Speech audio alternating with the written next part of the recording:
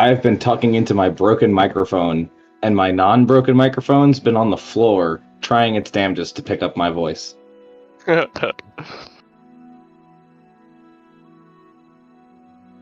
Lol.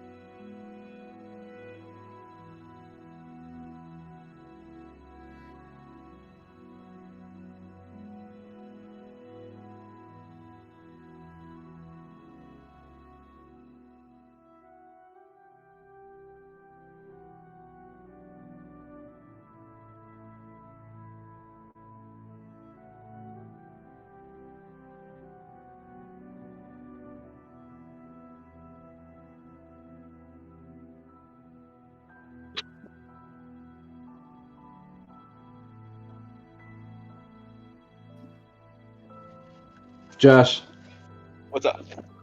are we ever going to be in a room that's 100 feet high? I don't know. Yeah. Because I haven't cast Call Lightning the entire tomb. Yeah, I know Well, why. I this- really don't think that's going to be the best spell for our setting. Yeah, most of my kit is not, like, the walls are magical. The ceilings are too low. You know, most of everything in here is undead, so my strongest damaging spell is completely worthless. Light. Can't bring people back from the dead, so there goes 4 more spells. Jesus. Right. This is not a fun place to be a druid. There's no plants. I don't think it's There's like a no fun animals. place to just be. I mean, if you were barbarian, you'd be having a great time. True. Or a paladin. Barbarians and paladins would be great. Hey, didn't you guys have a paladin? We have a And a barbarian and barbarian. paladin duo, literally waiting outside the tomb for their turn. I mean, if you're that eager to die. Whoa. Let Eddie speak for himself. You're... It's a really big aboleth you're talking to right now. I mean, he can try and enthrall everybody, but we know what happens when you force me to do wisdom saves. Fair enough. I don't know Same. if he choose you for a wisdom save. Well, probably not. He'd be like, you stand still, and then enthrall the rogue and put Balin's sword against my back and be like, this is more convincing. I'm not really familiar with the druid spell list. I looked up Call Lightning. I can't believe it's a 10-minute spell, dude. It's a sick ass spell. Yeah, it really is. Yeah. It's only 3rd level, last 10 minutes, 3d10 per round with a dex save. Yeah, it expands really well, and it's an AoE. You can hit like 5 enemies with it. Yeah. Its only But the- downside is that it costs an action to call the lightning. That's it. Well, the biggest downside is that That's the 1 rounds. the point in the air where the storm cloud appears has to be 100 feet up. And So unless that's you're right. outside, you're basically in a bad spot. And that's Right. normally not like a ridiculous restriction. I mean, a lot of fights do happen inside of places, absolutely. Honestly, I might even venture to say most fights happen inside of places, but, you know, if you're planning on getting into a big field battle, that's the spell you want. Oh, hell yeah. I mean, there's one part that a lot of people don't think about is if it is outdoors in stormy conditions when you cast a spell, the damage increases by a d10, and you gain control over the existing storm. True. You're basically Storm from X-Men at this point. Yeah. Get it on, Alex? I think we're just waiting for you to show up on Roll Oh, 20. yeah, I've just been waiting for you guys to say you're good. Okay. Well, we're gonna go ahead and recap from our previous. Oh, is that who I think it is? And it's Eddie. Game. Perfect timing. I said Eddie. Jeremy. Is he talking? I can't hear him. He was talking. He's hard to It sounded like somebody in the background was talking. All right. I'm gonna go. Are we all ready for the recap? Yes. Okay. All right, so we're gonna recap last session. You guys continued your trek through the 4th level of the Tomb of Annihilation, dubbed this is off the top of my head. The Chamber of Horrors. You guys completed your ventures in the Chamber of Horrors, proceeded downwards into the 5th level, the Gears of Hate. Did a little exploration in one of the middle gears before you decided to go back up and take Wither's internal staircase back down onto the 5th level. You came across a pretty powerful construct named Apaka. You were able to use the rod that you had found previously. That's sole purpose was to destroy it, to deal with it. Before any of you could be killed by it, you continued through the Gears of Hate until you came out onto a small dock that looks over a massive underground lake, where you can see these 3 massive gears and also are rooms. Chains hang from the ceilings. The water was a dark, dark black and incredibly murky. And then just at the surface of the water, an Aboleth, a massive Aboleth appeared. Telekinetically spoke to your party and informed and proposed a deal. It knew your names, and it knew that you were looking for the final key to get into whatever that locked door is at the end of the tomb. And it proposed a deal.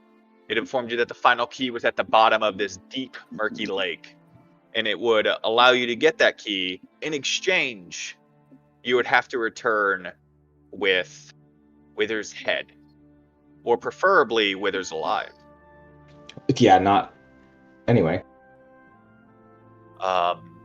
You guys agreed that you would get Withers, and that is where we ended the session. The Aboleth did provide a little bit of insight into Withers, saying he did have the ability to teleport quickly to other places within the Tomb of Annihilation.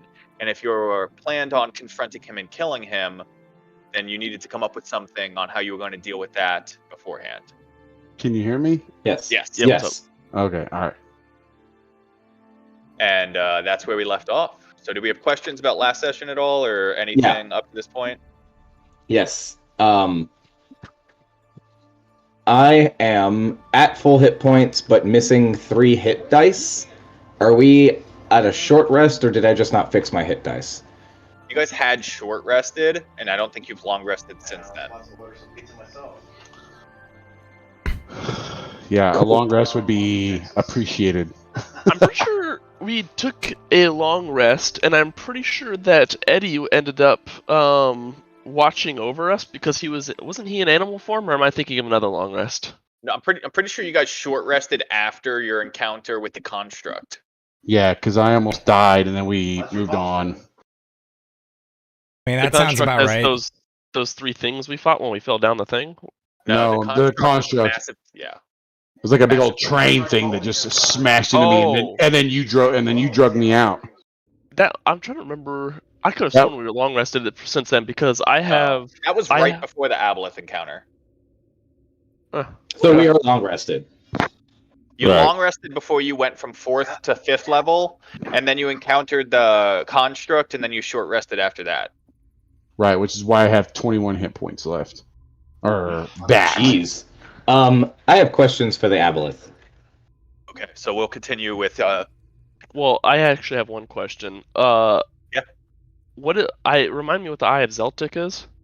Okay, so it is a dagger that you guys had found. I have put some thought into this since last session, since you're questioning it now. We kind of covered it a little bit. It's a legendary dagger, so it's going to act as a +3 dagger. Oh, fuck. Holy shit. Where did we get this? I barely remember. You got this from the encounter with the construct. That literally probably would have killed most of you had you not found that rod. And who has it? That's up to you guys. You said we found the rod. Didn't we just have it on us? No, you found the rod on the 4th it's the level. rod who has the twin or whatever. Yeah. That the one we found on the chair with the artist in there and stuff.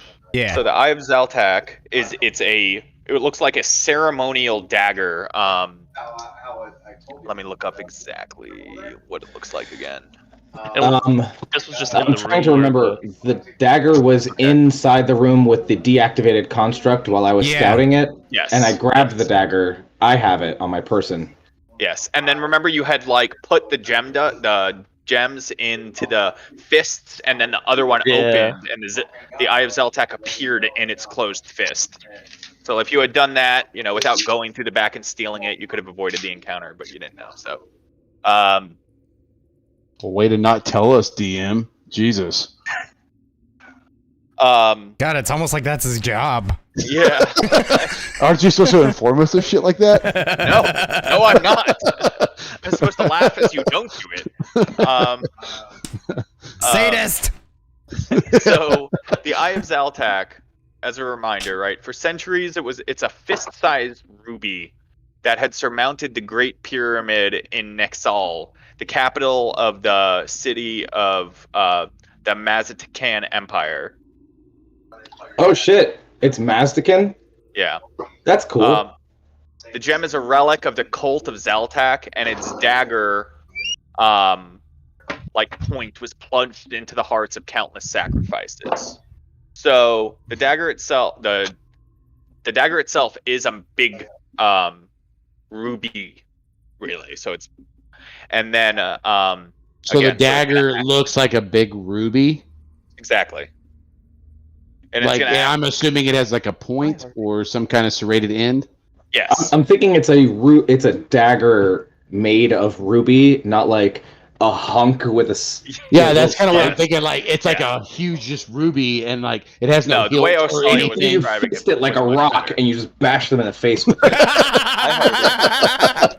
It's WoW logic. It's I want because it's a dagger. You understand what I'm saying? Like I'm looking at like a ruby shaped into the form of a dagger, not like with a hilt or wrapped or anything like that. It's just like a pointed ruby.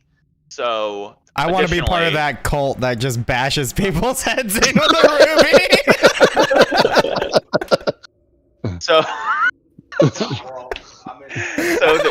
the dagger is a +3 dagger, and then God damn, if the dagger administers the killing blow to any creature that has a soul,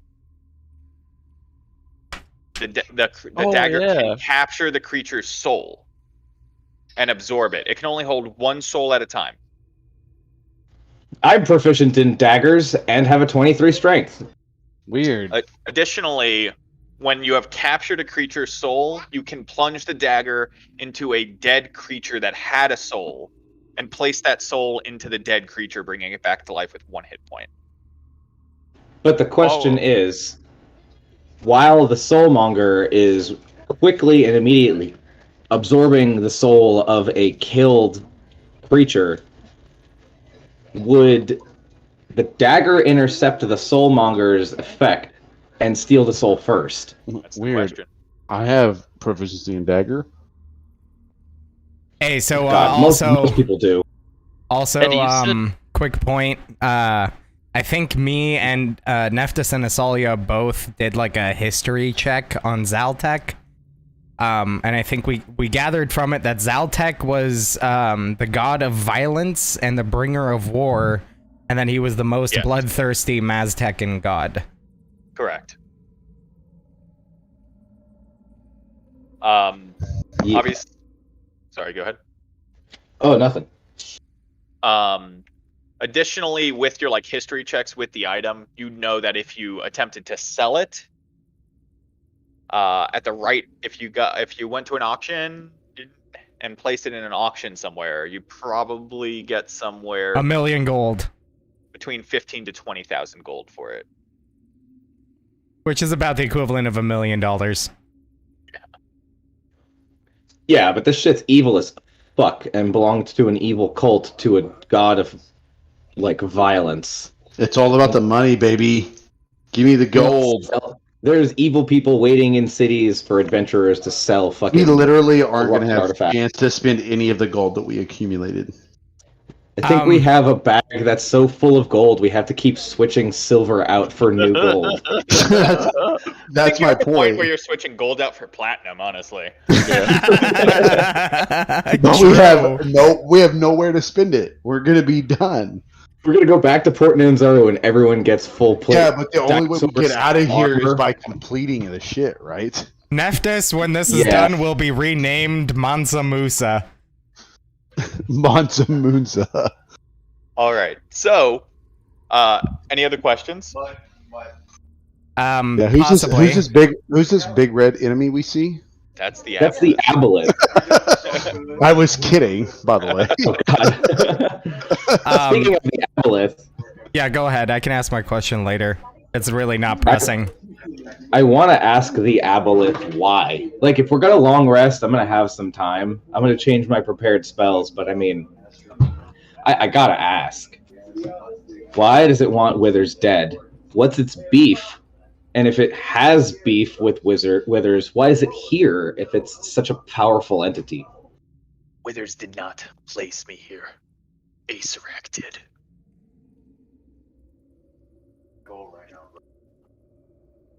You do not need to concern yourself with why I need Withers dead. All you need to worry about is the arrangement. His head for the key. Oh, I mean, if you didn't want his head, I would incinerate his body alive. Don't get me wrong. Withers is a fucking piece of shit, and I want to see that sniveling hunchback die at my feet. The beholder that we killed really liked Acerak, but it seems like you are almost trapped here. Is there any way that I could be of service to you? Where I need to be. God, it's so hot. Sorry. Okay. I'm pretty sure I had a really bad check on the Aboleth, so I don't think Osalia knows about the... Yeah, I want to say one of you did. One more you could roll with an intelligence or a history check to see if you know anything about him, but that would be it. One person. Can I give somebody guidance for that? Sure. You just want me to do it for the sake of doing it? Let me see. I mean, my history is 3, so... Mine's 5. Alright, so take guidance. Okay, let's see what happens. 9. Oh my god. Nothing else. You don't know much about him. You need more than a 9. You're like, that's an Aboleth, and that's about it. What does Kubazan know about Aboleth? He doesn't know anything about this Aboleth. Yeah, it's a froghemoth. Okay, neat. I communicate with Akeem, Nephist, and Balin about a strategy to catching Withers.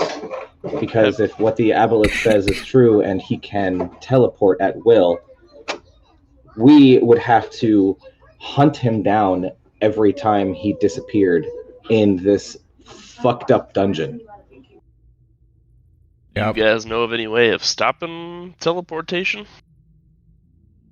If we get the jump on him and incapacitate him somehow so that he can't access the amulet, that could possibly work. I've seen you harness the power of your possessee and stun your enemies before. I can't stun. It's not the most reliable thing in the world, but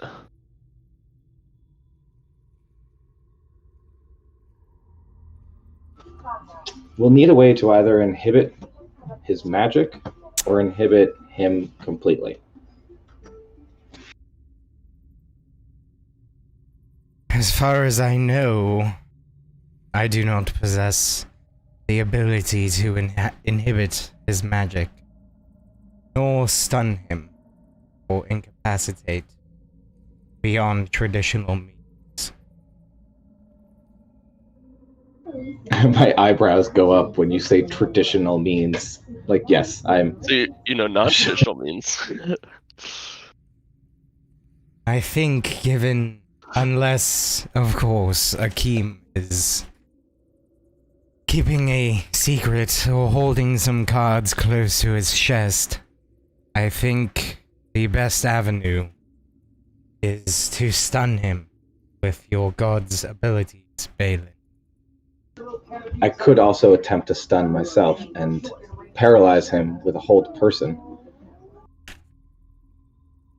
Would hold person be able to stop him from magically teleporting away? It seems... Yeah. Yes, he'd be paralyzed, so he shouldn't be able to actually reach the amulet.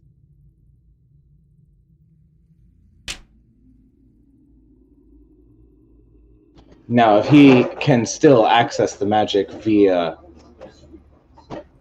telepathy, I'm not sure if there's anything we can do besides actually making him unconscious through magical means or more traditional means. Josh, question. Yeah. On my psionic stun, it says the target is stunned until the end of my next turn.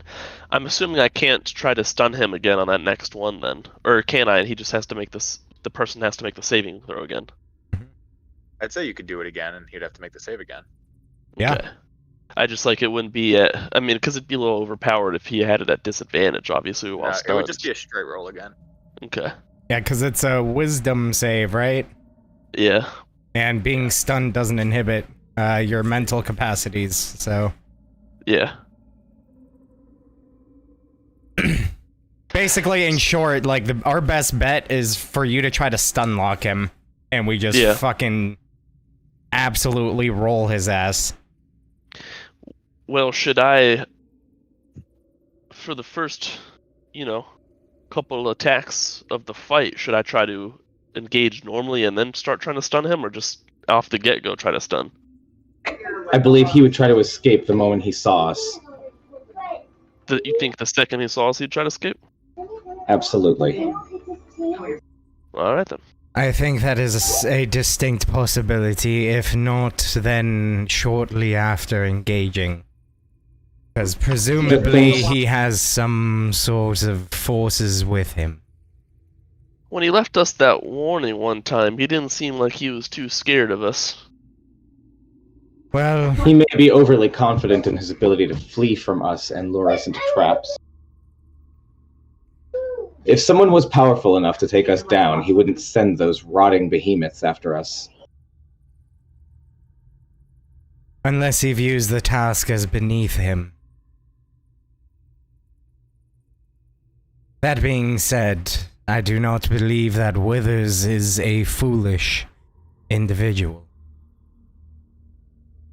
He certainly, up to this point, seems intelligent, calculated, and possesses a significant degree of forethought.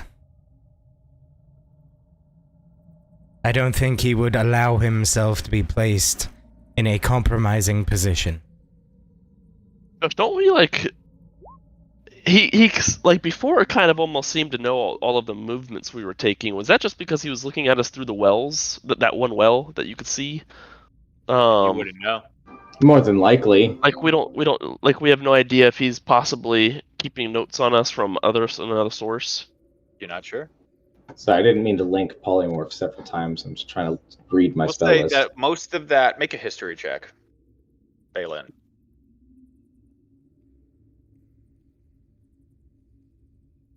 7. Nothing's jogging your memory. You're not sure. Is that something Balin said out loud, or is that Alex thinking out?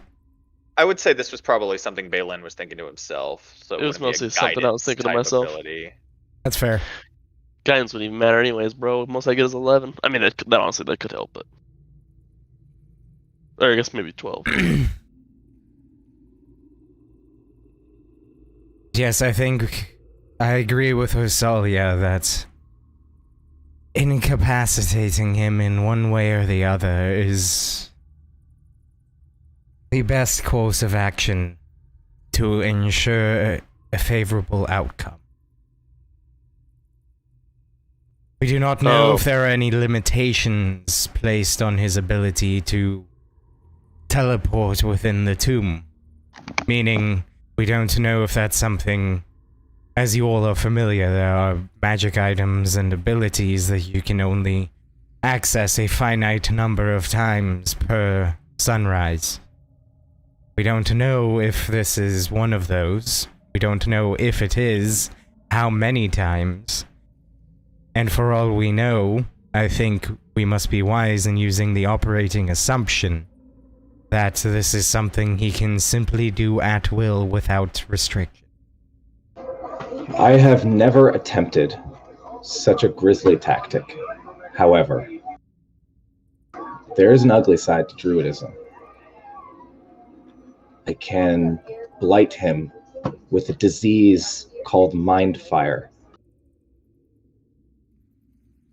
Nephthys's left eyebrow raises in curiosity. Those are the DMs. Mind fire is a disease that affects the brain. The creature's mind becomes feverish. They have disadvantage on intelligence checks and saving throws. They behave under the effect of confusion. Or I could just send him into the throes of a seizure.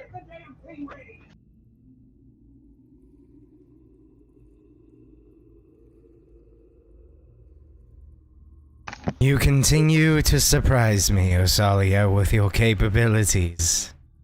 It's a disgusting spell that lasts a week and can cause the inflicted to die. Jesus. Horribly. I suppose I shouldn't be surprised, though, as nature itself is just as vile. Which one did you say? Mind Filth fire. fever? There's mind fire and there's seizure. Mind fire. The creature's mind becomes feverish. Delivery.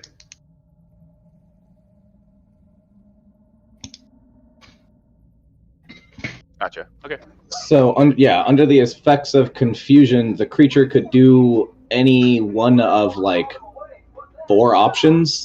Yes. Slimy Doom, bro. Anytime it takes damage, it's stunned until the end of its next turn. With all of us hitting it, That's true, too. I don't know anything about the spell. Sorry, I didn't say anything. Yeah. He can. It makes sense that he would explain it to you.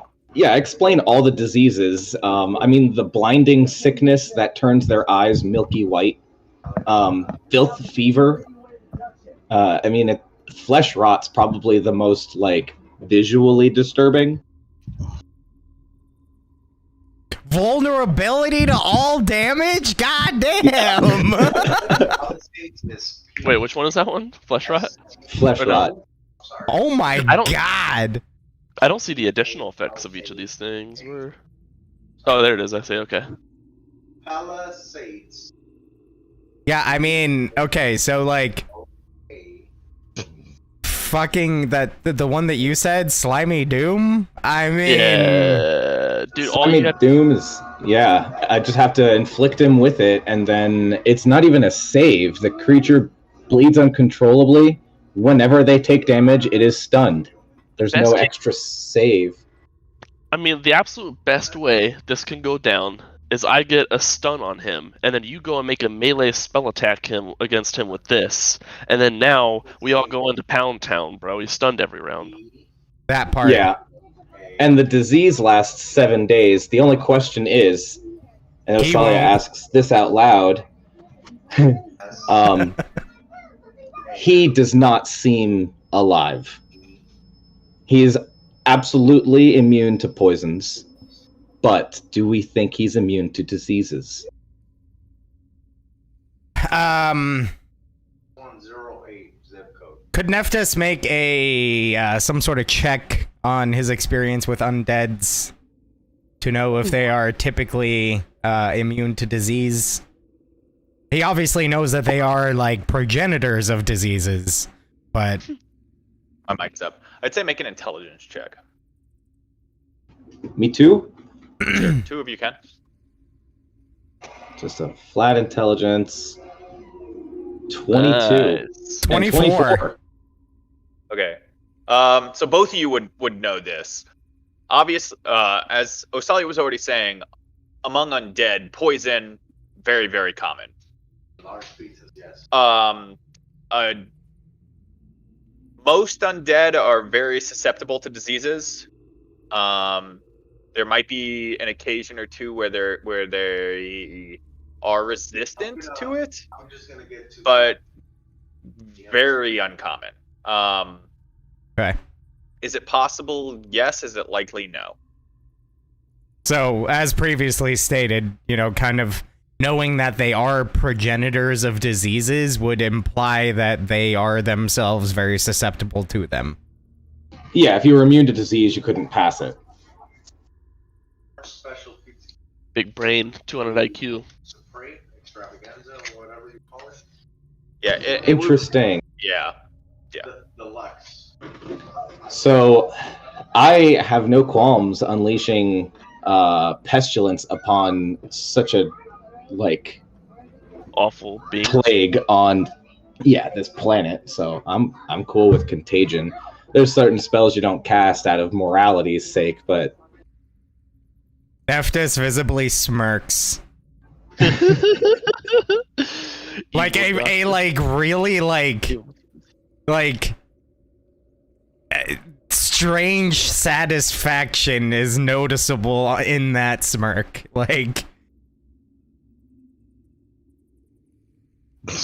Doesn't say anything though. Just, he's not hiding that expression whatsoever.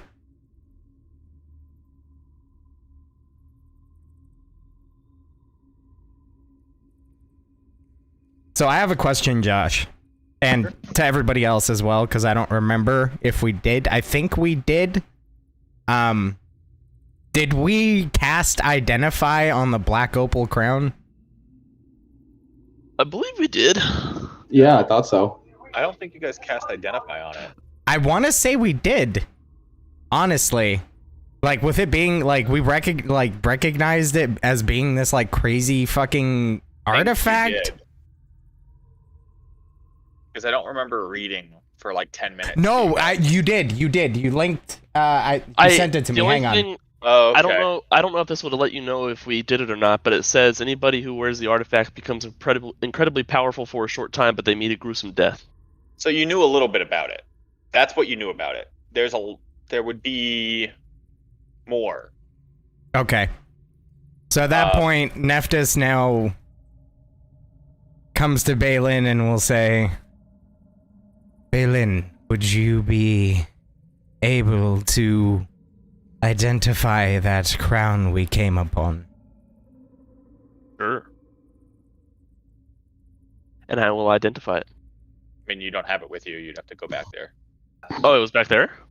Yeah, it's in that room with the Sphere of Annihilation. I guess Remember we tried to throw it in there and it just spit it back out? I forgot. We didn't want to carry that thing around. Right. Because we used... Was that sphere supposed to spit it out? We used mace hands to throw it in there, and it didn't fucking do anything. And then, as we were leaving, I asked, hey, are we going to do that? And everyone was like, no, we're not going to take that thing with us. Yeah, and I still stand by that, but after having, thought on it over some time, Neftis kind of wants to know the ins and outs of that artifact. He'll basically express that. We can certainly head back that way. It's not like we even know where Withers is at this moment. Presumably, that's the direction we must be heading anyway. His office was on the 2nd level. Yeah, but we've been in there a few times now, and he was only in there that first time we went in there. This is true. However, I believe that is as good a place to start as any, and it's easily accessible via the staircase. Absolutely. I'd also... Seems like some of you guys might want to take a rest before we go with him, and I wouldn't mind fleshing out our plan a little bit more. Yeah. It'd be nice to get a long rest in before we tried anything strenuous. 2, 7. I agree. I just linked Wrath of Nature, because that is another one of my favorite druid spells. I can't use it in this dungeon, but it's fucking cool. The walls and all this stuff inside this dungeon are not like 5. acceptable or accessible to change, right? Like we can't Any attempts to form it. manipulate any attempts Right. to manipulate the structure of the Tomb of Right. Annihilation. Okay, that's what. Yeah, Osalia has tried several times, and she could explain that most transmutation magic Well, I'm itself saying- requires like non-magical material. So the fact that the entire tomb in and of itself is completely magically created, we can't manipulate almost anything in here. By anything magical. Right. Okay. So like I can't shape a doorway in one of the walls. And I can't disintegrate a door. Right. Okay. And I have been able to manipulate the water in the tomb because I think the water actually feeds in from outside in the waterfall. Right. Okay. Didn't we Like I said, disintegrate I the was door that had the black opal crown in there. That's how we got out, didn't we? We manipulated the door's structure pose, or however you want to. Yeah, I used polymorph to polymorph myself, missing an arm. And that's when I, because I remember I tried to use disintegrate on it, and it just had no effect. It's like fuck. So, but I am down to do whatever we would propose to do, but I'm gonna need a rest before we go any further. Yeah. Man, Josh, I wish I had a better knowledge check on the Aboleth, because I really, really want to know why it didn't just enthrall us and make us go do what it wants, and why it's asking if we would.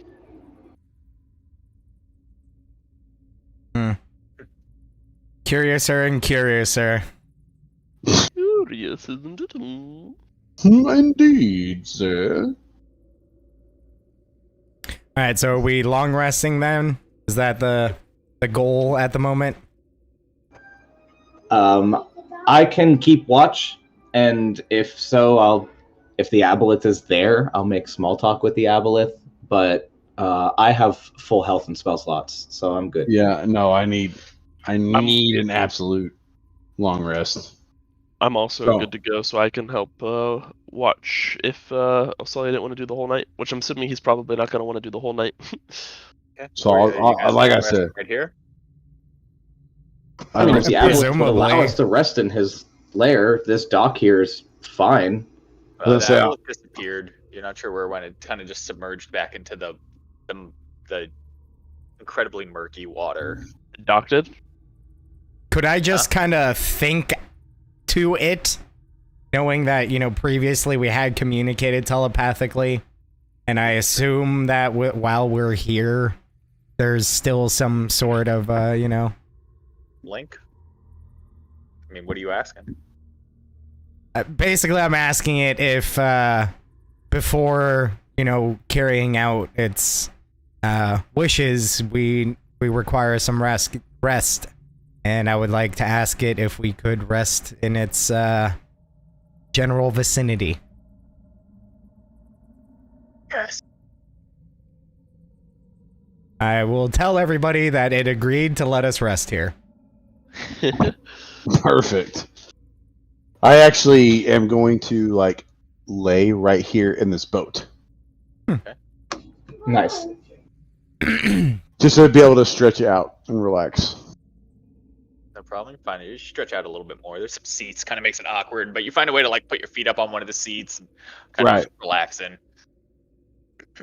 And I will sit here and meditate. I just notion everybody there's another boat. Plenty of room. Let me get a perception check from Osalia since she's on watch. Okay.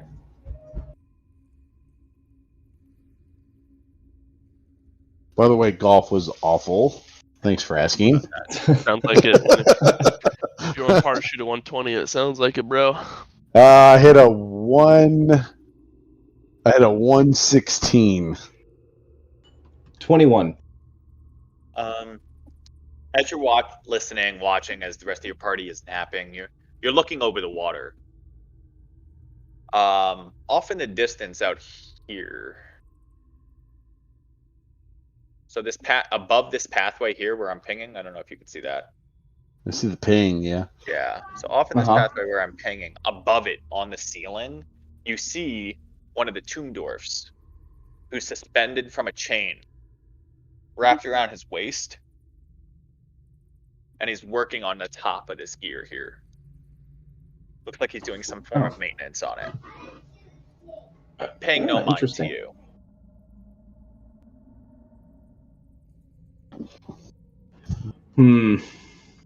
Additionally, you do see a large figure floating just out of what would be most people's perceptible range in the water here. Just about 25 feet down. Just floating there. It's just floating? I want to watch it for a few minutes. 25 feet down submerged, but it's not moving. Oh. The Aboleth or something? Something big. Something really big. I wild shape into a giant moray eel. Okay. I'm sorry, a giant lightning eel, not a moray. Morays are weaker. Okay. Yeah, dive down. What is this? What is it? Giant lightning eel. Eel? This could not go wrong. No way. Oh, I'm sure it could. It's not like the Aboleth was already previously described as being a massive creature in the water, you know. To tell you the truth, I was already going to do this anyway. Okay. Okay, so you quickly wild shape and jump in, and they have 60 feet of blind sight. Yes, and right here with the blind sight. $26, right? Kind of like sensing electrical currents, I guess. Oh, it's okay. You see the Aboleth now, and you hear in your head, "You will get out of my water, or you will die." I resubmerge. Right. Wouldn't resubmerge technically mean you go back in the water? I know what he's saying. I re-emerge and then submerge again to taunt him.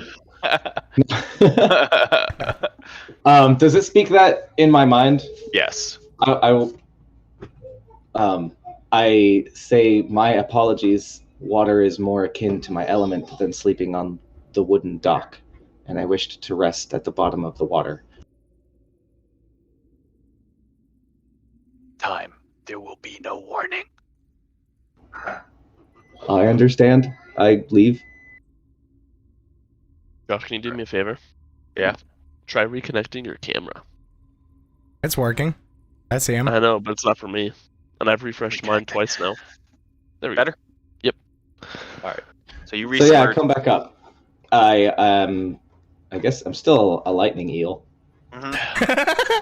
But I would start suffocating after a few rounds coming up from the water, and I'll turn back.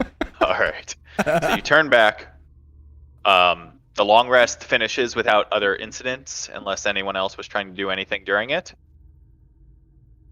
I tag out with Baylin and squeeze a short rest in. Okay, easy enough. Baylin, you finish the long rest. Are you trying to do anything during it? Nah, I'm just going to be kind of pacing back and forth between here so I can peek outside and make sure nothing's coming down this hallway. Absolutely. So walking back and forth, just listening hard, keeping an eye on the water, making sure nothing's coming from it. Yeah, but it goes without incident. How are you?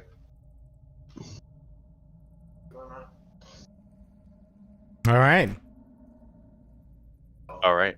So your long rest ends. You all awaken. What are you doing? Swapped out some of my prepared spells. Okay. I let the spellcasters know that I have prepared Contagion and Greater Restoration, unless just in case something of equal caliber is turned against us. Contagion and what else? Greater Restoration and Contagion. It's basically the ability to cure Contagion.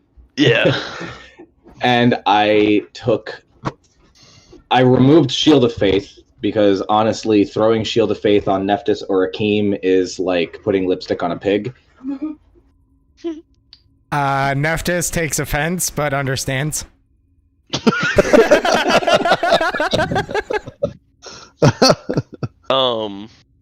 I have the spell Daylight and Moonbeam. The Moonbeam is for radiant damage if there's something completely sinister that needs to be, Radiated. radiated. I have a question for you. God, I can't speak right now. Eddie. Yeah. Since it looks like contagion is just one action. Like it doesn't look like it doesn't take concentration, right? Because it's 7 days.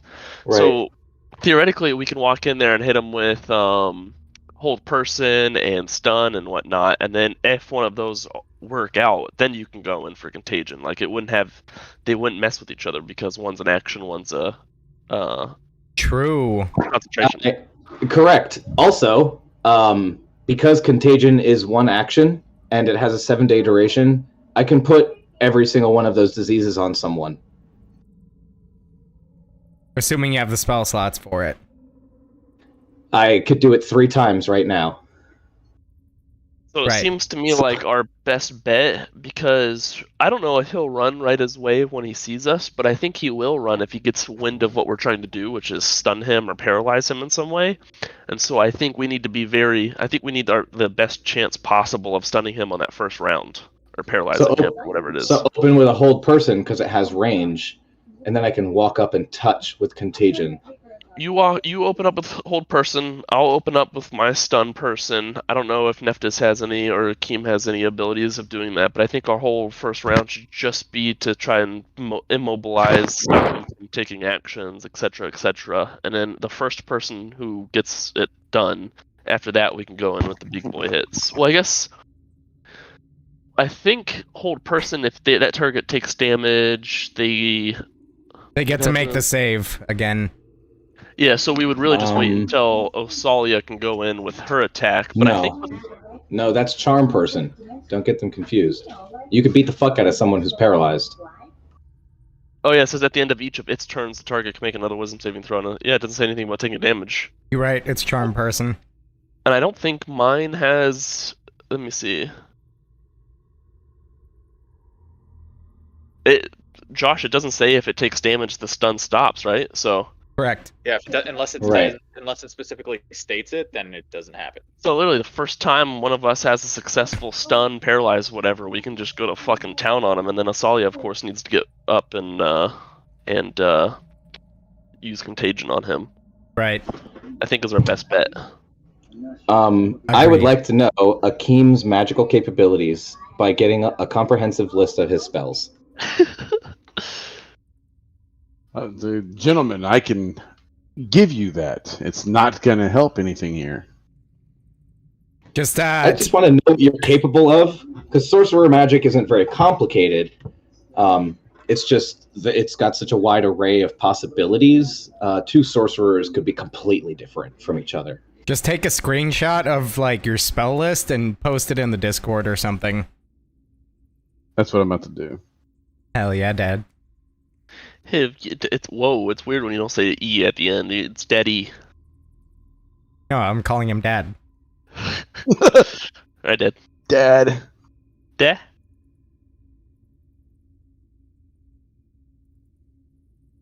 Because, like...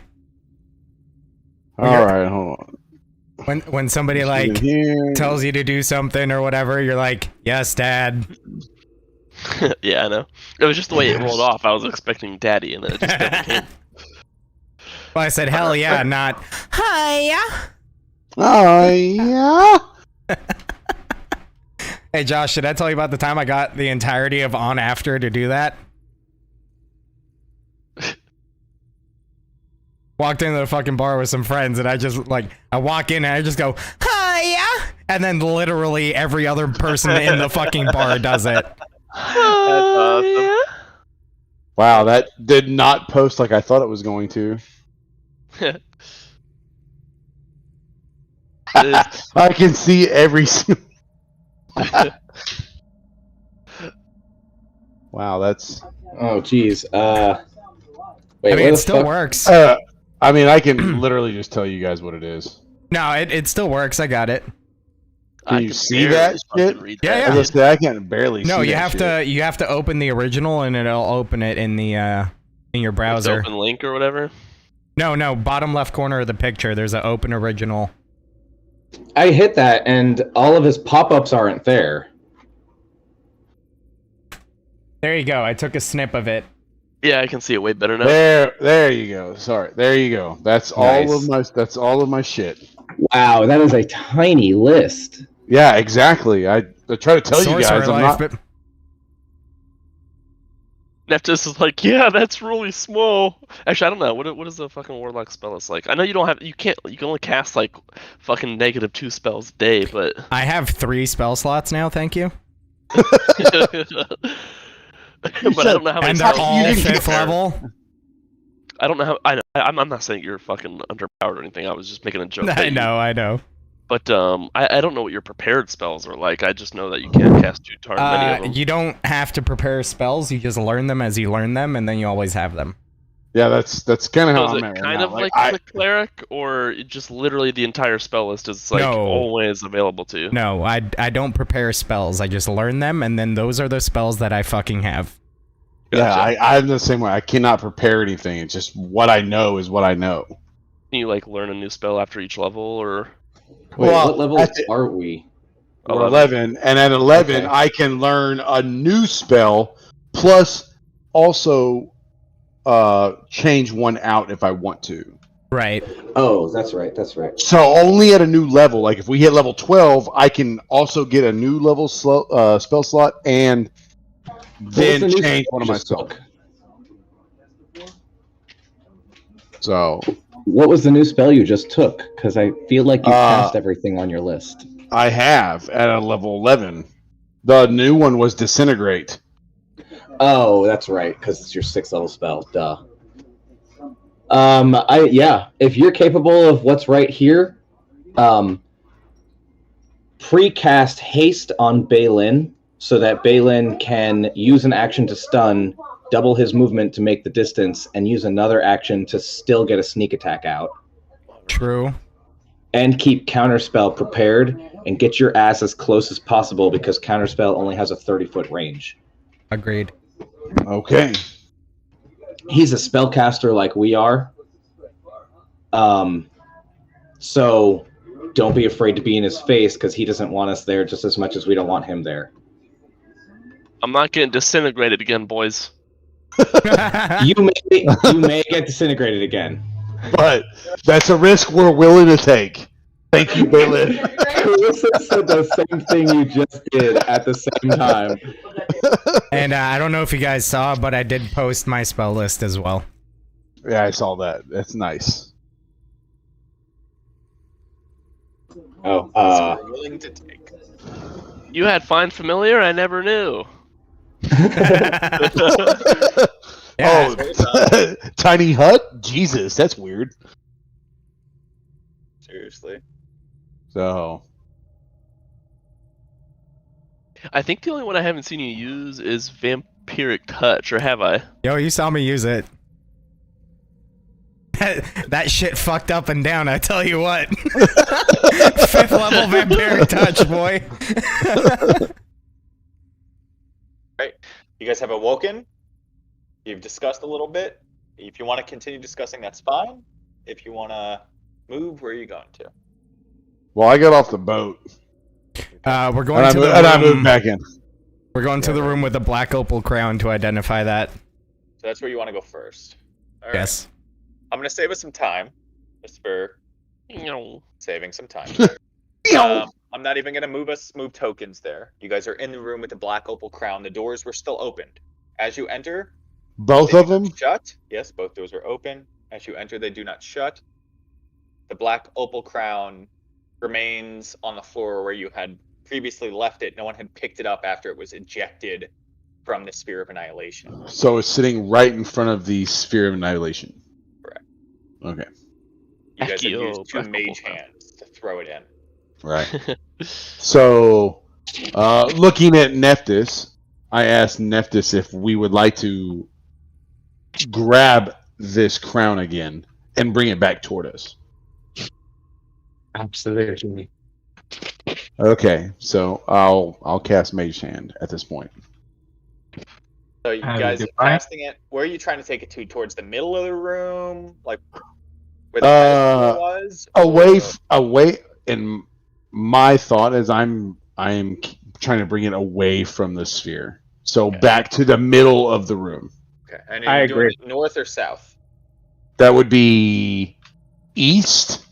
Right. You want to take it. Well, the I'm sorry, Tomb of west. Annihilation was to the east.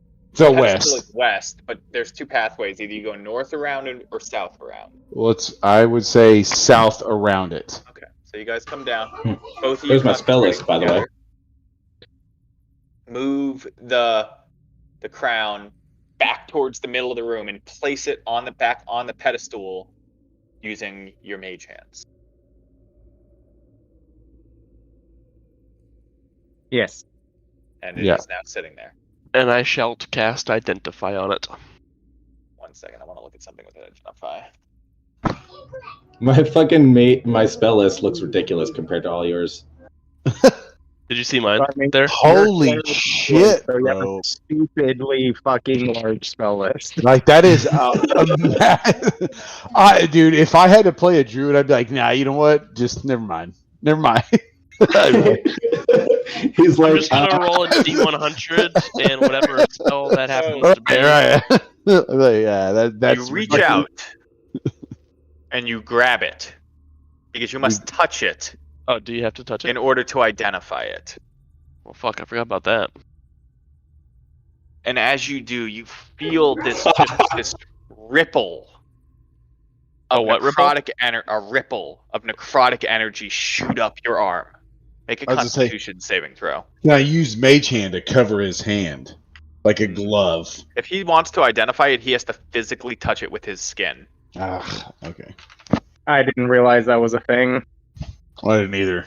On Identify, it says you must choose one object that you must touch throughout the casting of the spell. No, I'm not fighting it. I'm just saying I didn't realize Can I take some Maxis now?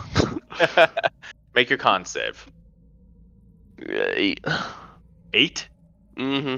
Okay, hold on. Yeah, you succeeded. Don't worry, bro. We got it, Josh. Yeah, it's totally still the same. 26 points of necrotic damage from touching it. Shit. Make another Constitution saving throw. 1 second. Oh, well, you can choose to let go. Unless you want to try to continue to identify it. Do I get an idea of what's going to happen next? The same thing until you succeed on a con save. Then I'm going to take my hand off. Okay, you let go. And then I tell them what happened. Alright. Did we not notice him taking necrotic you would notice he physically, you would see on his arm as he tensed up, his eyes closed, fought for a second, blood pours down from his right nostril. A little bit of blood comes out of one of the eyes, too. It's just dripping down the side of his cheek as he lets go. And I don't feel like I'm cursed? No. Okay.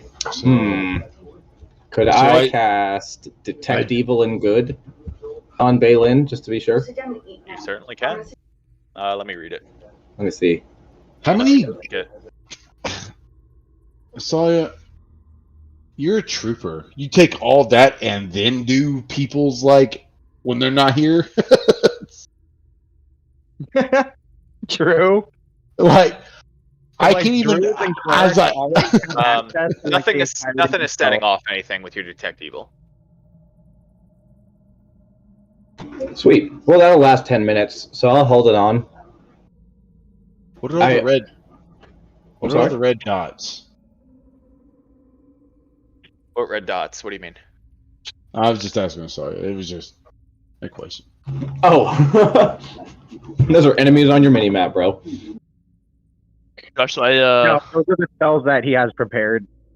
Oh, okay. Yeah.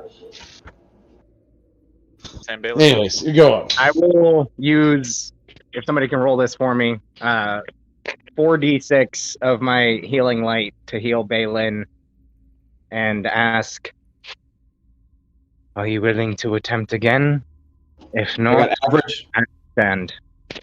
average healing 14 hit points.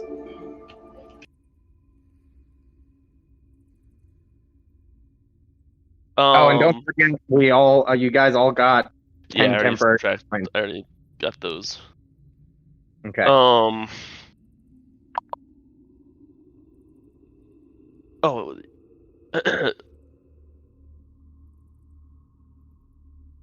when it says they become incredibly powerful for a short time, but they meet a gruesome death, do I get the idea that it's because the artifact itself just does damage over time, like when you're holding it? You didn't learn anything about it.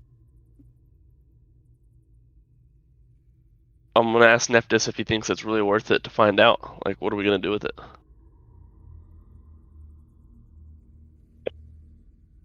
I want to understand the nature of this artifact.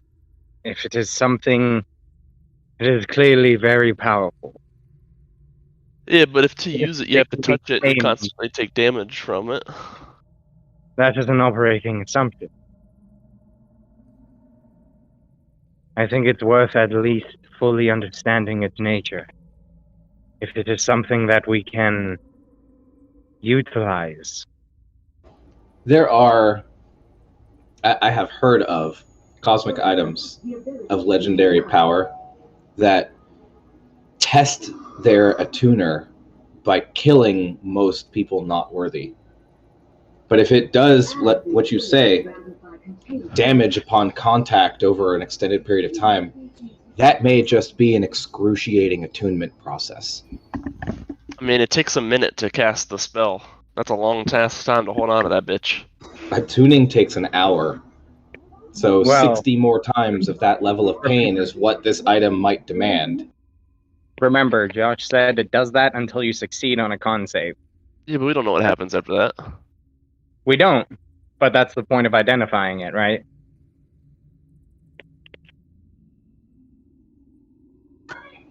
I would bear the weight of this burden if I was capable of identifying magic like you, Balin. But I can't. Peer pressure. I am here to heal you as needed. I understand this is excruciating, and if you are not willing, I understand. Oh, I know.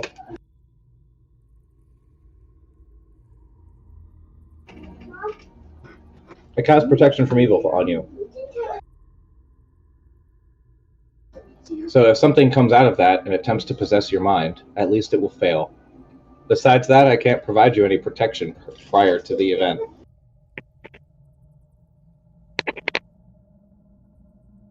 Oh shit. If the target is already possessed, you have advantage to against the next relevant save. You want to expel your god while you're at it?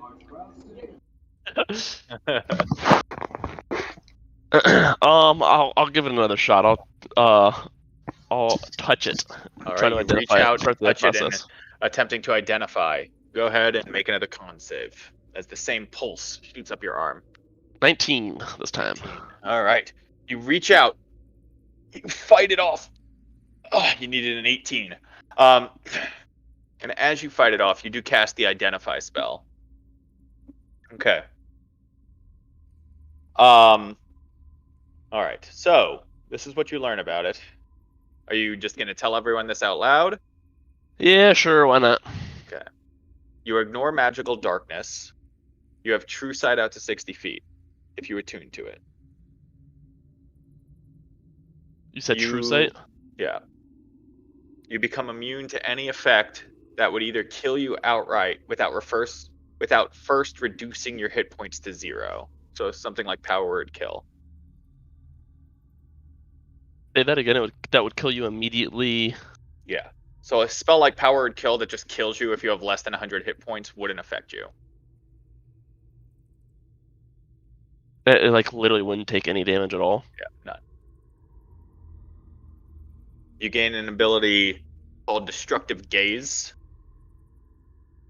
As an action, you can gaze at a creature within 30 feet of you that you can see and tear reality around it. It has to make a wisdom DC 17 saving throw, or it is killed and vaporized. What the fuck? You learn that it is a sentient object. Oh, fuck.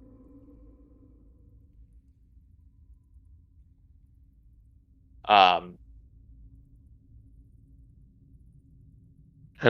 how did people die? What's up with that? Second.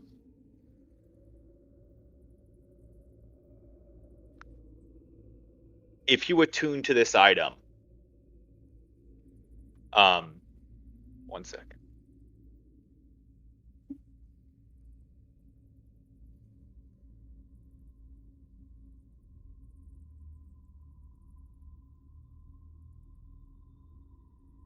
If you attune to this item, you gain the trait that the multiverse is a perversion that must be extinguished forever. You also learn a ritual in which you are able to summon Dendar the Night Serpent back to this world. What the fuck? And you also learn the ritual in which to destroy this item.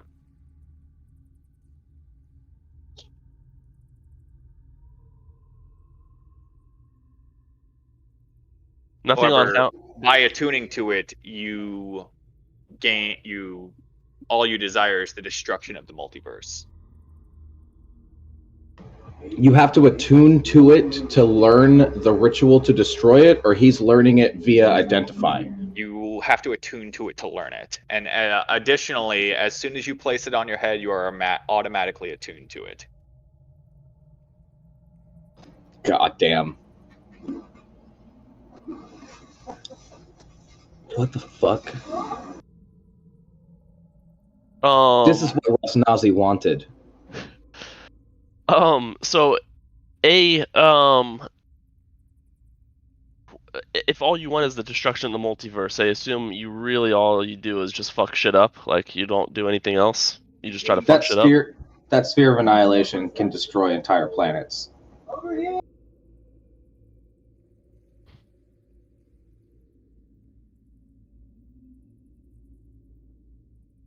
Can't hear you talking if you are, Dan.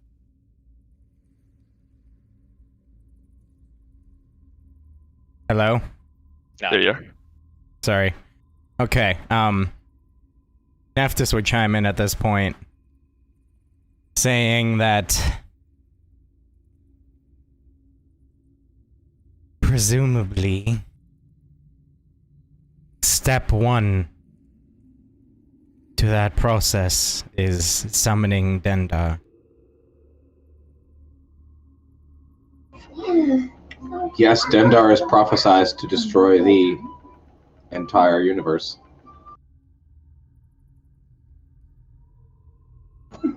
She is known as the World Eater for a reason. Yes. It didn't mention anything on why those who wore it received a gruesome death. That very well could be part of the ritual.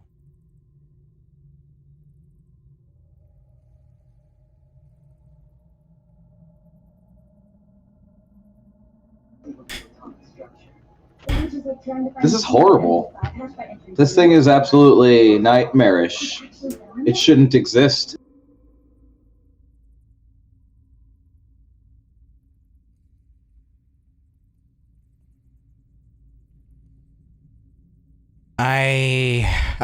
Do we recognize, these traits? Or would Balin know these traits to be, a curse? Or is it just more of like a innate? None of it's considered a curse. It's beyond a curse. It's sentient. Depending upon how powerful the thing inside of the item is, it could literally, and I'm really glad I cast this on Balin, literally dominate your mind and puppet you. So the fact that I just made you immune to possession is probably a good thing. How long does this protection last, Osalia? Only 10 minutes. So the only safe way to utilize this object is to permanently have a protection from evil and good on the wielder. I mean, it can't magically possess you, but if it is convincing enough, it will break your mind. Well, yes. That isn't foolproof to cast that spell and not get taken over or something.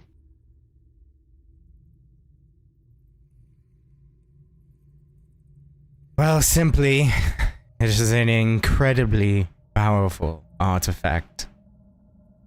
But the risk is simply too great to bother using it. It's unfortunate you don't learn the ritual to destroy it without having to attune to it.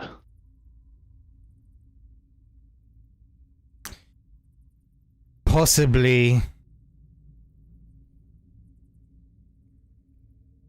Once the soulmonger has been addressed, I feel a great compulsion to destroy this artifact. I agree, but the protections that it provides you from instant death might be exactly what's necessary to fight whatever protects the soulmonger. Possibly. That being said, I have my prime directive, and that must take precedence above all things. If my dedication to that directive is compromised, that is unacceptable. I, too, have my objectives. And my objective is to make sure Dindar never returns to this plane of existence as long as I live and every cleric of Uptau after me. I'm sure as hell not putting that thing on. I will wield that crown. If any other reason, the return of Dendar rests solely in my hands at that point. Okay, to specify, maybe. You cut out, Josh. Can't hear you. Okay, to specify, with the traits the flaw that you grab, you do not give a shit about anyone else or anything. You have one task in mind, and that is destroying the multiverse. And when you say that, you mean basically destroying everything, right? Not like this universe and every other universe in existence. Well, man, you could almost technically think of that as in you're trying to. This forces an alignment shift? Of sorts. You gain that flaw. It is not a curse.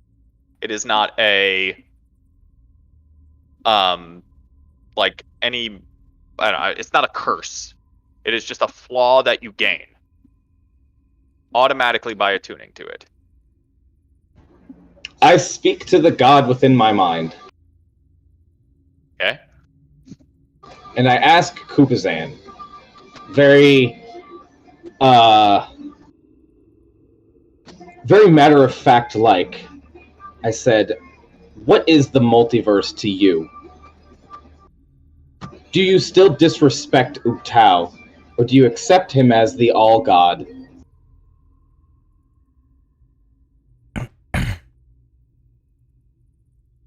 Uptau left. Uptau will return after your and your companions' blunders are repaired. You once tried to appease Uptau. He did not return.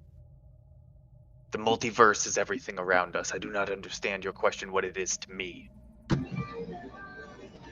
Dendar would destroy everything we've ever known. All of Chult. Your domain, your companion's domain, your enemies, your gods. Everything. Yes. Ending this tomb is your ultimate goal, is it not? My ultimate goal is to spoil anything Acerak has planned.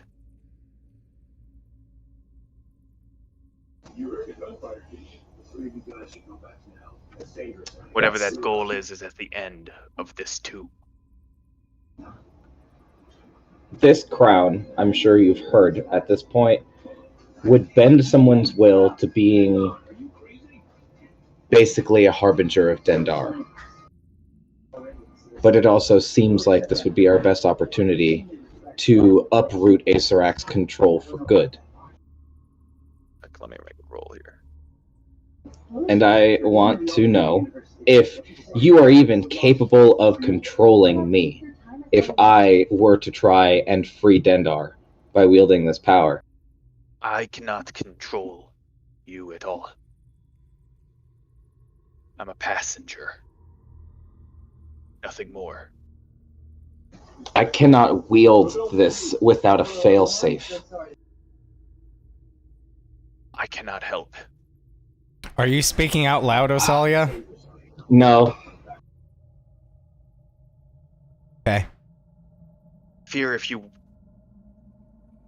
wear this crown, it will take me too.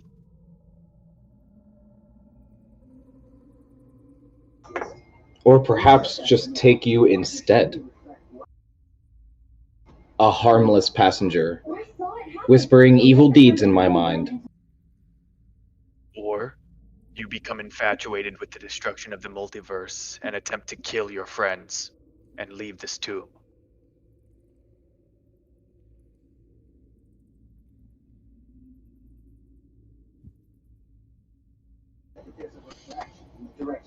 Yes, and if I turned on them, they'd have a really difficult time taking me out.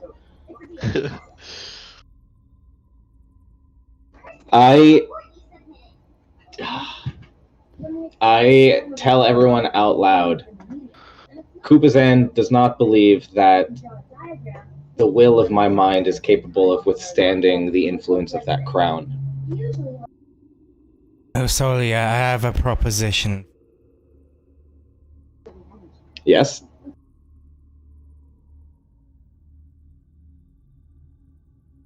I too wish to prevent the return of Dendar. Let us address the Soulmonger. When that is completed, I will willfully allow you to injure me to the brink of death, at which point I will Masochist. I will wear this crown. I will learn the secret to its destruction. At that point, you must incapacitate me, remove the crown, and I will teach you the ritual that I have learned, and I will assist you in performing it.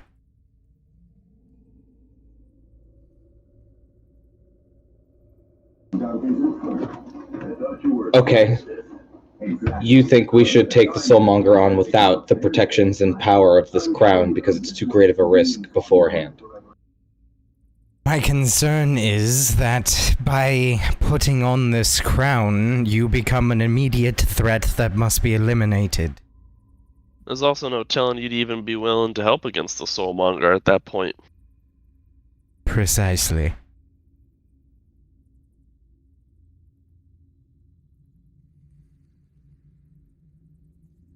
So not only do we gain a new threat, we also lose a powerful ally and asset.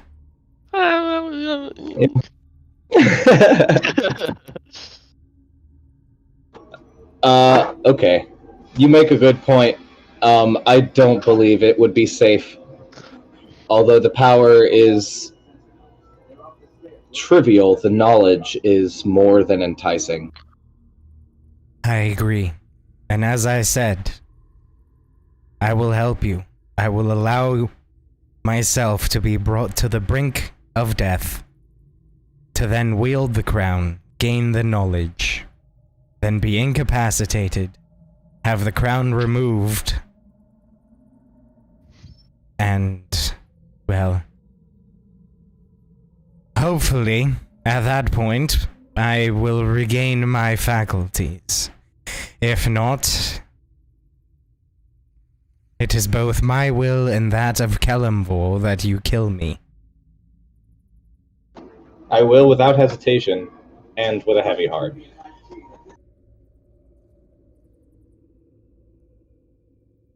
If nothing else, Osalia, you are incredibly resilient and would pose a far greater threat than I would. Once brought so closely to death. Yeah. Alright. Leave it here, I guess? Yes. As far as I'm concerned, if I am to attempt to understand the nature of a being that has a power of Acerak's caliber, destruction of the multiverse does not suit him. No, I actually had already considered that Acerak may be, in a strange way, protecting this power as well. Not for the greater good, but just so that it's at his disposal when he feels like it. Because I feel that the destruction of the multiverse may include the destruction of Acerak. Precisely. He is protecting the multiverse for his own personal interests. Until he's done with it, and he wields the crown for himself. And if that be the case, well, who is to stop a being on par with the gods? I guess it's up to us to stop that being before he dons such a legendary weapon. Yes. Let's move on then, and prepare ourselves to hunt a lesser being. Only slightly. I would venture so far as to say Withers is in all aspects inferior.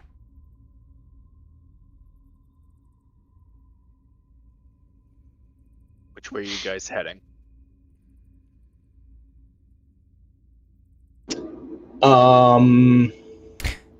Neftis had previously recommended Withers' office as a starting point. I had, like I said, changed my prepared spells. And, Josh, I'm really sorry about being so annoying. I cast Locate Creature. What's the range on it? It's 1,000 feet. feet. And it goes through walls and shit. I'm only annoyed because you're making me do math, and that's it. It's annoying how resourceful druids are, where it's like, okay, I gotta find somebody.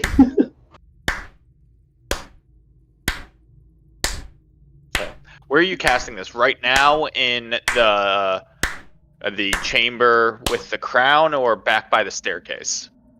The circular staircase. I mean, I'll cast it outside of this room with the crown. Okay. Just in case the room is like, just because the crown itself, you know, it might be blocked by divination magic, but more in like the open chamber. Absolutely. Yeah.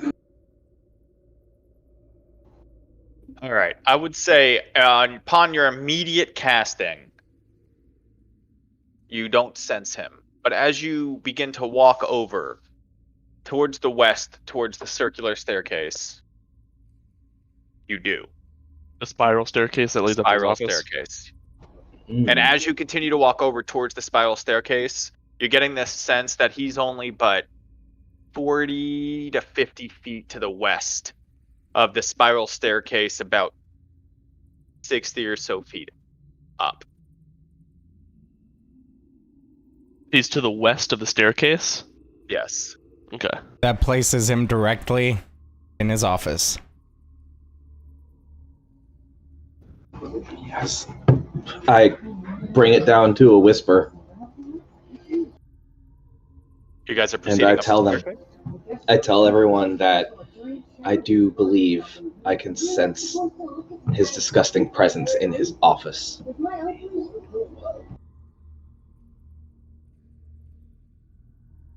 Are you guys heading up the staircase? Neptus, you didn't have hold person or anything, did you? Once upon a time. Oh, actually, you linked your spell list. Well, I could offer then possibly that Osalia and I sneak ahead, just ahead of the rest of the group, maybe 30 to 60 feet or so, and try to surprise stun the fuck out of him. Or we go on at the same time, try to get the initiative going at the same time. I snap my fingers and Acerak disappears into his little pocket dimension. Alright, he's gone.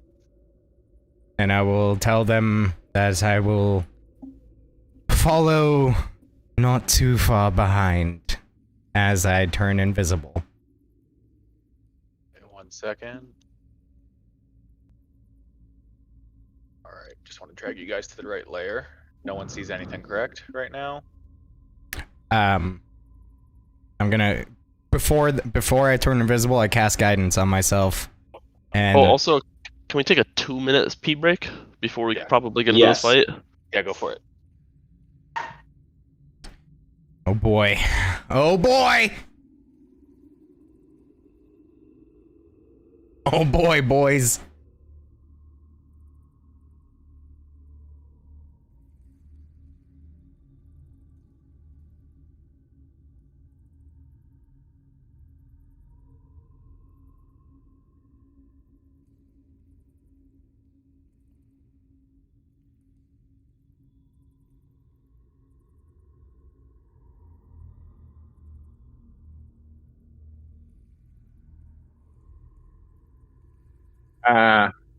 Hey, Osalia.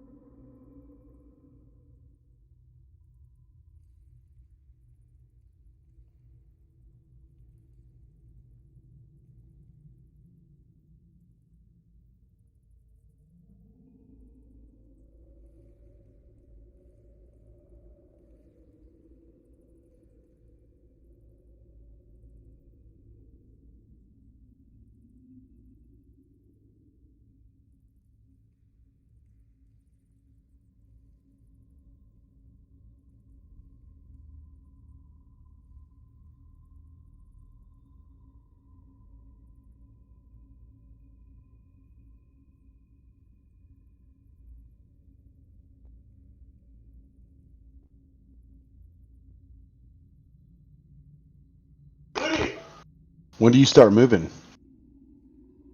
Hopefully, hopefully I start at the end of August. Did you get Cardiff skin? Yeah. Nice. Nice. And it's a completion supervisor position, which is higher than multifunctional. I've been trying to call you. So, what are they still offering you the same shit? Like they're gonna move your all that bullshit? Yep. Nice. Yeah, Are you gonna try to drive this time, like you tried last time? Gonna drive okay. one car. Nice. So you're gonna get the paid for like the 3-day travel or whatever? Yeah, it's 5 days for this trip. Oh shit, that's awesome. Yeah, so I'll get my going from fucking California to the East Coast. I'll get my flat pay rate because I'm gonna drive during the week. So I'll get like. So you get your pay rate. You get your pay rate for the 5-day travel. Yep. Hell and then on yeah. top of that, I also get 56 cents per mile, and it's 2,300 miles. Did you tell them that you're gonna make a pit stop in Fort Worth, Texas? Right. And then they reimburse me for all my hotels and food. Oh shit, that's badass. Yeah, pretty awesome. Well, I guess I'm making my way out to South Carolina again. Yeah, let's go. Cause fuck this goddamn place, dude. I'm glad you're not coming back here. Well, come on out to South Carolina. It is awful here, dude. You know, there's no union in South Carolina. As Yeah. a supervisor, that makes me really happy. Yeah. Well, yeah, as a supervisor, that would be amazing. I hate my union here. It's literally the worst dealing with those guys. Well, how do you think all the supervisors felt with us? Sure, it's the same way. No, I'm 100% hoping that this fucking job goes into a strike. Hey, Josh. By the way, I can't see anything. Yeah, I don't think no we're one's supposed see to. anything right now. Okay. Because if we go into strike, I'm going straight to Greenville Let's go. for a contract, dude. I've already gotten a call twice this week. Yeah, I am having a baby though. Yeah. Yeah, I mean, depending on how everything goes, we'll see. But I'm entertaining the idea of becoming a coworker of yours and Josh's. Hell yeah, dude. But seriously, I work nights. That was the only reason why I was like, what are your fucking, when you get out here to Plano, I guess is where you're going? Yeah. That's a fucking hour drive from where I'm at. Damn. Yeah, I was like, God dang it. All I know is apparently Lauren's taking me out for sushi. Yeah, I saw that. She lives in Fort Worth as well. Yeah. Which is literally, if it's on good count, it's about a 50-minute drive. So Yeah, but I've also known her since fucking high school, and I'm gonna go, motherfucker. been a long fucking time. I'm gonna go. Lauren's the girl that played like 2 sessions with us, right? Or is that? Yeah. No, Yeah. yeah, that's her. Yeah, you guys We just also make played it. in You person guys, with her a few times in Texas. yeah, you guys just make a date, and then I will be available. All right. Nice. I'll Obviously, be it's when Josh available gets to whenever town, you guys, whenever you get there. I will make sure that I'm there. If I don't eat sushi, I'll eat hibachi. Well, that's dope, dude. Fuck, Hell yeah. because I'm not gonna eat goddamn California roll. As a matter of fact, I'm gonna text Lauren right now and be like, yo, bitch, when we doing this? Yeah, make it happen, and I'll be there. I didn't hear the No. first part. Did she move near you or something, Dan? No, I'm going to Plano, Texas for training for a week, which is right outside of Fort Worth. And that's Gotcha. where Jeremy and Lauren live. So, yeah. Gonna try to have a meetup, Why not just Hell play yeah. 18 with Jeremy? Yeah, What? yeah. Why not just go play 18 with Jeremy? Go play 18. Go play 18 holes. Let's do it. If I had time during the week, if you want to watch me shoot some grass down the range, Well, Josh is what I'm talking about. I'll go into step 2. I don't give a fuck. Have you ever Step played one right golf now? before, Dan?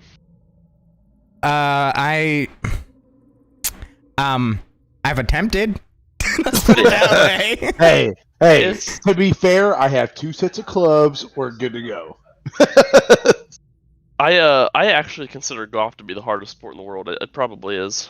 It really is, man. It's annoying. It's annoying how hard it is. Yeah, we always joke. I'm like, it's the only sport I can think of where, I mean, maybe besides billiards or something, where the ball isn't moving when you hit it. Like all of the other sports that it's Right. like, why is it easier to hit a baseball with a bat than it is a golf ball with a club? Like one's moving, one's not. It's because people drink when they play golf. Yeah, I play sober, and that shit is hard. Okay, well, I don't do that. Not gonna lie. All right, I messaged Lauren. We'll see what she says. As soon as you said you were waiting for your Uber, I was like, oh yeah, I know what he was doing. Oh yeah, we went there fucking hammered drunk, and then we got late because of fucking traffic. So we didn't even get there until like 12:50, and our tea was 12:40, and I'm like, I'm freaking out at this point. Honestly, playing drunk would probably make it a lot more fun for me because it's just really so not, dude. At 102 degrees, bro, it's not. Well, you're talking about weather. I'm talking just golf, all right? Yeah. Oh yeah. Just golf in general. Yeah, it's fun playing drunk. Josh and I had a couple beers and we almost got kicked off a course. Yo, we had a good time. we went there. I was like, all right, I got us. And I had a couple beers in my bag. And they're like, sir, we don't serve that particular beer here. I was like, dude, okay, fuck me for wanting to have a couple beers. And so we had to go put all of our beer back, and we had a couple beers. We had a couple beers in the course, and then we ended up playing a few holes. I honestly I almost don't even think it should be legal to prevent you from bringing in your own food and drinks, and then the only way you can get it is buying from them, and so they can charge you at 4 to 6 to 10 times the cost you would normally pay for that. No, absolutely. It's $70 to go, or $64 to 18 and cart. I'm just like, I'm not gonna buy an $8 beer from you, bro. I'm sorry, it's not happening. Like, I'm bringing my own. Yeah, it was like I said, it was fun today. We just dicked around and everything was going smoothly until we literally got behind a guy playing in front of us by himself, and I'm like, how did we catch you, dude? How did we catch you? Though. I always have to remind people, I'm like, you never know if he's waiting on somebody. Like, well, that's what it was.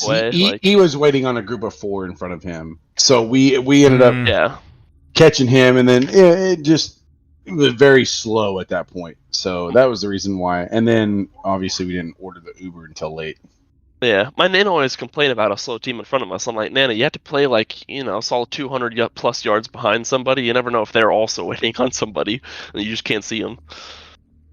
Right. And that's what happened with this guy. He was playing by himself, and I was just like, he is. Because we were sitting here waiting on a tee box. We just see him just like walking around the green, just like, well, dude, what are you doing? Like, what's going on? And then all of a sudden he would hit. I'm like, oh, he's probably got somebody in front of him too. Yeah, I definitely have an appreciation for anybody who can golf, right? From like a ability perspective, right? Right. But it's just never fucking like I enjoy mini golf, but like regular golf has never really piqued my interest, man. No. It's not for everybody. That is faux show. Nah, it's just fun. Like I said, I used to take it very seriously whenever me and my brother were playing, but like now I just go out there to have drinks and hit the ball. I mean, when me and my brother playing, we were shooting mid to low 90s, and now I'm shooting I think I shot 116 today. It was awful. Right. See, I like to, when it comes to drinking and doing something, I like to play darts or pool. No, that is literally one of my favorite things. Pool is my game. I love it. I was in the APA league out in South Carolina, and Nice. Yeah, no, it was. I love it, but again, I did all that because I played with somebody. I had a friend that did it, and yada yada. Uh-huh. But because I don't have any of that here in Texas, because I traveled across the country for the last 8 years of my life. Well, 6 years, and then the last whatever. Jenna and I don't Josh know. finally got into tennis, so I can go play that with them now in Greenville. Tennis? Yeah. That is literally the gayest thing you could have said to me, Alex. Why? Don't Oh, ever wow. say it. Wow. Wow. This is the guy that gets the skinniest stick possible to hit the tiniest ball possible while wearing a polo shirt. I was about to say, that coming from the guy who plays golf. Dude, tennis is such a fun sport. Golf's one of those sports where it's like, it's not how hard you can hit the ball. You could have but how played. accurately you Hey, hit the what's ball. what's that goddamn game where you? Hey, Grandpa. What is that game where you get into like the room and you smack it against the wall and you have a Racquetball. Oh, yeah, racquetball? Racquetball is intense. hell yeah! Now Josh, that's a yeah, real man semi-pro. sport. That's a I real will man. literally Racquetball. smoke any of you in racquetball. I will I'm take not- you. Hey, I'm not gonna. Josh, and don't you fucking start. There's a Y really close to my ex's house, right next to where you're moving to. I'm not gonna deny it, Josh. I suck at racquetball, but I think it's fucking amazing that anybody that can play it, because that shit's hard. I've only played 2 or 3 times. It was I a ton will. of fun. I will play racquetball with It's anybody. incredibly physically intense. I'm not gonna lie. It's so You're much taking fun it though, dude. seriously. Yeah, The 3D aspect of it, pretty much. yeah. Josh, my daughter lives in Inman. That. My daughter and my ex. Yeah. So I'm down there, I mean, at least twice a month. Well, let's go. Well, God damn it! That just means that, like, I have to go and like visit Exactly. you guys. You know what I mean? Like, because all of y'all are over there. Where is it that you moving straight to? It's not actually Greensville, but Oh, it's Greenville. oh. Have you guys I heard mean, of as pickleball? far as I know, they don't have a place yet per se, but like Yeah, his work location is in Greenville. Well, that's the reason why Cardis is so amazing. Cardis will help you find a place, right? Yeah. Inman is 30 minutes from Greenville. Straight fucking there then. Yeah. No, but All for right. real, Josh? When you're there, let us know. I'll make a trip out to see all of you guys. Hell yeah, let's fucking do it. Yeah, hopefully I'll be That's here fucking too. crazy. Less than an hour and a half from Josh. All right, I'm ready. Man. Like I'm here. I'm present. All right. So you guys are heading up the stairs. What's your marching order? I'm gonna First be. of all, I am certainly stealthing. Akeem For what will it's also be stealth in the 3rd position. I think Balin and I should take the front since we're both trying to open with stun locks. I'm there just to cast haste on Balin. We'll do Asalias first. I'm second, then Akeem, and then Nephthys. There you go. And I'm making damn sure that I'm staying within 50 feet of whoever's in the front. I would say to precast haste, don't waste your first round of combat doing it. I know it's only a minute, which is 10 rounds, but if you time your precasts, you really save a ton of action. I'm just casting it so I can see. Wait, Let me get Eddie, my you're stealth checks from the party. Eddie, you're saying do the haste before the fight starts or after it starts? before the fight starts. Yeah, okay, gotcha. And Okay. the reason I'm trying to stay within 50 feet of whoever's in front is presumably Asalia. Is God damn. that. That is why Akeem is in 3rd position, because he's ready for a counterspell if something goes off. Right, and So- I'm also there. So, Okay, yeah, I mean, you can actually fly 5 feet above us and be in 2nd position with me. So Oh, shit! You almost outdid me. So That I is, can't I see technically him. haven't What's played. going on? Why can't No, I he see him? did! He got a 25. Oh, I have a Two 23, Balin. but 23 for me, really. But Okay. okay, well let's go ahead and precast haste. So I'd say you're Hang where on. are you casting it exactly? Are you casting it because you're going to the 2nd floor? Are you casting it from the like halfway up the 3rd? Like or halfway to the 2nd? What's your plan? Well, I'm Yeah, assuming let's we're going upstairs right now. Let's get halfway up the stairs. I was gonna say Because let's get to what we think is going to like either right before, but I don't want to cast like halfway down the stairs and then. No, yeah. I would say cast it on the 3rd floor. So we're on the 4th, right? You're on the 5th. Where you? Oh yeah, no, you're on the 4th. Yeah, Eddie's- 4th. So Eddie's as long as he hasn't stopped concentrating on it, that locate creature lasts for an hour, so he'll know where about where he is up until we get close to him or he leaves, Right. teleports away. And I'm just thinking about how long you'll have left on haste. Okay, Right. the second that Baylin gets to the 3rd floor, I will cast haste on him. Okay, so Baylin, you feel rejuvenated, quick. Add 2 to your AC. You get that extra action also. All right. Go ahead and Top. make All this. right, so, and then we've got our stealths. We had a 17 from Osalia. yeah, with disadvantage. Jeez, that's solid. Yeah. 22 from Baylin. And I'm gonna go ahead. Technically, I'm gonna go ahead. 23. I'm sorry. I'm gonna go ahead and cast Mage Armor 2 just to make sure that I got that up. Okay. Haste isn't, or either of those concentration, just as long as Haste they're both is. not. Mage armor is not. Haste is. Okay. Mage Armor is not. Okay, perfect. And my stealth was a 25. Solid. All right. I was supposed to roll at advantage because I'm invisible, but it doesn't matter.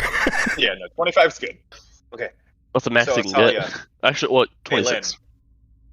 Second.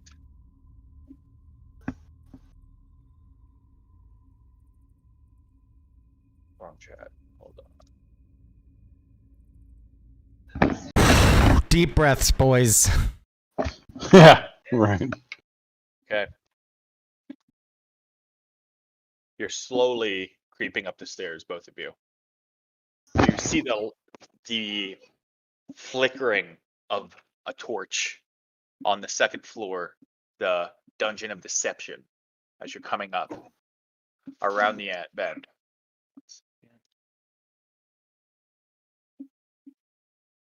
Osalia, you immediately see a Tomb Guardian standing post at the top of the stairs, watching the T intersection in each direction.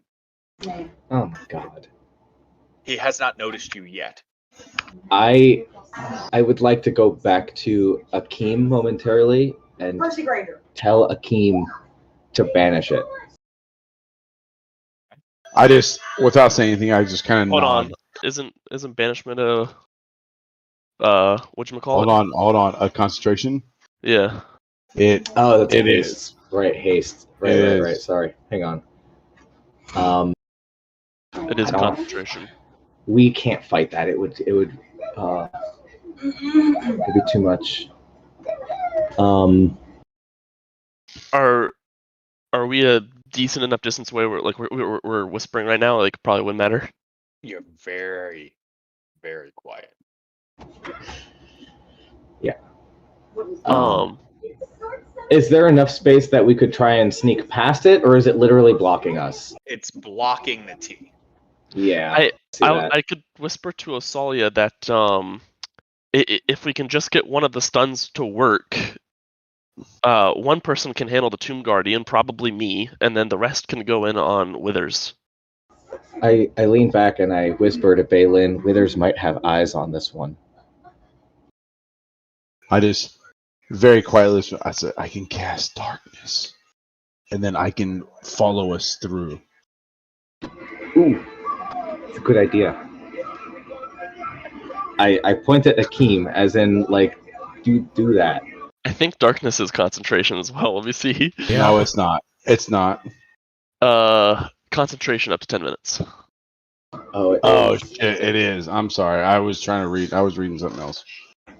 God. At this Darkness point, not being a druid spell.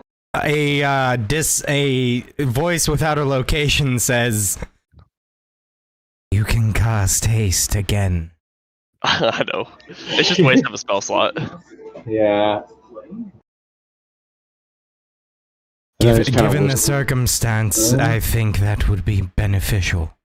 And time is ticking on that minute, not for real time, but I mean, as you guys are trying to figure Yeah. out what you could do, what you want to do, time on that minute of haste is moving. And then just okay. real You know what? quickly, I know what I'm gonna do. say, who needs haste? If we're gonna do concentration at this point, I hold think on. banishment might be more effective. It's an ode to Josh. Fog cloud.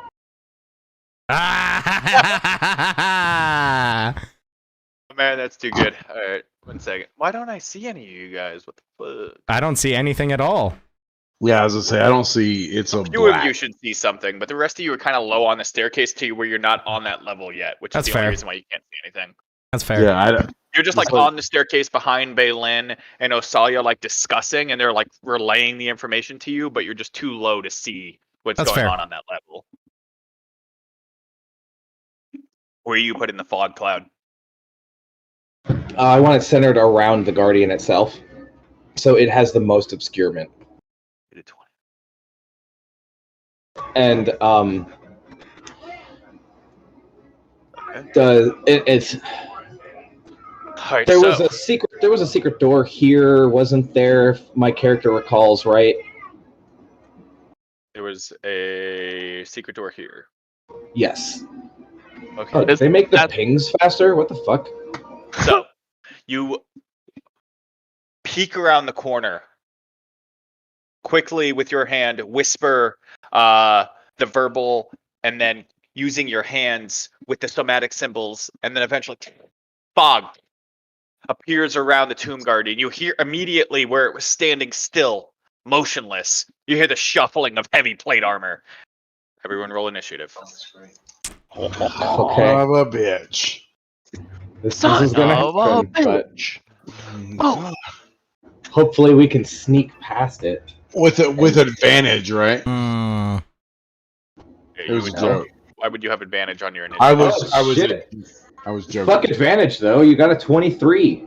Yeah, that's a natural 20. Okay. I'm not gonna lie, I still can't see anything, so Yeah, heavily obscurement, so you can't see the square in front of you. But you know. alright. We still have And, you cast it directly onto the Stone Guardian? Right. So it's 5, 10, 15, extending. It pretty much go all the way up to Withers. Well, it doesn't go through doors. Well, the door's The closed. door's closed? Okay. Yeah, or we would be able to see through it. Oh, you actually have a pillar in front of you. No, I can't see through it. Yeah. hold on, before we go any further, am I like physically next to someone? Yes, you would be right next to Baylin. Basically Who- behind. Who has haste? Got it. Correct. Right. Okay. Yeah, only Baylin would benefit from haste. No, I get that. I just Okay, so making sure that I'm next to somebody Hakeem that has I a can touch. 23. Then Baylin has a 21. Then Osalia has an 18.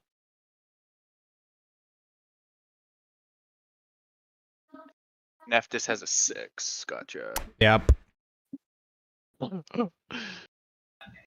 Okay. So the smoke appears around the guard. Oh, we need music. Why does this keep disconnecting? This has been super fucking annoying. Well, Pain and suffering.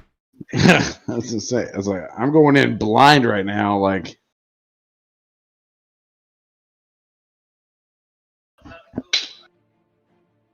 fuck. Okay. So you're at the back of the formation here, Akeem, and you see Osalia look around the corner and make some somatic symbols while she whispers, and then fog appears. Hi. You see a light haze at the top of the staircase. What are you doing? Vinny is saying hi to Dan. Hi, Vinny. Let's Oh, wait, go on. Thank you.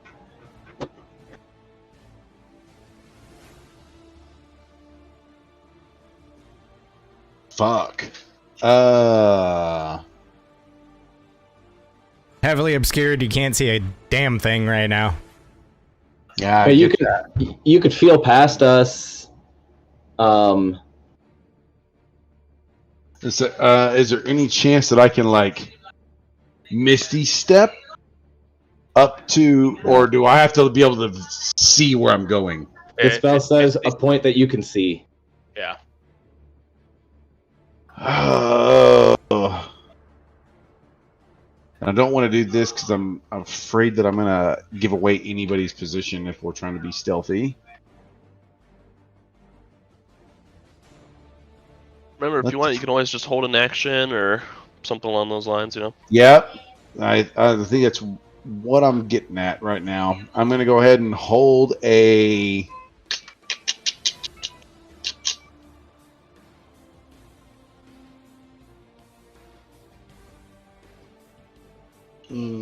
shit. I would recommend a cantrip. Yeah, that's what I was going with, but... I mean, the specific one, I feel like, really doesn't matter. You know? I'll just say... We'll just go ahead and hold a gust. I know that sounds ridiculous, but... Okay. Holding What? gust? Wait. What are you holding it for? Huh? What's the trigger? I'm assuming that the fog goes away, Okay. You're waiting for the fog to go away. and then we could end up using the gust, I'm assuming, to push the fog out of the way. You know what I'm saying? Like just Well, what? Yeah. So what are you waiting for to use gust? I'm assuming like an attack on someone to maybe Okay. push You're waiting push for the the sound of fog, an attack. right? To push the Okay. fog, and make it like a little bit harder for anybody to see. Well, gust would blow the fog away. It would more disperse it. Would make it easier to see. Which, from our perspective, could be helpful. Yeah, let's go ahead and do that anyway. Okay. Alright. Just at the sound of attack, I'm gonna push the gust, and I'm gonna push the fog out of there. Just for the record, you guys do lose the sight of the guardian at the top of the stairs when the fog hmm disperses in. Hmm. Akeem, or just went. Balin, what are you doing? Yeah. Yeah, so I'm just to be clarified, nobody can see right now, right? Or just me? Not up the stairs. Yeah, I mean, it's not like you're blinded, but you're in heavily obscuring thick Yeah. fog. So, like, if you've Well, I'm ever just saying, been, it's just been like, it's just been if you black. look at your own hand, you could look at your hand, but like 3 feet out from your face, you're fucking. It's just white. Yeah, heavily obscured counts as total cover. You can't hold movement, can you?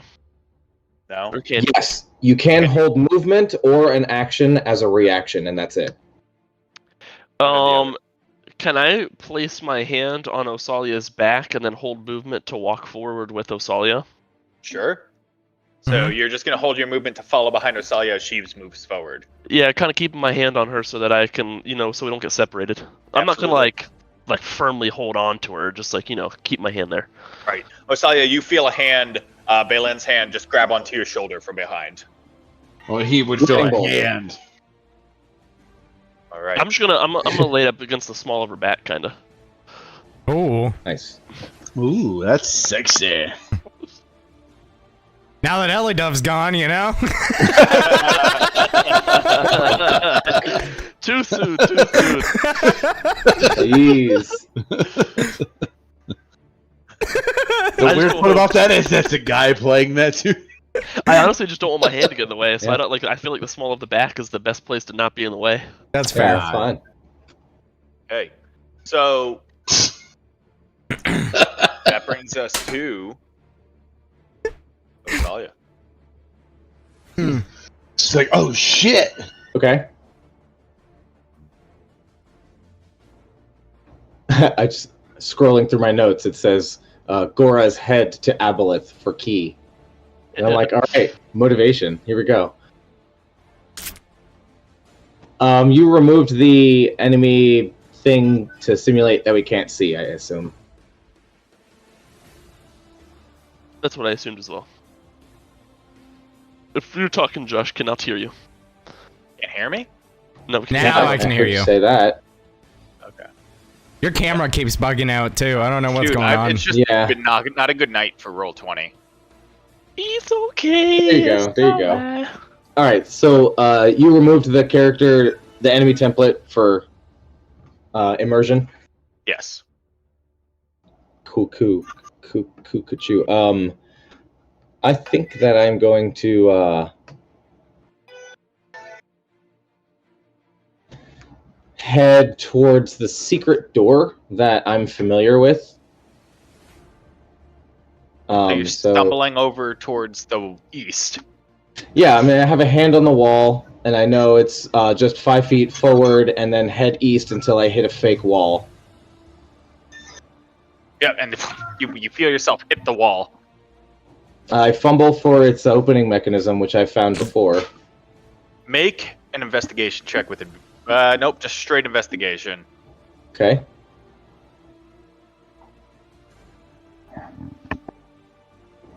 That's a 12. Well, you're not finding it. You're not sure where it is with the smoke. It was something you've only pushed like one time, and with barely being able to see it, you're not able to locate it. Okay. Can I attempt again at the expense of any actions further from here? You could say that was your action to try to find it. Okay. Yeah. Well, I don't want a wild shape.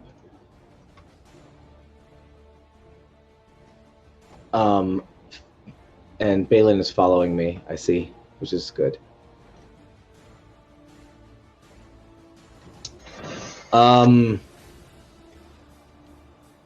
Yeah, I'm not going to say anything at the risk of revealing where we're standing, and I'm going to stop there, attempting to investigate the wall into the next round. Okay. All right. So 1 second. 1 hour. Okay. You now hear this like shifting of metal and plates. The falling of footsteps.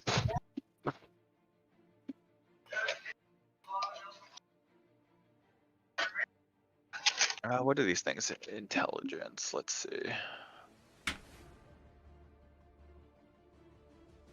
Why does it keep bringing up the wrong two-door guardian?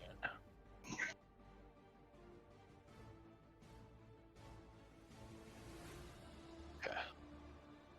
Not that high. I would be alarmed if it was above 2. It's higher than 2. That's impressive. I don't think they need brains, technically. Well, it's higher. It's higher than 2.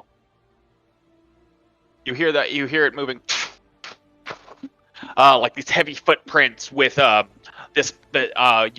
shuddering of plate clinking together as it moves. To right there. All right, that's the end of its turn. That brings us to them doing nothing. Neftis. Where's the? Yeah, Akeem went. Balin went. Osalia. Balin, you went, right? Did I give you? Yeah, I gave you your turn. Yeah. Then Osalia went. Okay, Neftis, you're up.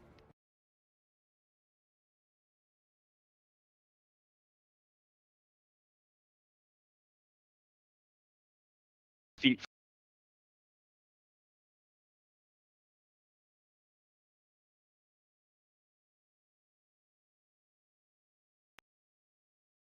Hello? Can you guys hear me? I can't hear anything if you're saying anything. I don't know what the hell's going on.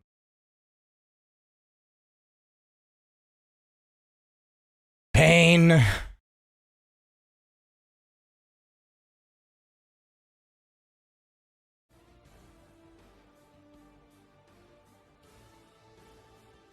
Can you guys hear him?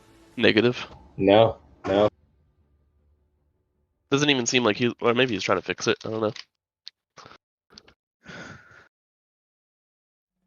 Hello?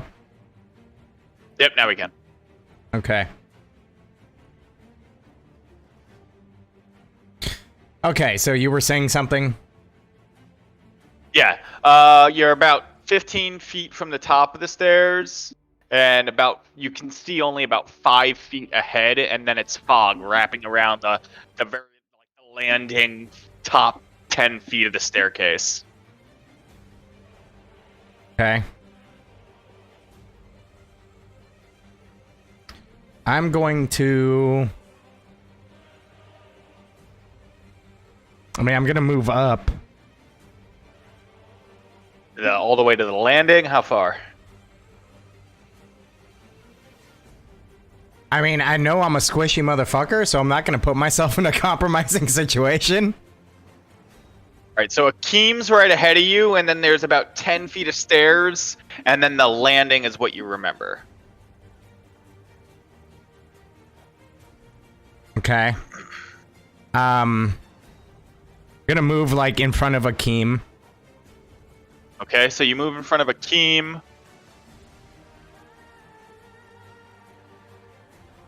You're about 5 feet of stairs and then the landing, but you can only see about a foot, 2 feet in front of you. Right.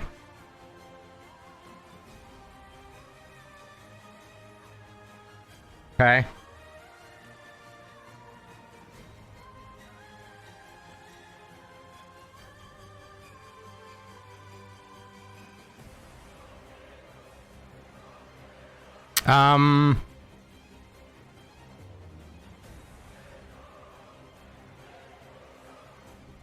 Fuck it, I'm gonna go right there.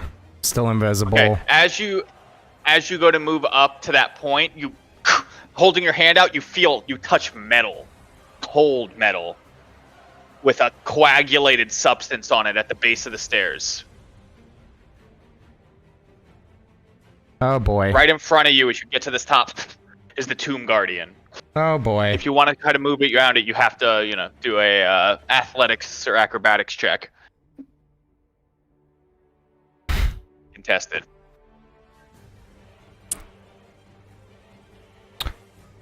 Yeah, I'm gonna try. Okay, do I have go for advantage since I'm invisible? Yeah, I'll give you advantage, sure. I'd say, yeah. Fuck. I am also saying fuck, so let's see whose fuck was worse.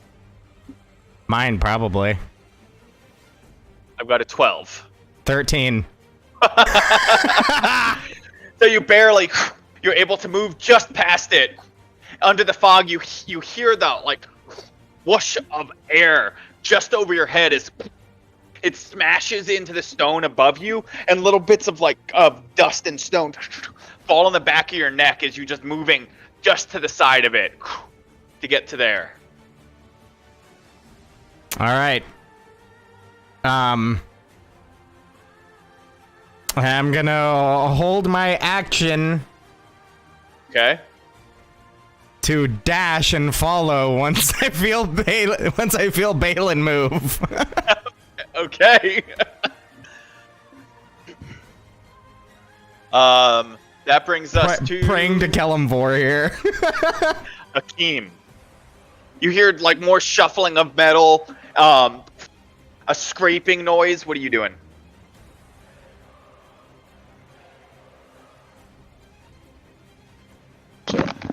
Oh, so I felt Neft is essentially passing, or somebody felt it passing me. Somebody passing me. Okay, I'm actually going to follow that. Okay, so you start to move up the stairs, and as you get to right here, you run into metal, and you just feel metal at the top of the stands, like metal plated armor. And with the 1 foot above it, you just see this hulking Tomb Guardian at the base of the stairs with these massive spiked gauntlets looking down at you. Oh shit! Let's see. Oops, hold on. What's going on here?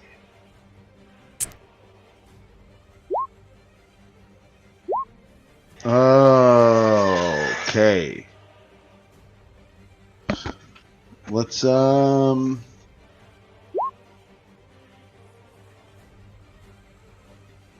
fuck.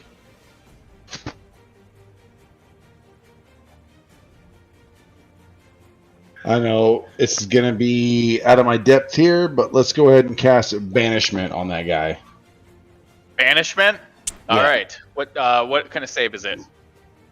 Charisma. Charisma save. Intelligence. DC. It's intelligence or charisma? It's Charisma saving throw. Intelligence. Charisma or be banished. Okay. Well, this guy's super charismatic, so this should go well. Awesome. 4 minus 3. Let's go. All right. So as you walk up. Yep.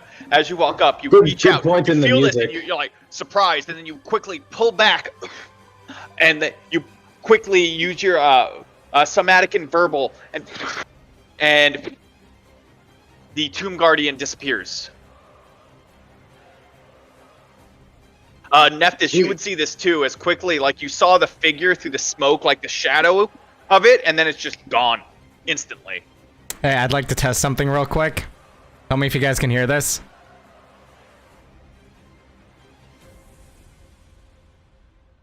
Anything? No. Nope. Okay, No. never mind. Okay. And the Tomb Guardian is gone. Anything else, Akeem? I am going to. I can't hold a spell at this point now, can I? No, you used an action already. Let's go ahead and. Yeah, I'm gonna stay right there. Okay. That brings us to Balin. Can't hear you. How loud when? I'm assuming he like swung his weapon at Nephthys and it hit the wall above him. I would say it just scraped. Didn't make a ton of noise. Didn't make a ton of noise. And am I aware of Nephthys' present very close by? Because he is invisible Yeah, you right can now. see. You can see an outline. Well, he's um, invisible. Like literally that you invisible. assume to be Nephthys. Oh well, no. You don't see anything. He's invisible. Just kidding. Yeah. You don't Yeah. know him at all. Yeah. So Yep. did I hear him or anything like that? You don't hear or- anything. You have no idea that he's there. Okay. Do I even know the fucking thing is gone? No. Well, fuck me, Josh. Let's see here. Yeah, goddamn. So much for the DM just giving you all the details. Was I able to make out what Osalia was trying to do, looking for the door? No. I'm gonna save my action to walk with Osalia again. Okay. So you're following Osalia's lead. All right. Off the information I have. Osalia, it's your turn.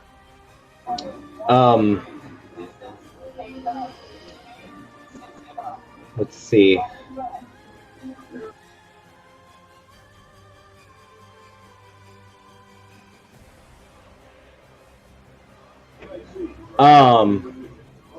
I would like to look for the door again using my action.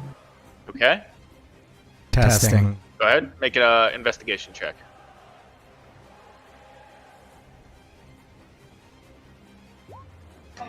God damn. With advantage, I'm right? finding it. You're just not able to find it right now. Not sure where it is between the fog and the fact that, there's a Tomb Guardian back there. Just not able to find it.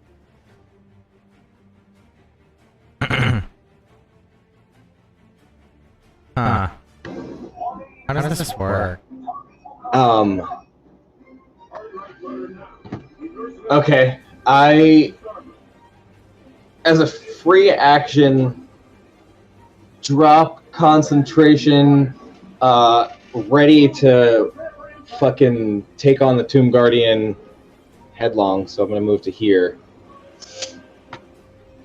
And drop concentration, expecting it to still be where it was. Yep, you drop concentration and you don't see the Tomb Guardian anywhere.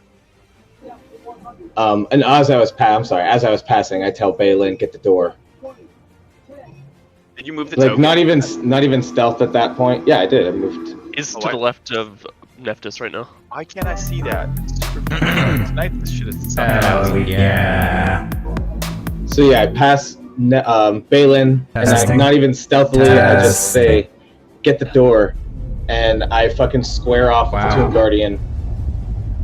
Holy shit. I'm loading in again. Have to refresh again for the 100th fucking time tonight. What Tomb Guardian? He's expecting it to be there. He doesn't know that you banished it. I have no idea what you've done back here.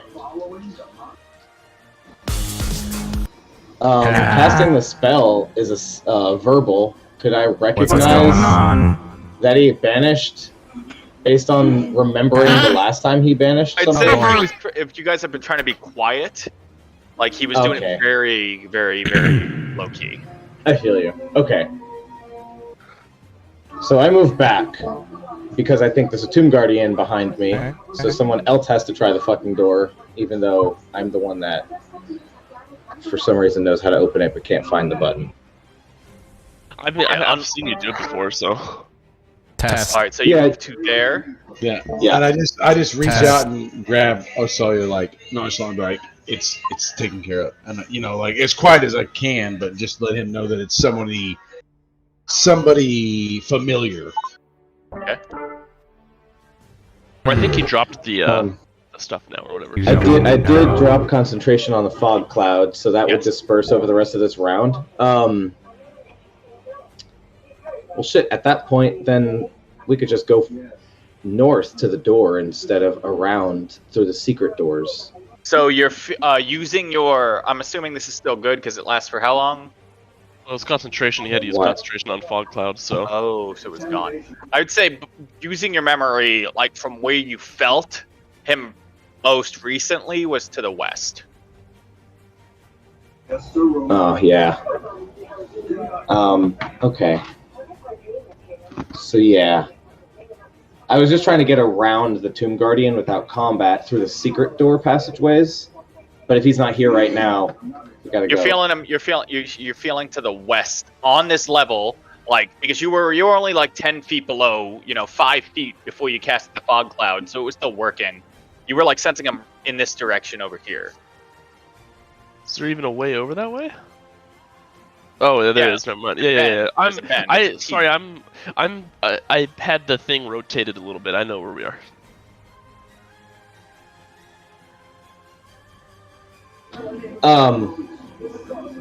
I'm not going to recast that spell because I'm just going to go by what I remember. And I moved 15 feet. If the Tomb Guardian's not here, Akeem's like, it's been taken care of. I'm going to go, oh, okay. Then I'm going to go to right here. Oh, wait. There's, yeah.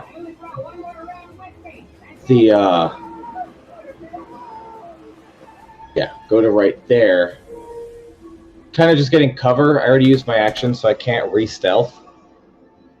Okay. And I recall this was the room with the guy sitting on the throne, like the dead body on the throne, right?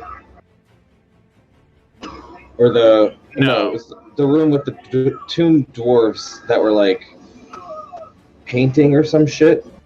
Make a history check. Oh yeah, there's been so much. And I see a theme in recycled layers. 23. Okay, so you remember moving through these layers that to the north here was almost like a workshop where these tomb guardians could be created. And to the west was an office. Oh, okay, I got you. I thought the north was the office. My bad. I thought the same thing at first too. I got it rotated backwards, whatever you want to call it. Okay, so yeah, I just get full cover by this wall, and I'm gonna try and re-stealth, but I've already used my action, so I can't. Yeah, so you're just behind the wall, using it as a bit of cover. Nephthys. Alright, so the fog is gone? Yes. Okay. And, I guess I'm following Asalia, because she's the one who knows where he is. Okay. But not staying, like, I'm not getting too close. Like, I'm just kind of staying here, keeping her in line of sight. Okay, so you're just staying in that same spot where you are right now? Yeah, and I'm gonna hold my action to be the rest of my movement to move up with her if she moves. Fair enough. I mean, okay. maintaining a distance. Right. So if she moves, you want to maintain a 5-foot block in between both of you. Right. Gotcha. Okay. That brings us to team. Okay, let's see. I'm going to head and move up to the platform in the spot that I knew where the Guardian was or whatever. Okay. And Testing. Wow. let's go ahead and hold. What?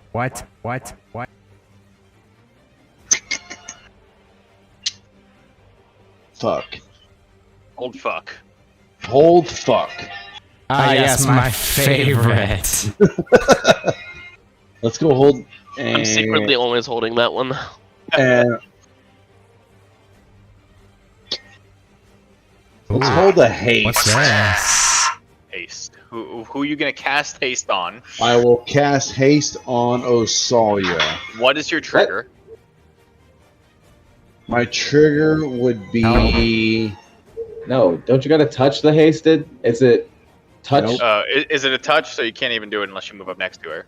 It is 30 feet range. Oh, it is 30 feet. Well, Okay. you also remember don't want to get rid of your banishment. Well, Yeah. Concentration. True. You would know that's that. true. That's true. I'm sorry. That's a very important concentration to hold. Okay, well, let's go ahead and hold a firebolt then Okay.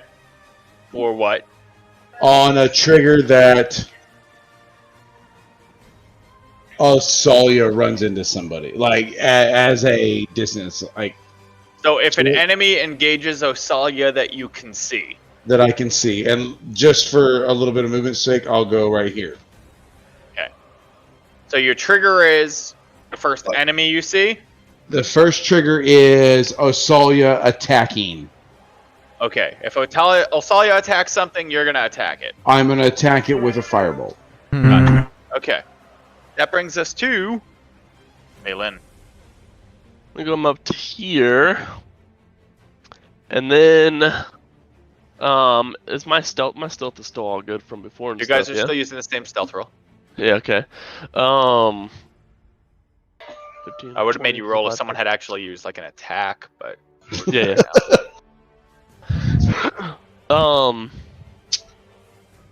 I mean, 30 feet gets me to here. So I'm gonna come up to here, and I'll hold my psionic stun for if somebody comes in front of me and opens up the door. As soon as I see what's his name, Withers, I will be using my stun instantly as soon as I see him.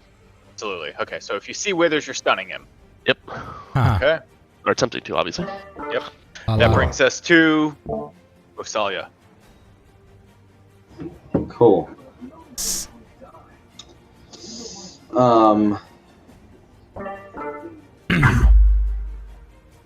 Die. Well,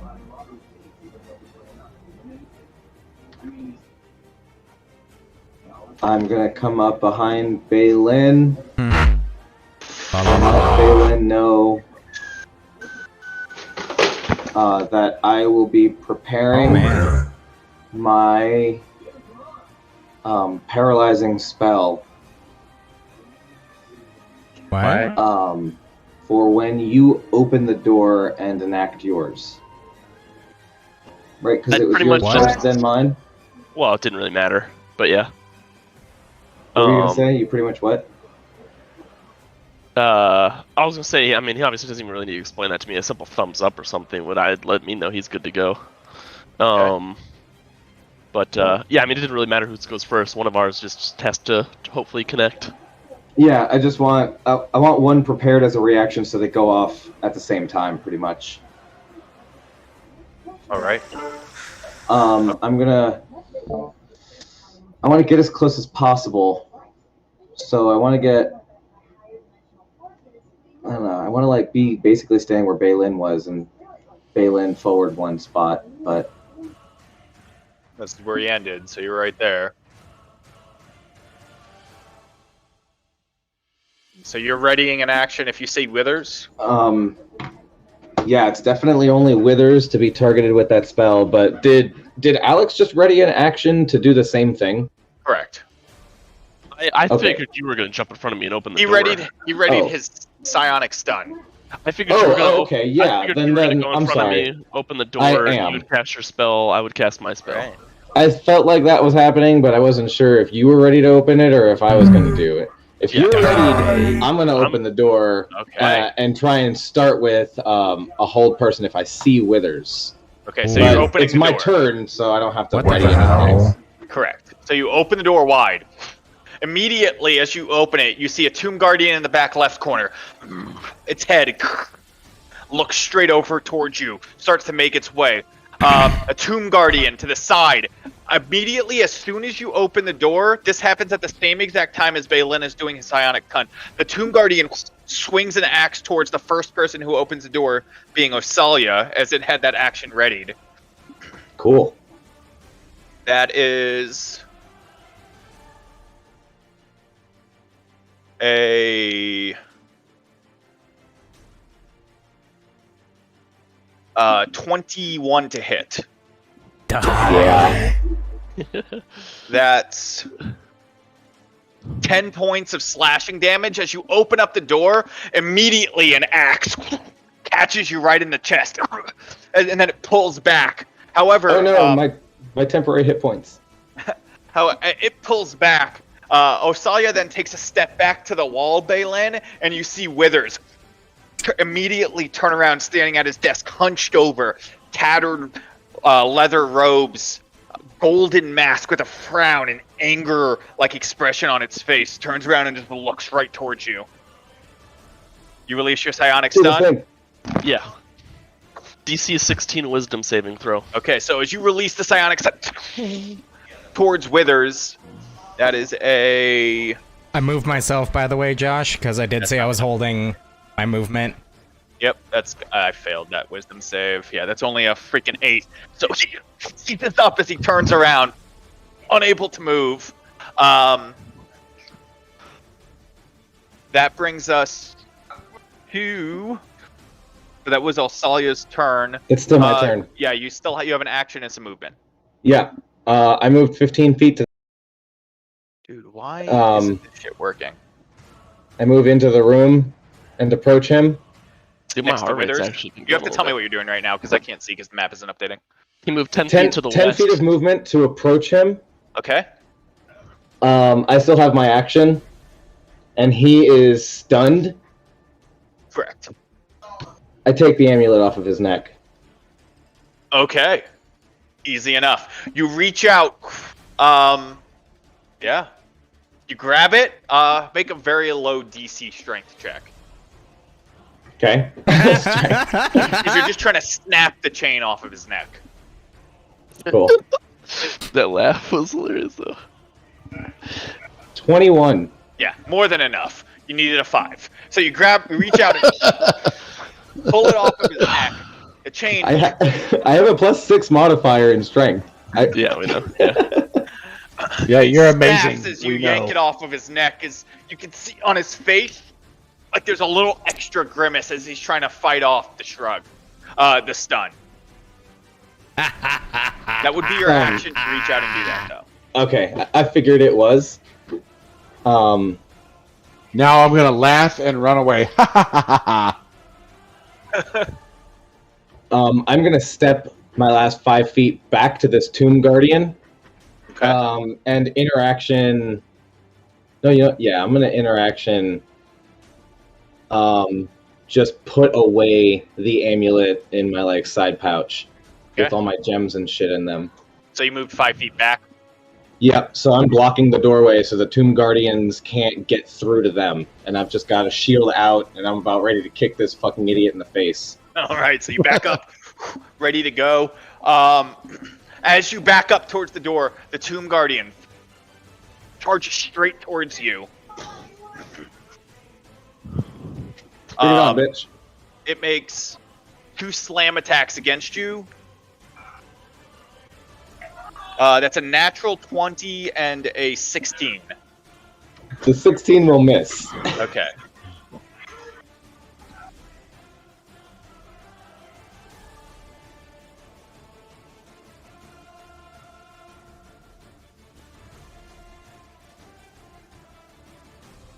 As one of the fists just glides straight. Oh wow! Not even. I didn't roll enough dice. Okay, so that's. Come on, man. That was plenty. Nah, man. Fucking make it hurt.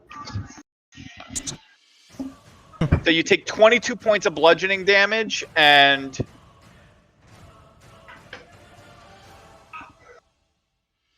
21 points of piercing damage from the crit. God. The other strike, though, just misses you as the first blow. It knocks you back to where you didn't even dodge the second one. It just swings wide because it wasn't anticipating to hit you that hard. I'm not even fucking bloodied. All right. That, well, that is not the end of the Tomb Guardian's turn. As this commotion is happening,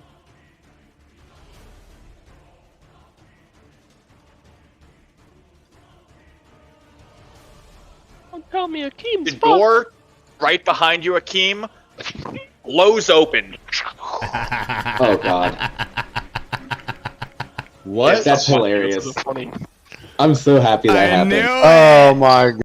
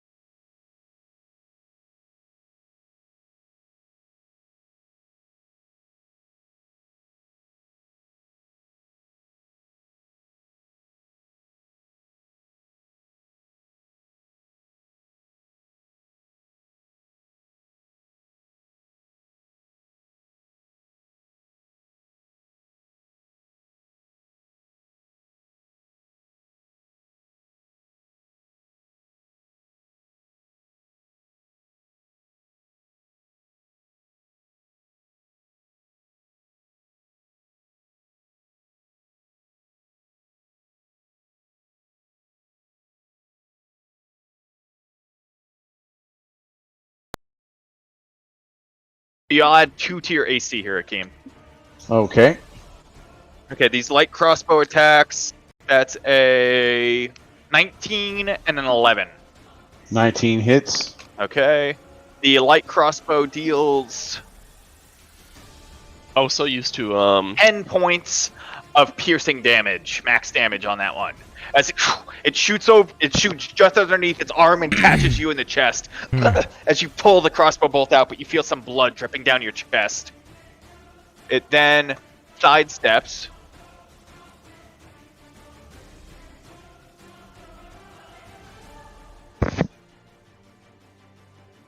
Can you guys hear me? Yes. Yes. Okay, sorry, This one my does the audio same took a thing. shit. You have +2 to your AC again. That's 2 17s on that one. That's a miss for both. Both 17s miss. Whoa. I was not expecting that. So, what do you have? What's your AC? Oh, what's your because AC he's before? got a- Well, plus I 6. have mage armor that I casted. Oh, you have mage armor and then an additional 2. and then Gotcha. a 2, so that put me at 18. Gotcha. So both of those shoot, and they deflect off of the arcane essence of your mage armor to the sides. Akeem, your dex is 23, right? Not anymore. I have a Oh. +3 to dexterity, which puts me. I have 16 to dex. But with my mage armor, pretty high. my mage armor puts me at 16 AC, but then with the +2 puts me at 18. All right, this Tomb Dwarf Nice. moves to here. Because of the angle, you'd have half cover, so add 5 to your AC on these attacks. To me, It's full cover. Or half, isn't half cover 5? Full cover would be you can't hit it.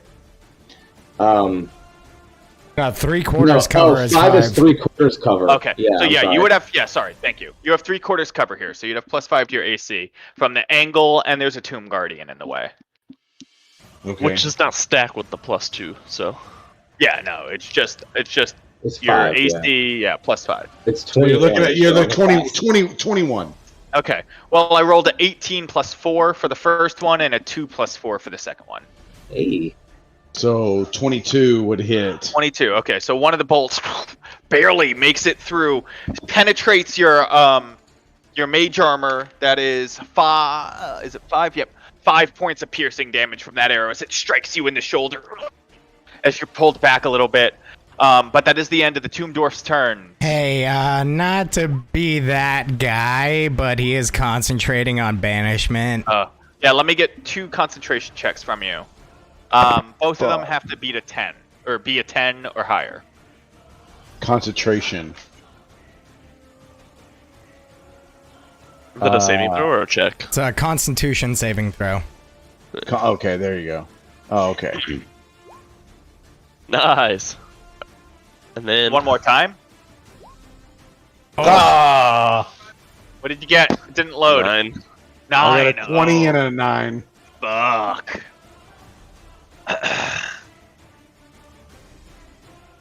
That's pretty bad. Guardian appears back as your concentration on the banishment after that second arrow. The first one, you're able to maintain it, but that second one, and then the deflection of additional arrows, you're literally just pelted with arrows, and 2 of them make it through, and it's just a little bit too much to maintain your concentration.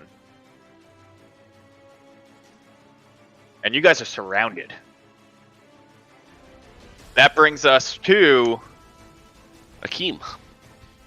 that was the Tomb Dwarfs. No, Nephthys first. They go before Nephthys. Nephthys, Do you're up. something. Do something crazy. Do something crazy. Wingardium Leviosa. Okay. Well, it just got really spicy really fast. Mhm. Right? I'm just like, shit. That My Aboleth sh- sounds kind of My alright shit right isn't now. loading again, so if you move your token, just tell me which directions. Josh, Okay. you need to figure your shit out. I'm trying, man.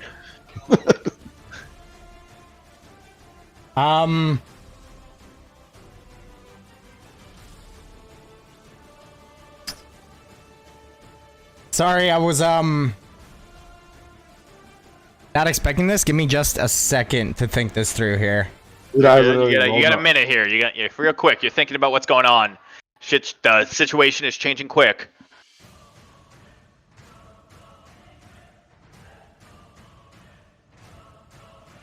I know. So noticing all this shit going on.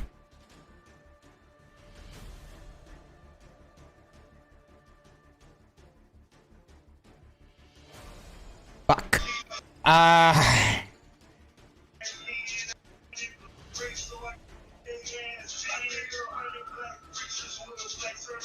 Fuck.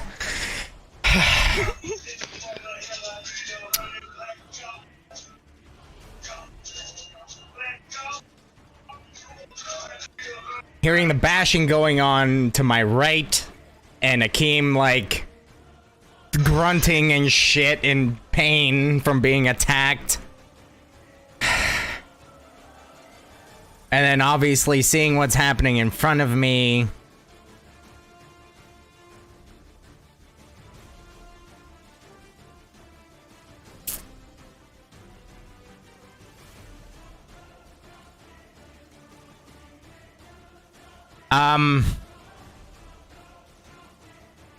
Okay. I'm going to place horizontally Wall of fire. a wall of light. Wall of light. Okay. Link it for me again, because it's been a while. First things first, I'm bonus action hexing Akeem. this guy right here. Which one? Tell me. The Tomb Guardian right in front of Asalia, like between her and Withers. Okay. Xing him. Got it. For strength. Okay. And then I'm dropping Wall of Light. Just linked it in chat. In a horizontal arrangement, about like 2 feet off the ground. I'm gonna move my guy over just so I can kind of like see it and draw it appropriately, and then I'm putting myself back. Basically, as far as I can tell, extending across the room that way. So, Tomb Guardian, the Tomb Dwarf, and Withers all need to make Constitution saving throws. Okay, 1 sec. Alright, this shit isn't loading. I'll trust you, though, where you placed it, because it's not Do loading. you want me to stream on Discord or something? Yeah, please, actually. That's a solid idea. Or you can watch Dan's. Yes, it's 10 feet wide, right? Also pull up yes. Dan's stream on Twitch. You but- good Yeah, there, that looks Jeremy? right. Right now. 10 feet wide. I just fell over. Give me 1 sec. It was that good of a streaming. move. Okay, Alex is. You alright? Hey, Those purple lines is. cut off, bro. Not yet.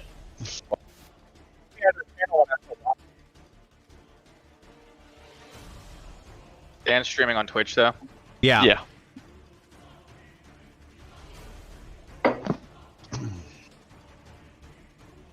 Sec. Okay. Got your Twitch pulled up. Oh yeah, you should see the purple lines. Okay, cool. So it's that area right there that is enveloping it. Dan, you Yeah. can also zoom in a little bit. It might be easier to see on your stream. Yeah, I did. can see it now. Oh, okay, okay. Okay, so perfect. Oh, now it updated, so I see it. Okay, so everyone in that area. So the dwarf. The wall is 60 feet high, 10 feet high, 5 feet thick. The wall blocks line of sight, but creatures and objects can pass through it. It emits bright light 120 feet. Da, da, da, da. So and the wall appears it's each- horizontal. So parallel with Okay. the ground. I understand what And, you're like- So is it 3 going feet this way up. then? Like the light's pointing this way, basically? No, the light's not pointing anywhere. This isn't like Wall of Fire. Oh, okay. So it's just if you're in that area, it's just super bright. Right. Because it says emits 120 Okay, feet of bright so light. That's they all make fucking con bright. saves here. Correct. Okay. All right. Tomdorf has a 14 Fail. plus 3, 17. Fail. Okay. The Tomb Guardian has a 3 plus 4. Fail. Withers has a 4 plus 3. Fail. All right, so So- they all fail. They all take 48 radiant damage and they're blinded for 1 minute. Damn. All right, so the light shines up. You see Withers fighting against the stun, able to move, but the two others bring their hands up towards their eyes. Yeah, rough. And they all take 20 points of radiant damage. Okay. And I did mark myself as concentrate. Okay. You said 20 I'm sorry, points? I didn't hex the fucking Tomb Guardian. I'm a fucking idiot. Because Wall of Light is concentration, that's concentration. I wouldn't have used hex. Okay, um, that's fair. That's fine. So, with my bonus action, I will heal. I will heal Akeem. Hell yeah. Did I see him getting like smashed by the Tomb Guardian? I mean, I know I saw the crossbow bolts. From where 'Cause you were that's where standing, my you would see audio that he's took a been shit. physically hurt. You'd see that he's been hurt. Okay. I'm gonna give you 5d6 of healing.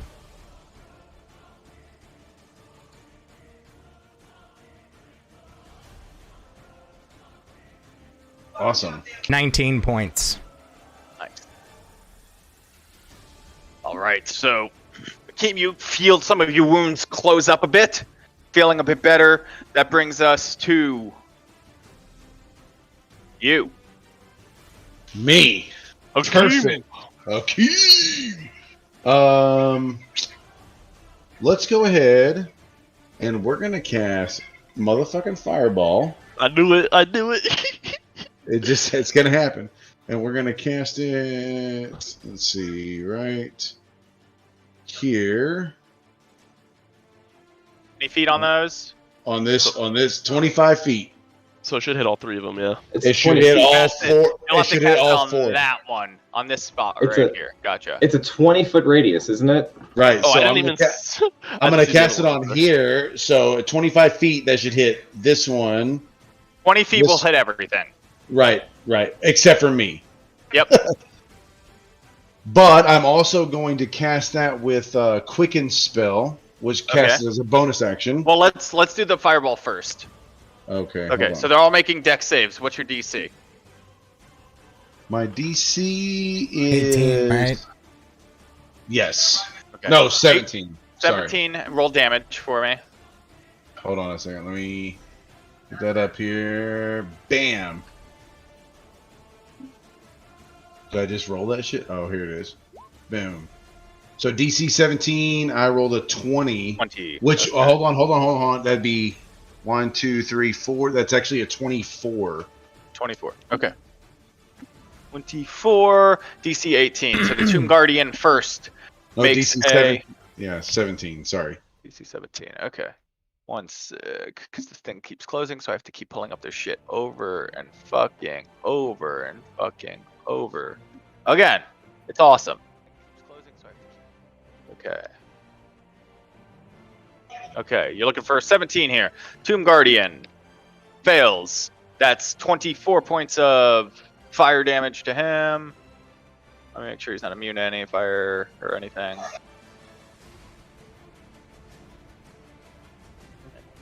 Nope, you're good. Okay. All right, so that is 24 points here.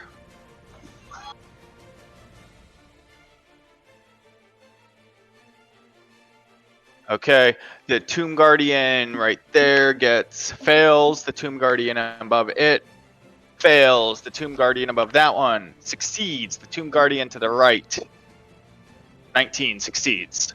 Okay, so these two failed. They both take the 24. Mhm.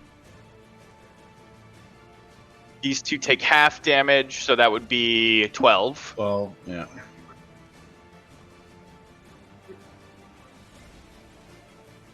So you stand back, you hold your hand out, a ball of fire shoots just over the shoulder of the Tomb Guardian and lands behind it, leaving an earth-shattering explosion that the rest of you feel as the ground shakes and echoes through, kind of hurting your ears a bit, Akeem and Nephthys. The Tomb Dwarfs look charred a bit. The Tomb Guardian still looking pretty hardy.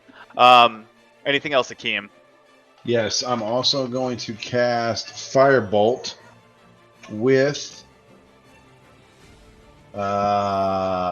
twinned or twine to this guy and this guy. I believe that would be a disadvantage with an enemy within 5 feet of you. Am I correct in Correct. that, or no? Yeah, Okay. that's because it's a ranged Okay, spell hold on. type. Just do twin Yeah. fireball, bro. Big brain. Can't cast a Doesn't bonus affect action single target. spell and an action spell in the same turn. Yeah. You also Say that can't again? twin a fire. You can't twin a fireball. Also, Oh, that's Um, gay. Why can't it be broken? it has to be single target. Oh, Okay. that's right. Okay, so let's do. you want to play with it? Grab it. Any ranged spell attack is gonna have disadvantage right now. Okay, so Take a let's look just at go your ahead list. and hit the 2 here. Okay, so it's at disadvantage. Make your attack rolls. All right, at disadvantage. Yes. Yeah. Disadvantage and firebolt. 17. On which one? The top one? Well, the first one's gonna go to this guy. Okay, 17 hits. Okay. Well, I do disadvantage again. Yep. So it was then 17 to Hell 23 fire yeah! damage. 17, and then the damage was 23 to the first guy. Jeez, nice. And then I hit a 27 and then 22 to the other guy. Jeez. Yeah, both hit. So 1 second. 23 on this first one. You want to sit over there? Yeah, 23 on the first, Jesus. 22 on the second. Nice. You effectively dealt, let's see, 24 times 4 is 96, 99, 119, 139, All right, 141 points of damage in one turn. So how much damage did the second one? Okay, 22 there. So that would bring us down to. Okay, so both you hold. What you do is you stand there. You hold both hands out, one to your north, one to the south, and a fireball releases from each hand, or firebolt, as both of them strike into the chest of your enemy, and they burn through the heat as you hear them. As it just burns through the armor and into their chest. All right, and then with my last bit of movement, I guess I have all of my movement really. Oh, sorry, I don't know where I'm at here. Let's go. I'm gonna move my right here and call it. Okay. As you go to move away, the Tomb Guardian next to you tries to backhand you with its spiked gauntlet.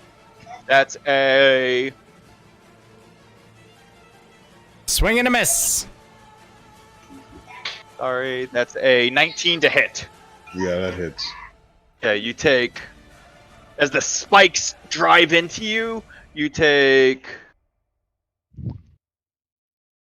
47 points. You take 4 points of piercing from the spikes, and then the inertia smacks into you, causing bludgeoning damage. That is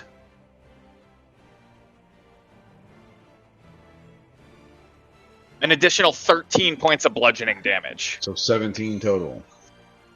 As you move to there, as it smacks you straight across the side, a little bit of blood dropping off of your arm as it hit you, but you are able to get beside your ally Nephthys, in between him and Akeem, doing a pretty significant amount of damage. Anything else? No. All right, Balin, you're up. Akeem just runs up next to you, blood dripping down from his arms. What are you doing? Gonna try to kind of protect the squishies here, and Nephthys is gonna do his area of effect stuff in that room anyways. The So squishy. I'm gonna step up here, and I can hit this Tomb Guardian from this position, right? Correct. I'm gonna Which Tomb swing out. Guardian? You have to tell me. Do you see where I am right now? Yes. I am the one to my southeast. The one to your southeast, so the one near the staircase? Yeah. You can't hit it from where you're currently standing. The one by the staircase. Yeah, it's just diagonal to me. I can't reach it around. I can't hit them there. I see one to your northeast, one to your direct east, and one to your west. What? Are you looking at me, bro? Oh, you moved from where you were. Yeah, Gotcha. yeah. Okay, I'm looking on Dan's stream. That's the only reason why I'm keeping up. Yeah, okay. no, he's like catty corner with me. He went diagonal one. Gotcha. The one to your southeast. Yeah, what are you doing with that guy? Sunblade. Okay, go ahead and make an attack roll. That is a 22 to hit for 26 radiant damage. Whew. So you quickly run around that corner, pull the Sunblade out, ignite it, and you just strike him straight across the chest and eat up straight through the armor, slicing through it like a knife through hot butter. No resistance, cutting through its chest as it's like Knife through hot coagulated butter. dark blood just splashes out and slowly oozes down the front as it just pulls back, both of its gauntlets facing towards you. What was the And total damage on that? 26 radiant damage. Gotcha. Okay. And I guess that will be it for moi. Okay. For moi. All right. Who stunned Withers? Wasn't it you? I did, so he is just now becoming unstunned. Yes. So he's now But he's- unstunned. He is also blind. He is blinded. Fair enough. So That's a bullshit. I go. Yeah.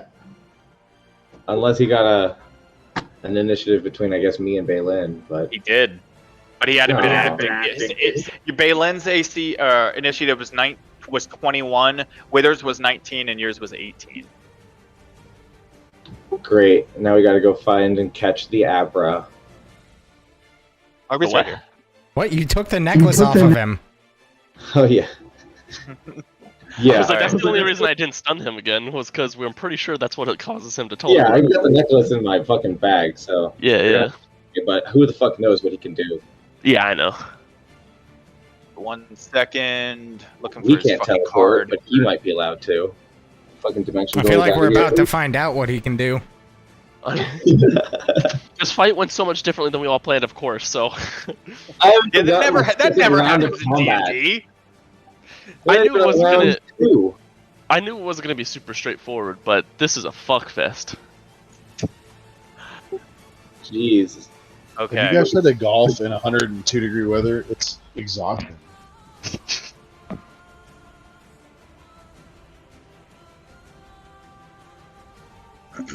1 sec.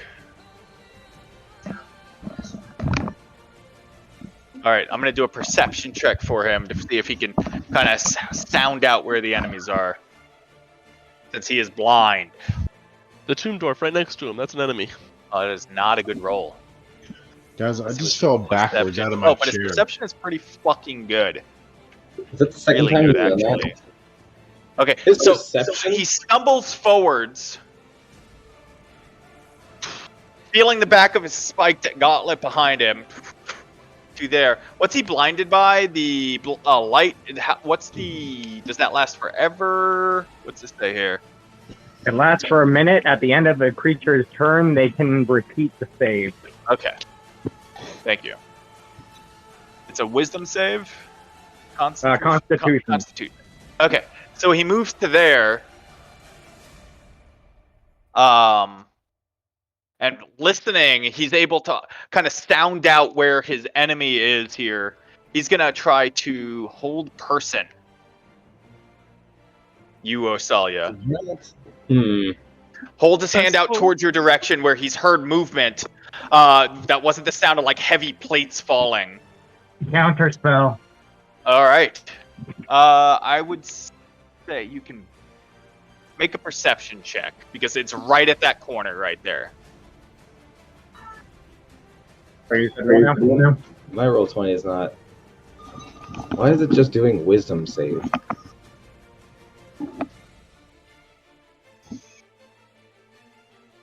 What did you say, Josh? Sorry, my Discord. I said because he's like catty cornered. It's very close to whether you can see him or not. Make a perception check if you can make out what he's doing through like all of the commotion that's happening. If Okay. you can see him, then you can counterspell it. What's my Let's see. I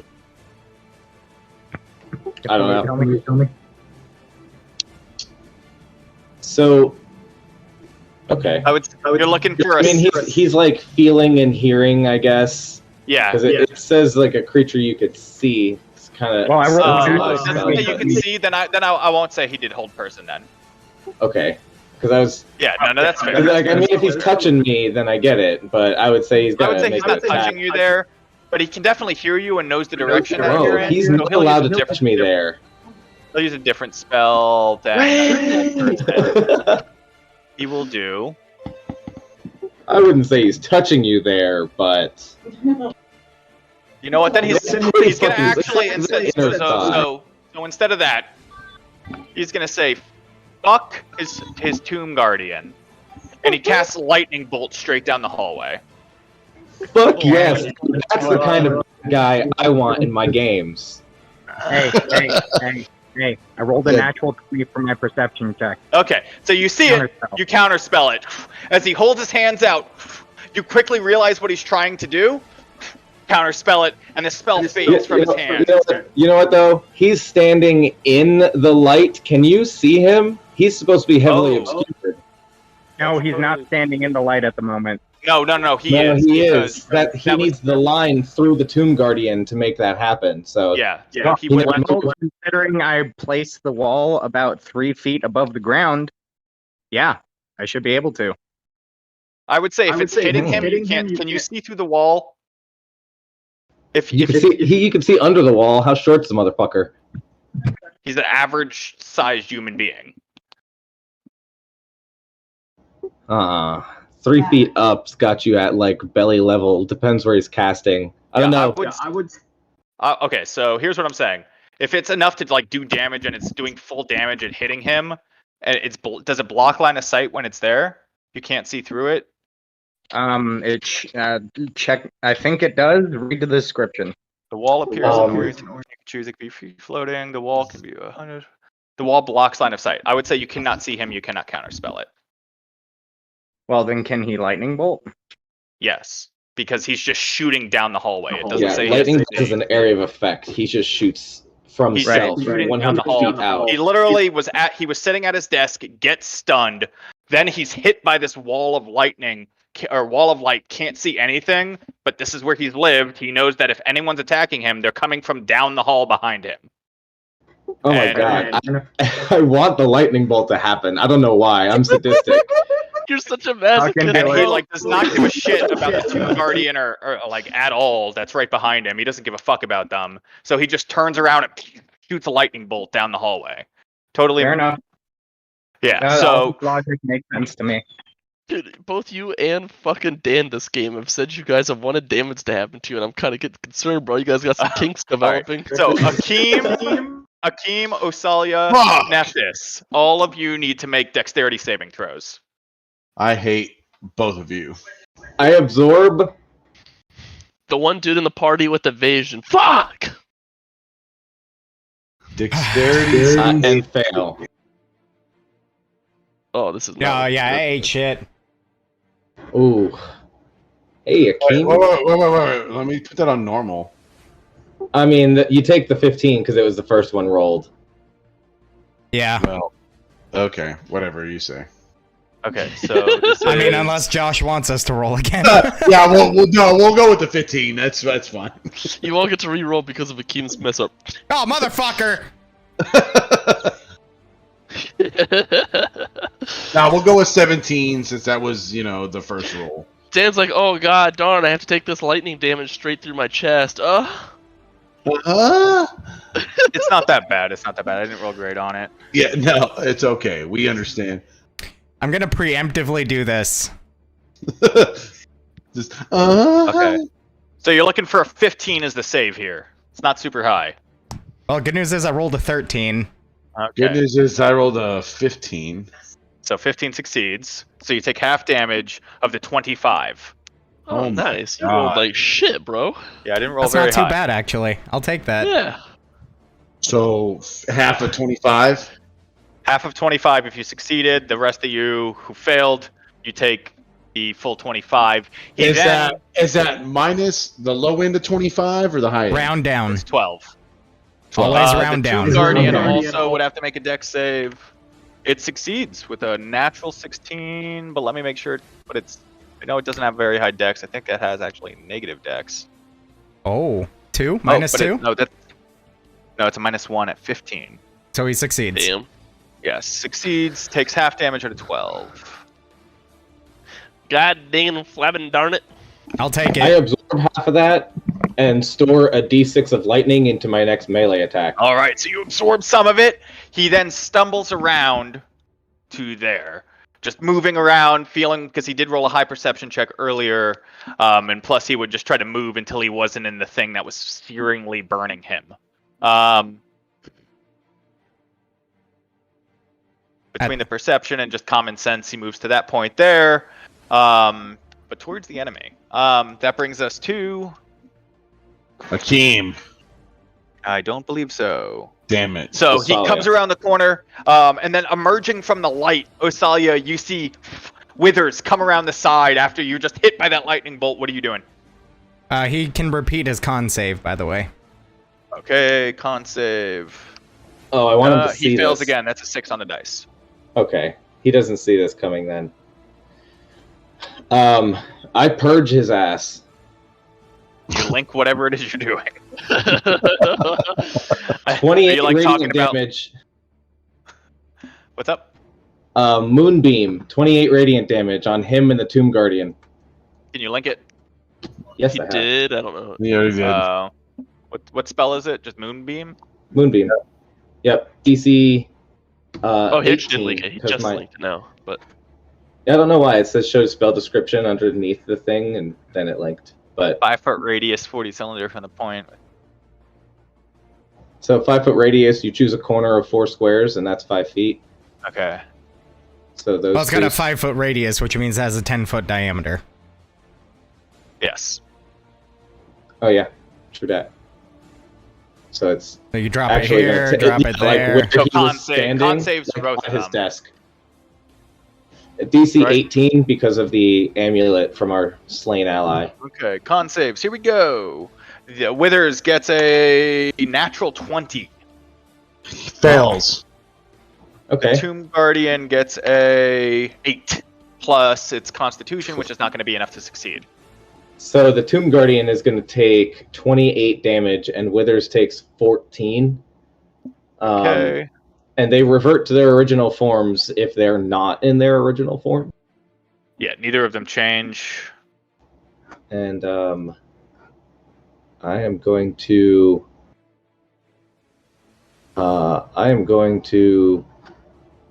healing word myself. Oh no, I just cast Moonbeam, so I can't. Ooh, I could turn into a creature mm, now that I have Moonbeam out.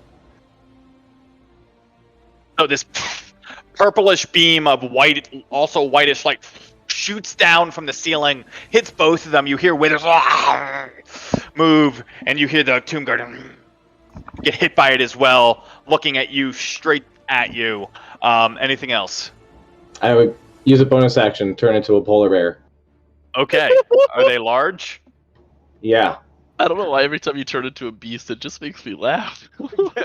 Where does a polar bear come I feel from, like dude? you spin a wheel and you land on a polar bear here. I mean, like if it's not like a Have like you, a you guys looked at his sheet, right? On Discord? It's a million fucking things. well, like a lot of the times it's like geographically like an electric eel. Like I know why he turned into that, but like I'd the say polar you're bear- currently squeezing to fit in the spot that you're in. Okay. Because Nice. you're large, right? So it would be more Yeah. like that. You're squeezing to be in that spot there. Yeah.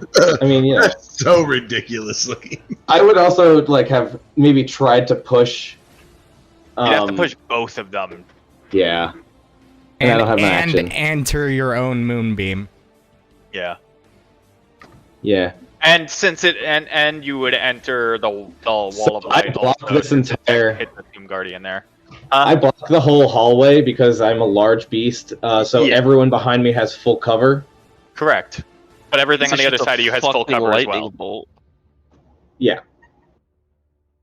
All right, that brings us to.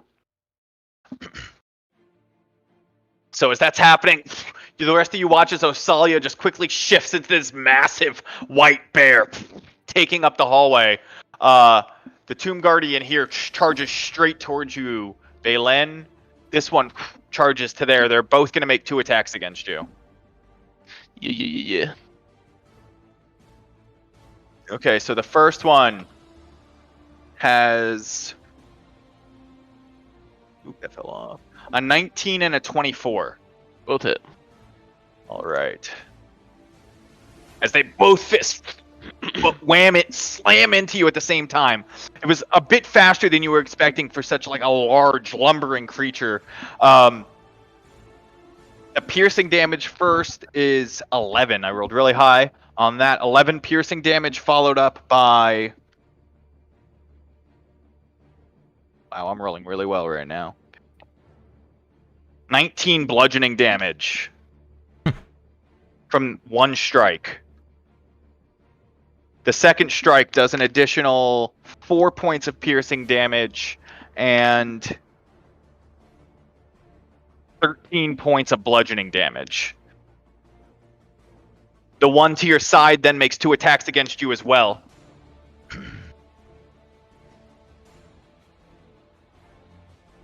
I believe those are both going to miss. I rolled 16 and a lower. Yeah, miss. So the first one strikes you twice as you're like dazed a bit. You quickly see the other 2 swings coming in, and you agilely just take a step back as they both smash into the pillar to the south of you, sending dust and stone everywhere. That's this Tomb Guardian here. Damn. Moves to there, out of the moonbeam and out of the, well, at least out of the light. Does it make a save at the beginning of its turn if it starts its turn in the light? No, it's at the end. Light. A creature that ends its turn in the walls area takes 48 radiant. I forget, because all the walls are a little different. They are. Can you guys hear me? Josh, super quick question. Yep. They do with the Guardian's swing. It does 2 different types of damage. It does piercing and bludgeoning. And when I use uncanny dodge on that, would that count? It would deal half damage for one doesn't attack do of any. pierce. Huh? If one sword swing does both bludgeoning and Yeah, you piercing. ignore I'd say you all the have damage. both. Okay, Or, because I have it. only have the bludgeoning on one of them. I think I don't know. To me, it makes sense that you would have both of them. Yeah, I just you rattled off so many numbers. I only did the highest one. I don't know which. Testing. I couldn't tell you Good. anymore on. Testing. Testing. Test. Testing.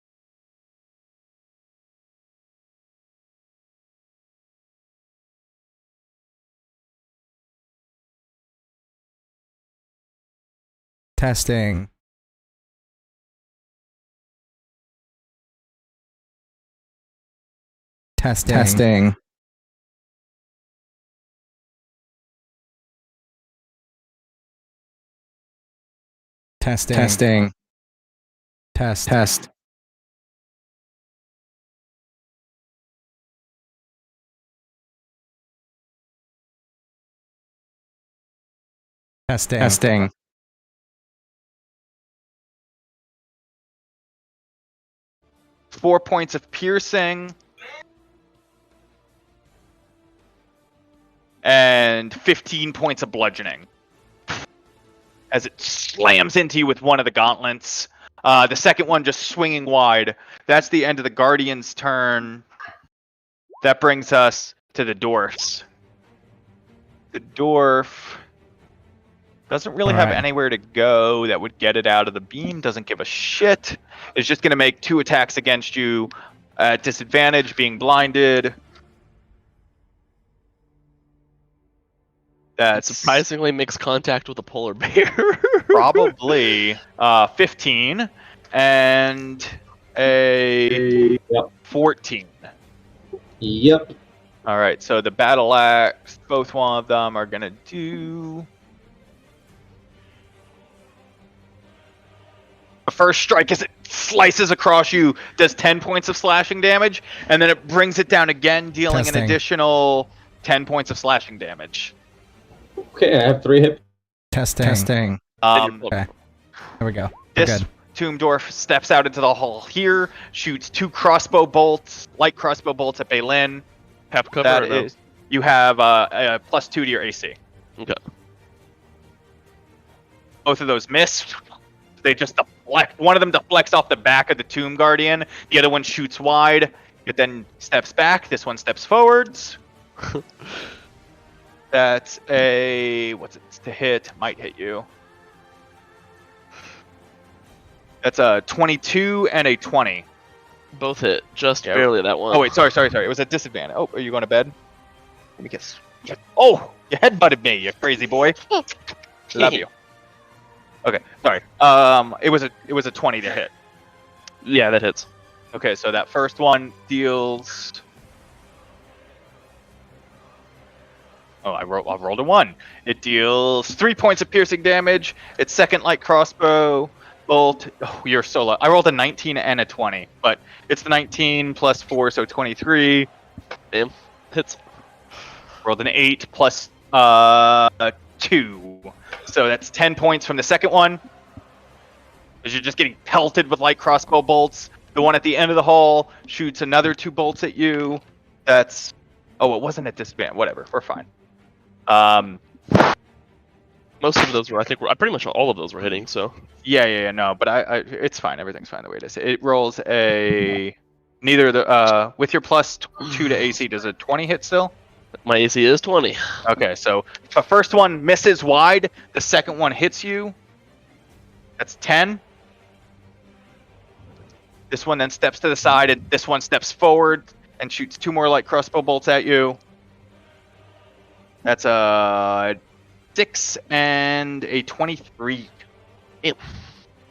And that is an additional 9 points of piercing damage. Arrows are just getting shot down the hall towards you, and just repeatedly as the one steps out and shoots, backs up. The other one steps down and shoots, and backs up. Just a barrage of arrows flying down that hallway. Or bolts. That's the end of the Tomb Dwarf's turn. Nephthys, you're up. Alright. You guys can't hear me, right? Yes. No. I've been having a bunch of audio issues, so. What? It's not a low audio. It's just none are on. Alright, first things first. Balin's gonna get, Giggity. Love you. ooh, 12 points of whatever. healing. I'll take it.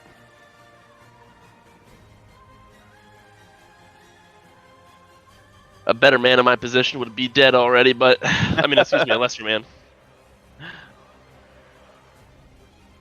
I can't see anything that's going on in that room over there.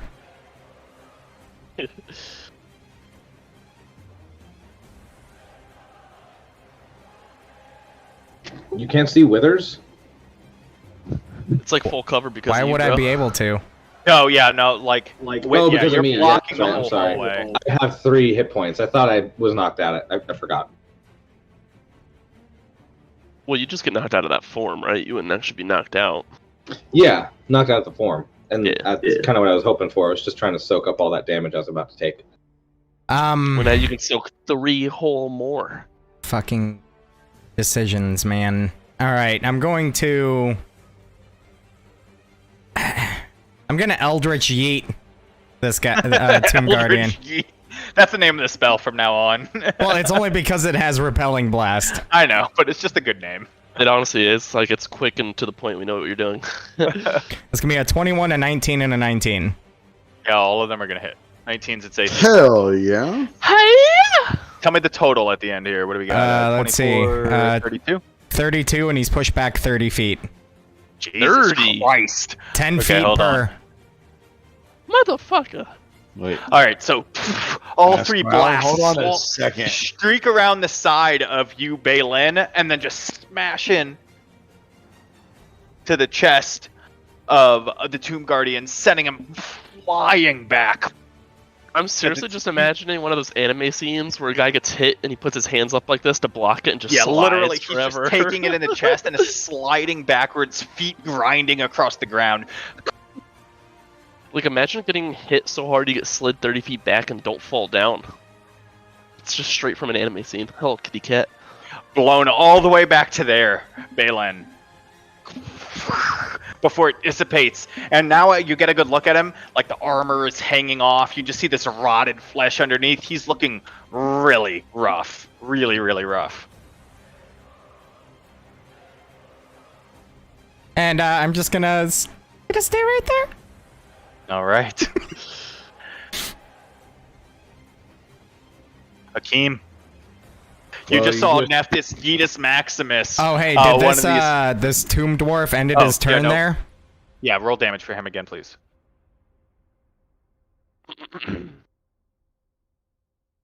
Oh, hi, 17. kitty. Kitty cat. Been real rough. Real rough as it just continues to eat away at him. burning his rod is like dying flesh away. Real bad shape. Yeah, I just see this enemy get like pushed back far, and I'm like, okay, well, that ruins my old plans. All right, let's see here. Let's actually. Oh, hey Josh. Let's go ahead. Sorry, go ahead. Talk about it on my turn. Test. 15 feet, 10 feet, 15 feet. What is that? You can't see that one there from where you are. That's 10 feet. Huh? That's fine. I'm just talking about movement, and we're gonna go ahead and cast Fireball again. Okay, where are you putting it? And we're also doing. This guy's bitching about how I fucked up his plan, and I really just made it even better. Quicken. Seriously, you're gonna about to annihilate these guys with a fireball. Yeah, we're doing Quicken Spell again. Okay, well let's do the fireball first, and then just quicken spell after. Okay, let's do it. Well, he's making the fireball his quicken spell, is what he's saying. Gotcha. Understand. Let's go ahead and make that at 4th level. Boom. Ooh. All right. DC 17 Dexterity save. All right. What's the damage? It is a 27. Oof. Okay, 27. We're gonna start with the Tomb Dwarf on the top right. Wait, hold on. Can somebody explain to me this real quick? DC 17, and then what is the 5 fire? So it's And then- 5 is for upcasting it. So it's 27 plus 5, so that's 32. Okay. Okay, there you go. 32 points 32. damage. Okay. So the Sorry. one on the right gets a 13 and fails. 32 as the fireball crashes into it, blows it back. I mean, it is barely standing. The explosion rattles the tables and shelves. The stools that had been sitting around are blown into the walls. And that tomb dwarf is barely up. The tomb guardian next to it, dex save, fails.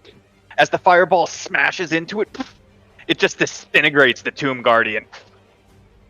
Gone. Just a few chunks of meatish metal fall to the ground. It's completely destroyed. The tomb guardian to the side of that one fails, barely holding on. The tomb guardian, the tomb dwarf to the side of that one fails, disintegrated. The tomb dwarf here to the side. That's probably a success. That's a 19, succeeds, half damage. What did you roll for the total 16 again? is 30. half. 16. Okay, barely holding on here. As it pushed itself against the wall, as it's like mostly singed, and you could just smell, Akeem, this like disgusting smell of burning, rotting flesh just hitting your nose from that corridor now. But you fucked them up. Okay, and then doing that, we're also going to use Twinned. Okay. This is another one, and we're going to do Firebolt to these two motherfuckers out here. Which ones? You have to tell me. I can't see. The two top dwarfs. The two north ones. Okay, The both ones- of the dwarfs that are like right next to each other. Yes. Okay, go ahead and make 2 attack rolls. Okay. That would not be Should disadvantage, right? It should be, because you have an enemy within 5 feet of you. Okay, Yes, that's I'll do disadvantage. disadvantage. I'll do disadvantage. That's fine. Unfortunately, doesn't matter who you're targeting. 27 and 27. Jesus Christ! All against both of them? No, Yes. that's Oh. 1. That's 25 damage to Hits. 1. And what's the other one? 22. Hits. You don't even Oh. have to roll damage. They literally both had 1 hit point. Okay. So you quickly hold out both your hands. 2 firebolts release through, Hell and they yeah, sync dude. in synchronization. Hit each one in the face and burn a fist-sized hole straight through each one's face as they just immediately fall back onto the ground dead. Oh shit! Hold on. Now, how do I get away from this shit? Let's go ahead and I guess we're gonna stay there since I don't. Yeah, let's go ahead and. Actually, no, yeah, let's just stay there. Let's stay there. He has an opportunity attack if I move, right? Yes. Okay, no, just stay there. You would have I would say you would have half cover, but it would still get the opportunity attack. Okay. So Yeah, plus half 2 to your cover. AC. So +2. Okay, let's go ahead and move my Or 10. you would have 3/4 cover because 3/4? you're at the corner of the wall and Balin's in the way. Like Perfect. Then let's go ahead and move my 15 feet right here. okay, as you're And- doing it, it's gonna try to swing. Misses 11. Yeah.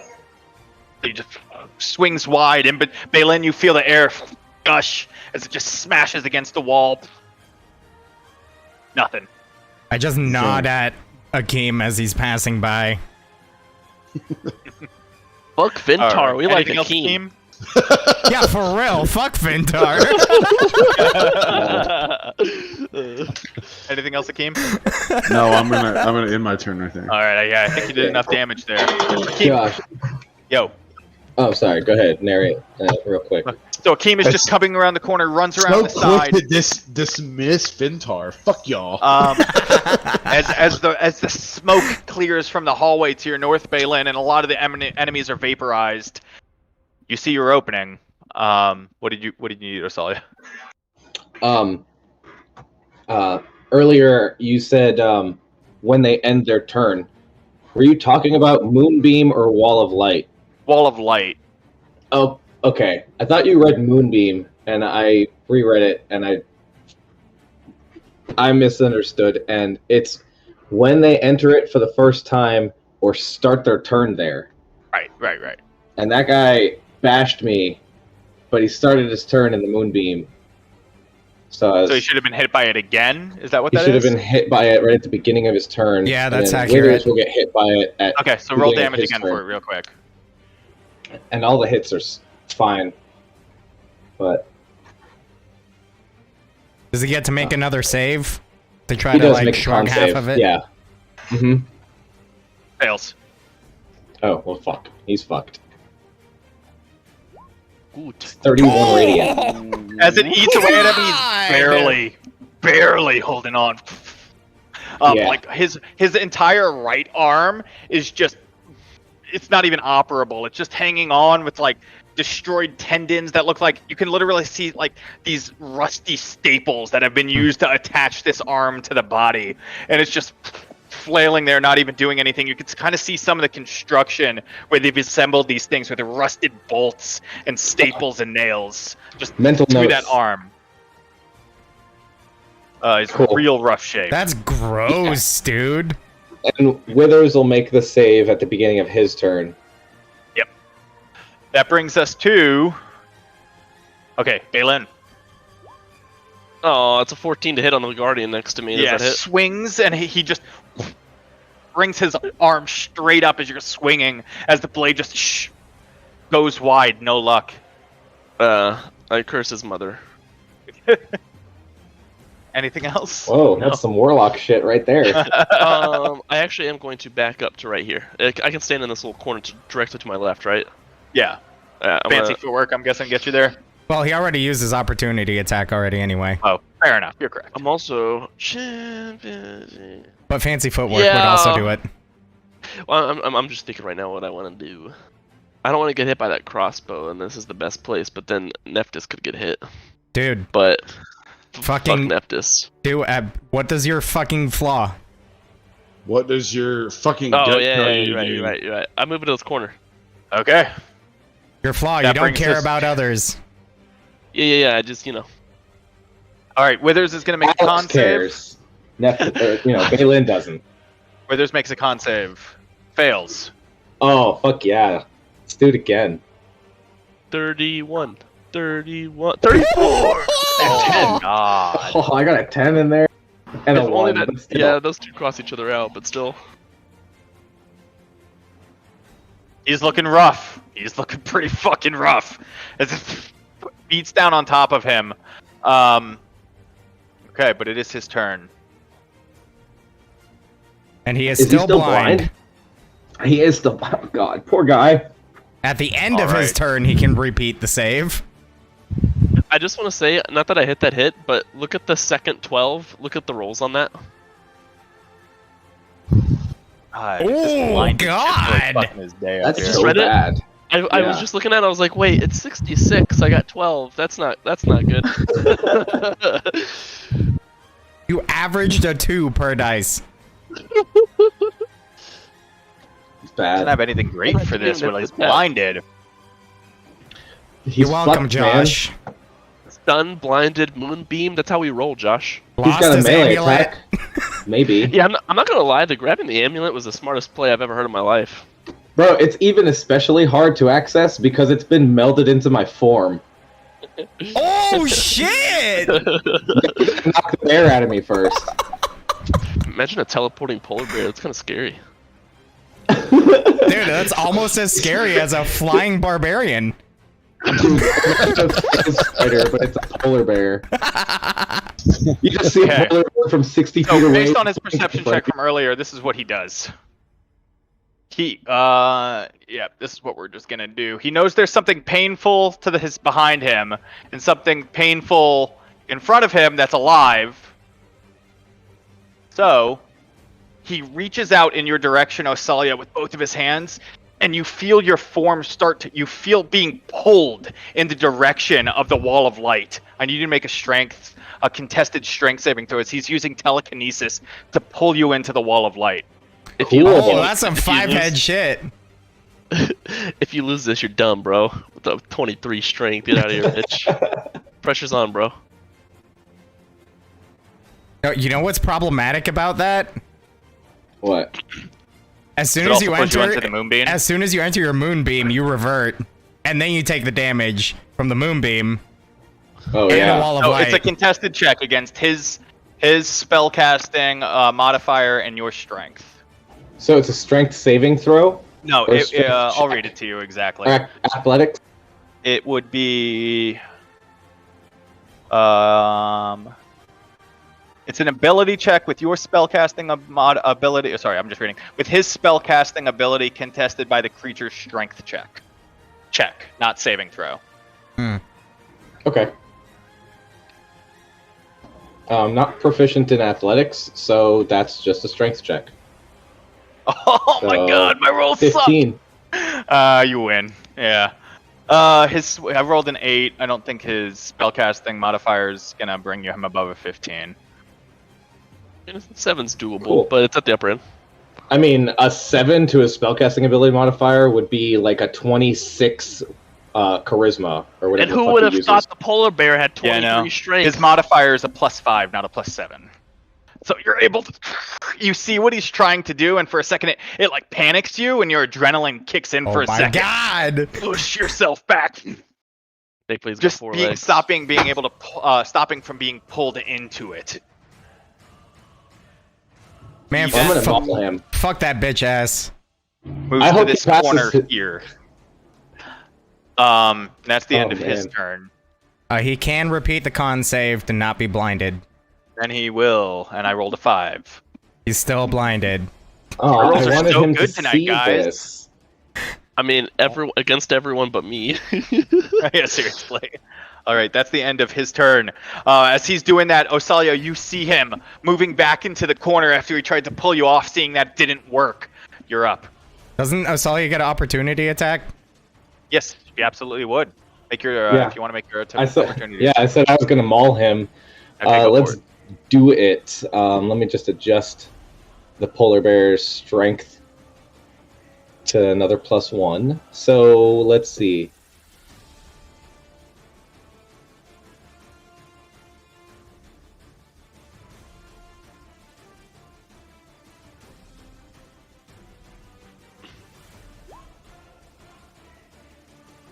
Unnatural 20 to hit.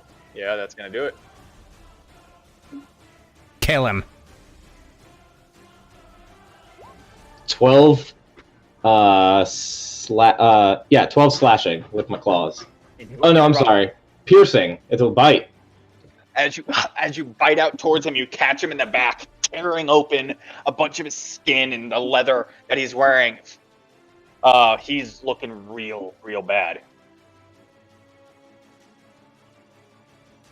He always did. Yeah. All right, but it is your turn now.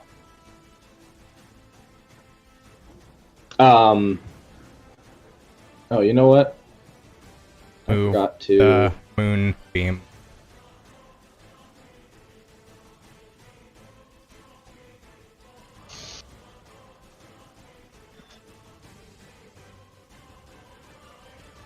Move the moonbeam. Do it. Do it. Move the moonbeam. Uh-oh. Okay. Looked like you froze. Sorry, I'm having a hard time here.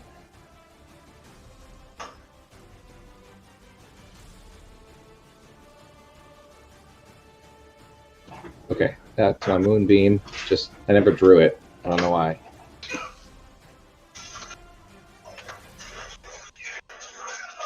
I'm gonna do that. And laugh. Does it hit them again when you move it? Yeah. Okay. It says, when a creature enters the spell's area for the first time on a turn. On a And, turn, not on its turn. On a turn, and on each of your turns when you cast a spell, you can use an action to move the beam 60 feet in any direction. So So Tomb con of Guardian, saves. I'm not even going to bother rolling for it. It had 3 hit points. As it comes over, eats through it, and it's literally like the force of the beam hits its shoulder, and the force pushes it to its left or its right, and is then just collapsed inside as the force just smushes it onto the ground, and it's killed. So it's 38 radiant damage on a fail. Okay, let's make a save for Withers here. All right. 18 or better. dead. 38. How do you want him to die? I mean, I want, like, literally the moonbeam to engulf him and just incinerate his form as the flesh burns off of him until it's just like a torched corpse. All right. So the moonbeam comes over in his direction, and what he does, he's like backing up against the wall as he feels the beam eating away on him. And when eventually he gets into the corner and has nowhere else to go, as the beam just moves over, and you hear him, oh! You can't even see through the intensity of the moonbeam, and as the intensity fades, his dried out husk falls to the ground. The mask falls off of his face. His golden mask ting, ting, ting, rolls across the floor, and there's just barely anything left. It just looks like a burnt, like it looks like jerky on the ground, just dried up, dead.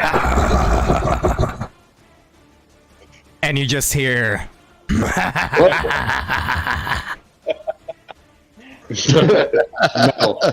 No. I'm That gonna wasn't creepy at all. That scared the fuck out of me. I was like, who is that? I actually looked at my roommate behind me and I was like, I am going to heal myself for 4 d8s with a 4th level spell slot. Okay, I'm assuming it's a bonus action or Yeah. or whatever. Bonus action. My bear gets 24 hit points back. Okay. I'm at 27, and I look at this lone tomb fucking dwarf, and if it manages to survive, it's gonna die. All right. That brings us to Guardian, the last one. Charges straight forwards towards Balin. Makes 2 attacks against him. he did. Nah. Not with a 4 and a fucking 8. No, I mean like the Guardian's dead. It's a You 11 fucking it and up, a Josh. 11 and a 15. As both Nope. swings, you agilely dodge under one and use the inertia from the dodge to quickly move out of the way. The second one, no luck. It's just gonna stay right there. Fuck these guys. Come on, That's the end Akeem. of its Fuck. This Tomb Dwarf moves to here. Pest. You're gonna have 3/4 cover, Balin, against these 2 arrow attacks. That's a 21 and a unnatural 20. You have a +5. Can't hear you if you're talking, Alex. Sorry. What was the second one? Or the first one was a 20. What? It was a 21 and a 20. They both miss. Okay, so both of them shoot, no purchase. This one here is gonna just make 2 it ends its turn and being has nowhere to go. It's gonna die. It makes 2 attacks against Osalia's bare form. That's a 19 and a 10. Hot. Oh, the 19 will hit. Test. That's 4 points of slashing damage. 4? Yeah, I didn't What? roll very well. Oh man. I mean, can he kill himself? Well, at the end of the turn, and he's got to take He damage. does a Japanese like style fucking knife to the belly at him. It's a bit of bonus action. He's gonna die! No, oh my gosh. Don't even bother rolling damage, Nephthys. He's dead. The wall of light, after he swings, as he finishes the swing, as it barely grazes you, Osalia, as you look Wow. at you, you just see him getting disintegrated by the wall of light.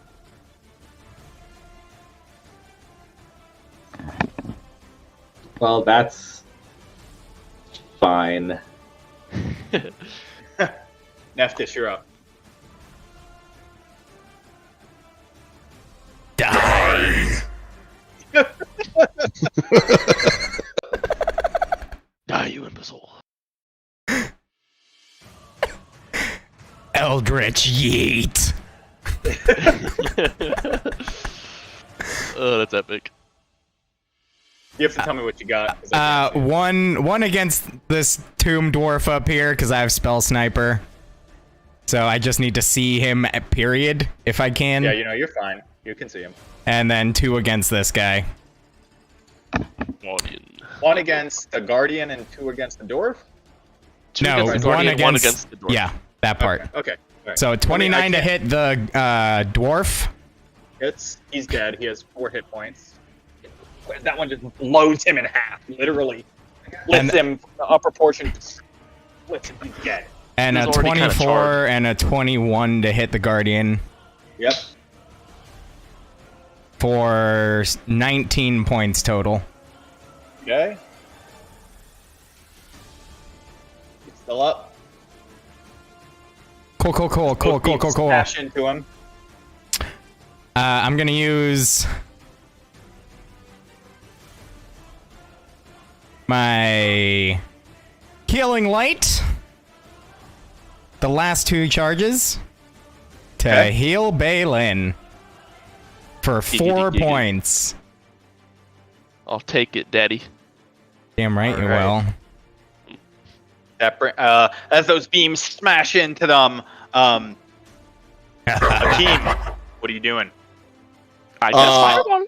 I actually use one hand to make a gun, Okay. and then I use the other one like a sniper, Okay. and I'm gonna use firebolt on this motherfucker.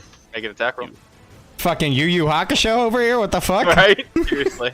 Don't worry about it. Looking for a 19. 30? Yeah, 30 is higher than 19.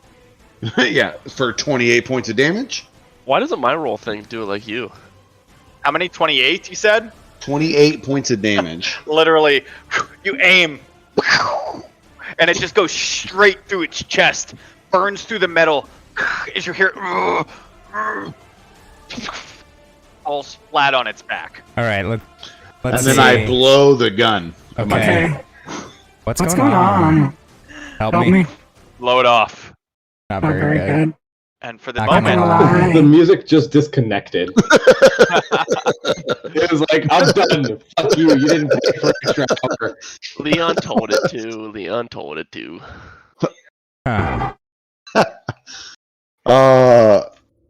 With a little bit of movement, just because I don't know what's going on, I'm going to move. Oh shit! Is this Well, like a?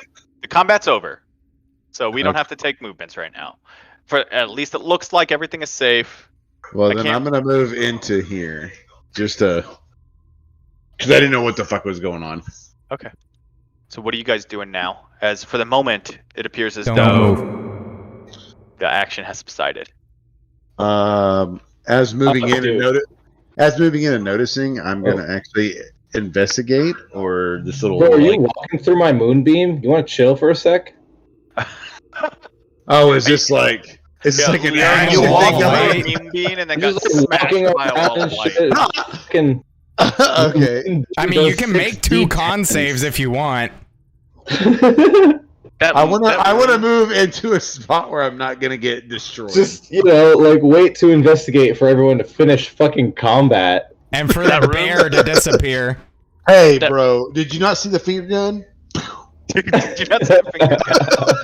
I didn't see anything that you did, but all I know is this room got fucking blown up with light. That's Literally, all the I know. desk in the middle of the room is absolutely annihilated. Just Test. incinerated. Well, I wasn't going toward the desk. I was going toward the little gray thing, but assuming that's fucked up too. That bird Well, the cage thing is, everything was radiant damage, so it was all Well, just then I'm light. What? Then I'm good to go. I'm perfect. Okay, I'm gonna come out of my wild shape and Yeah, you drop can't- my you moon, can't- but I'm going to Withers' body to take the belongings off of the rest of his form and pick up that golden mask. Okay. Let's see. Hold on a So second. you've got the golden mask. Make an investigation check. As you search the charred remains of his body. Oh yeah, I have. You want to provide me with I have resistance to radiant. All that bullshit. That's cool. Jeremy, you wanna help me so I get advantage on investigation? Yeah, sure. Let's do it. Yeah. Me and Akeem search the remains. What? Alright, let's make this fucking happen. What am I doing here? 24. Yo. 24. This shit Okay, is so you cool. find the mask, charred, which lets you you don't.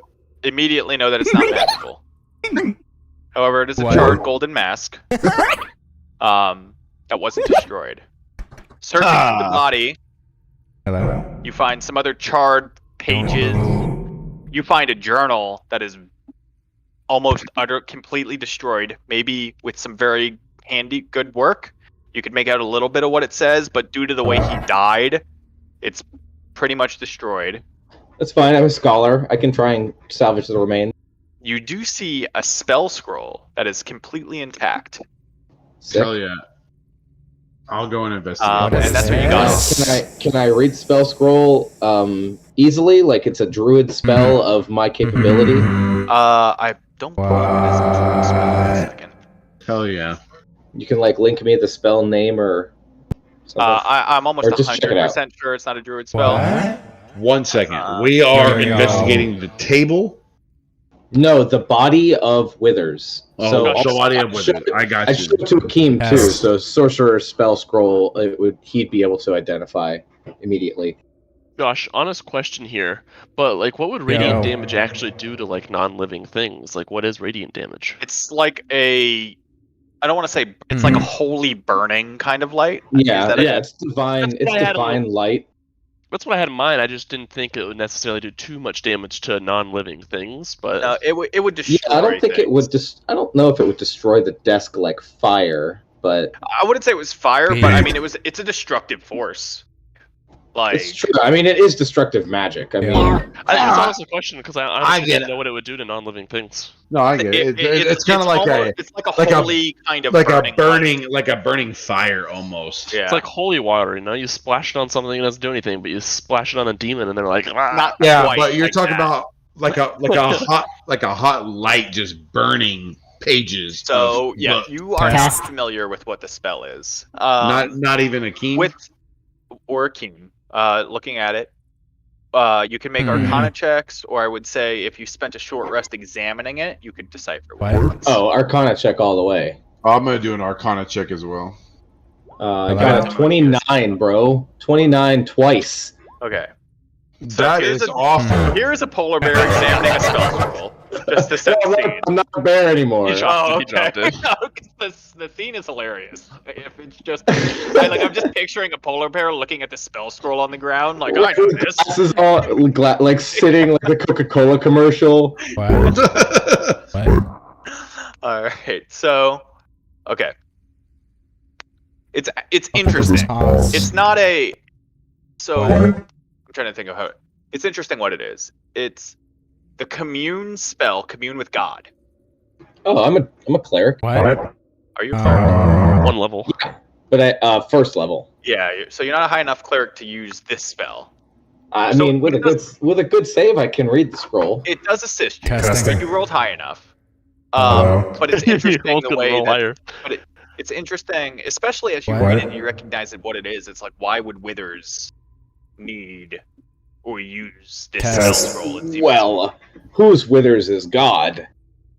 seems misplaced. And as you look through the spell scroll, there's small changes to the typical format where where commune is usually done. It's a two-way connection where the caster is sending out a message Testing. to the deity, and then Hello? the deity Hello? responds. This is almost sort of forcing a connection to the deity. What? So it's not only usable by clerics. It's usable the by fuck out any of here. class that devoutly follows a deity. Cool. I'm gonna use the fuck out of this. Neptus devoutly follows DD. You keep my goddamn name out of your mouth. But Wow. and then you have the chart journal and his necklace medallion, which, by the way, looking at it now after ripping it off of his neck, is a pretty standard silver chain, but the medallion itself is What a the fuck? black gemstone that is carved to look like a skull. Is anybody able to attune to it? I don't want to necessarily attune to it to find out what it can do. Well, we can But- identify it tomorrow. I would like to just keep that on me for now and identify it at the beginning of the day with the help of my companions here, and go to identify. Go to. But this room has been investigated, right? Can I investigate this room to see if he's brought in or taken out anything, or if there's anything of interest or value? Make an investigation check. Two of you. Okay, Balin would like to, me and Balin. because he's coming into the room now. Oh, I got 23, motherfucker. 18. Yeah, as you guys look through it, there's nothing new that you hadn't already seen. Oh. You guys went through it pretty thoroughly last time, and it's only been a day, 2 days. Any guess or ability to see what he may have been working on before we got there, or as we were getting there? Don't move. So whatever he was writing on the desk and the journal that he had on him, they're pretty thoroughly destroyed. You have the Would you- journal. Would you say that Jeweler's Tools has some polish in it, like a small thing of like gold polish? Can I clean the mask off, or was the mask actually destroyed? It wasn't destroyed. It was on the way to being destroyed, but not quite yet. Akeem can have this golden mask. It's a little tarnished, but if you give me some time, I'll work on it while we rest. Yeah, Akeem will hold it. It's not magical, I tell him, but it's probably extremely valuable. I'm a silversmith, and I can definitely tell this is fine work. If this is something that you need or would like to work on, I have no problem holding it. No, not at all. It's merely a gift for your efforts. I just not I'm thinking. We like you a lot more than our last party member. May he rest in peace. Cold. I fucking hate all of you. I just take the gold piece. I just walk the fuck out. Just playing with you. Aside from that, I can try and work on the book and see if I can salvage anything out of it. This is our office now, boys. Shall True. we return to the Aboleth? Shall we maybe short rest before we do? Oh, can I? That's not a actually- bad idea. Dagger. I want to try a dagger on the corpse of Withers, even though it wasn't the killing blow. I want to like plunge it in the corpse, see what it can.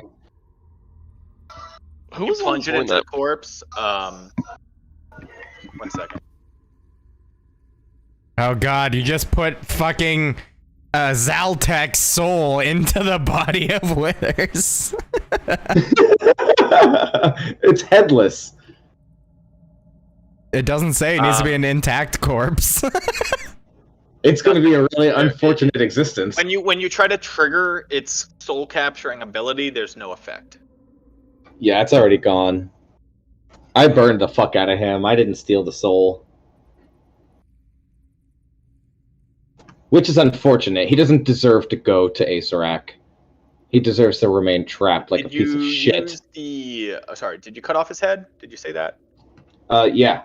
Okay. I'm gonna cut his head off with the dagger. Okay. Head removed. It's a plus fucking 3 weapon. Yeah, cuts through it like fairly easily.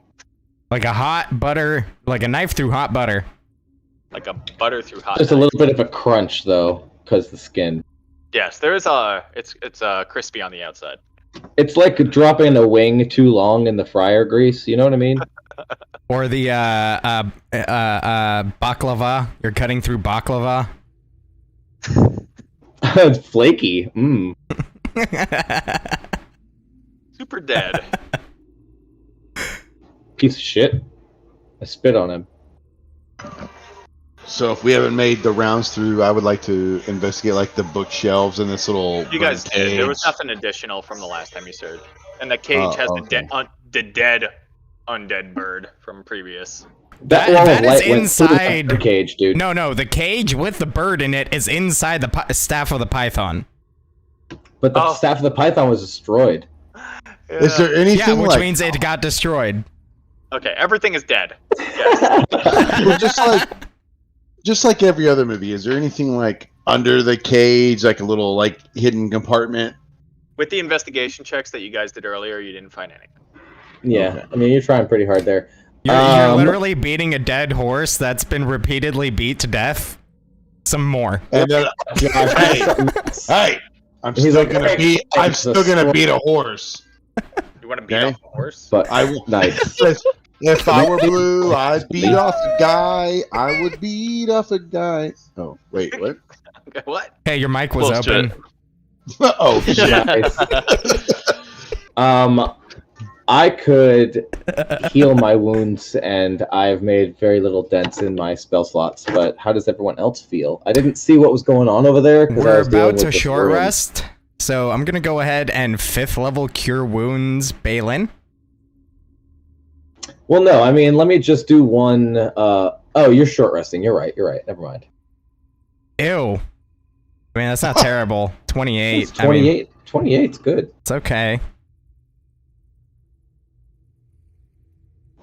Do we feel like we need How hurt are you, Balin? heal? I mean, I'm short was 9 hit points, so That you did. How much hit points did I get back? 28. I am now at 72 out of 94. No, we'll just short rest. Yeah. Yeah, don't worry about me. We're all good. Let's short rest. I'm literally 9 short of max, I so... just. If we went into that Aboleth and he decided to attack us and we were not at full strength, I'm pretty sure it would I just feel be you. all of our demise. So I I'm feel you. literally at 29 of 58. I'll throw you a 5th level cure wounds since I'm about to get my spell slots back. oh, you Because guys I don't get anything back on a short rest. You get 29. Yeah, you do. Don't you get your meta magics? Other than nope.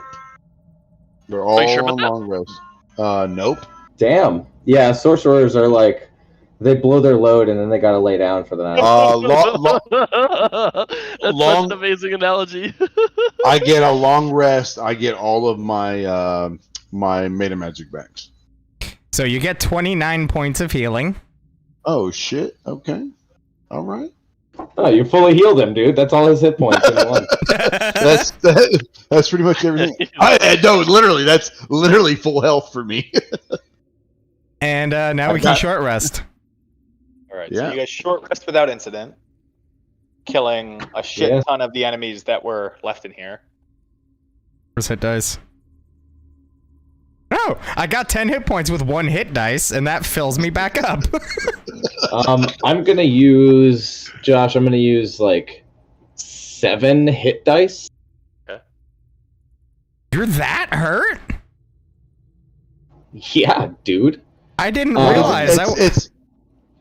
I know. I do this Let me sometimes. see. What is it? It's the amount of levels you are, or whatever you want to use, plus what? Plus con mod. Con mod. That's it. God, I always forget that one. And don't forget, everybody gets 10 temporary hit points. Hell yeah! Oh my god. I'm at like almost 70. It's hella average. Alright, I get 50 health back. Almost 70 health points. I'm baller. How hurt are you still? You still have hit dice to use, or? I still have hit dice, but I would rather just use the first level cure wounds on myself and top myself off. Fair enough. I'm at 86 out of, what was it? 91? My healing light is now tapped until 91. we long rest. Which is fine. Yeah. I feel like that may have saved Balin's life. Oh yeah, I give myself 12. I get my 5 hit points back that I'm missing, and I'm full health. I mean, I think without Dan right now, I'd be at like 14 hit points, like before all of that healing, and temporary hit points of the day, and yada yada yada. I'm pretty sure we'd all be dead without Dan. But right I finished now. that fight off at 40 because of Dan. So. All right, so I am like right on Balin's ass if we're leaving. Yeah, I'm not gonna lie. His temporary hit point, those temporary hit points put me at 101 active hit points. I have 124. 104. Oh, don't, guy, you ready? Nice, dude. You ready? You got 68. that amulet, dude. My 60, fucking- 68. With your, If I had with your that 10 amulet- temper- That's with my temporary 10 hit points. Oh my goodness. Yeah, What? that amulet would put me at 112. But I will fuck some shit up. In Don't one think I round, won't. Yeah, Akeem dude, that's a dished out. sorcerer. In one round, Akeem dished out more than double his own hit point, his hit pool. Dude, he almost tripled his hit point pool in one round. Well, I just know that I That's what annihilated, you're saying, man. annihilated 5 enemies, so you're welcome. Sitting here Fireballs, bitching man, about how they were I all fucked up your plan. Suck my whole ass. I literally had a plan for like this whole fireball move and all this other shit, and then he Bro, runs away, and I'm like, fuck. over here, if I let this Tomb Guardian and Tomb Dwarf out, it would have killed all of you. I took like 6 hits over here. Sure did. I was still expecting Yeah, well. Osalia to contagion Withers regardless that after taking the thing because he would have been stunned. I was afraid of him casting some fucking crazy magic Well, at everybody and like annihilating a We all lightning everybody. bolt? we all could have Yes. just left. But then he was Osalia? I didn't think he was. I didn't Just think he was actually gonna survive the second moonbeam. After the wall of light and the first moonbeam, I thought the second one do him in, but he Well, actually that's- survived it. But then forced his own opportunity attack, and I'm like, you dummy. The being blind really helped, like a ton, and then at the first round being stunned, not being able to dish out damage, obviously Yeah. helped us out a lot. But So we doing this thing with I'm a- Aboleth? Yeah. as long Hell as yeah. Osalia is swimming the head down and getting the key. Hell yeah. Yeah, I'm taking the head. God damn, I did so much fucking damage with moonbeam. Let's get it. Yeah, you fucking did, dude. I'm pretty sure. So much damage. I'm pretty sure I only dealt 26 damage that one sword swing, but I mean, you can make an argument my effective damage from stunning Withers the first round was, was a little bit better, but still, I Without missed my that second. stun, like, we might be playing Catch a Abra right now. I couldn't Right, believe the dude. first fucking roll we got them to get stunned.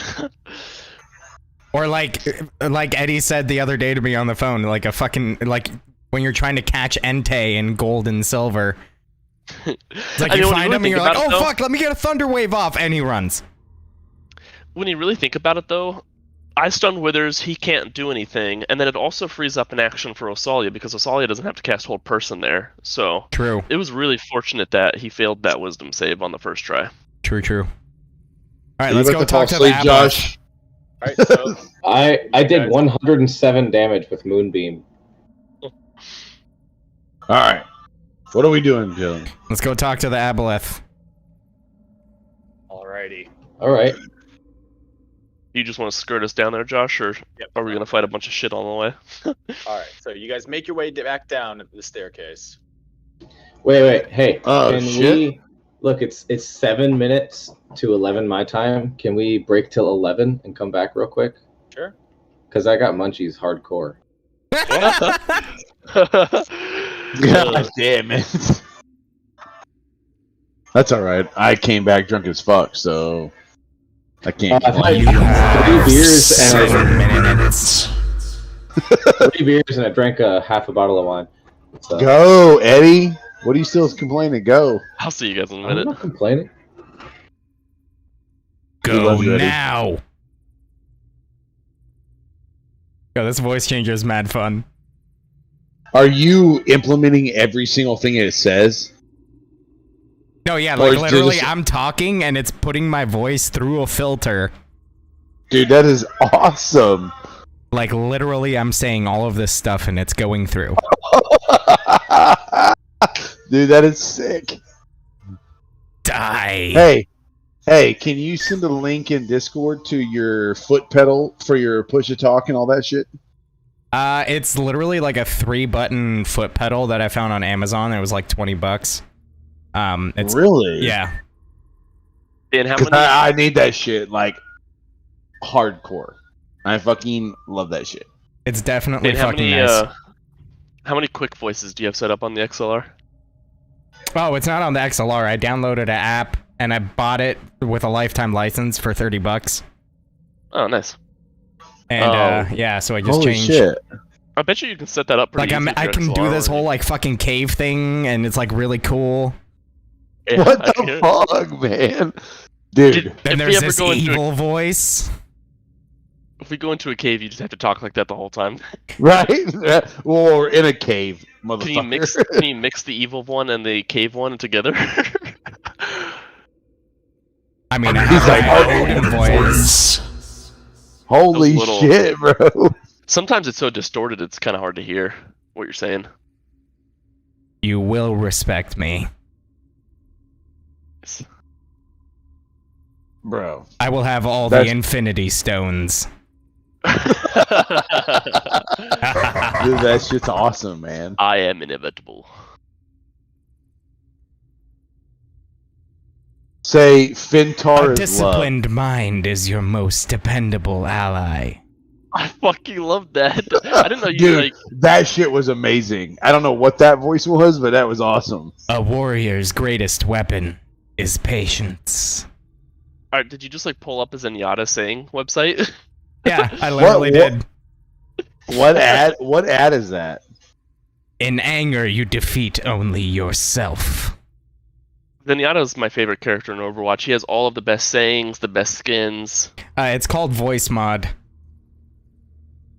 And like, dude, there's so many presets, and then you can go into the voice lab and make your own. It comes with a soundboard too. Like, it's fucking And cool. this is like a one-time buy. Like you just buy it's the a fucking app. fucking app on your computer.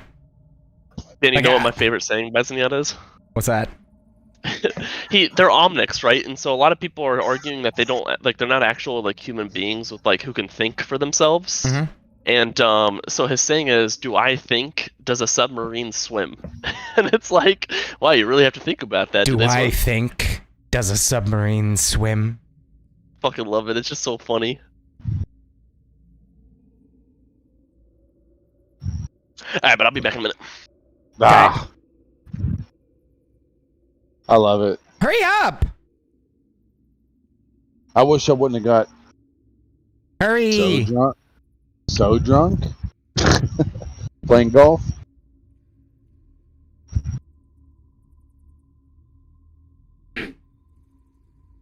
No, but for real, if you get a hold of Lauren, you know, just let her know or let me know or whatever.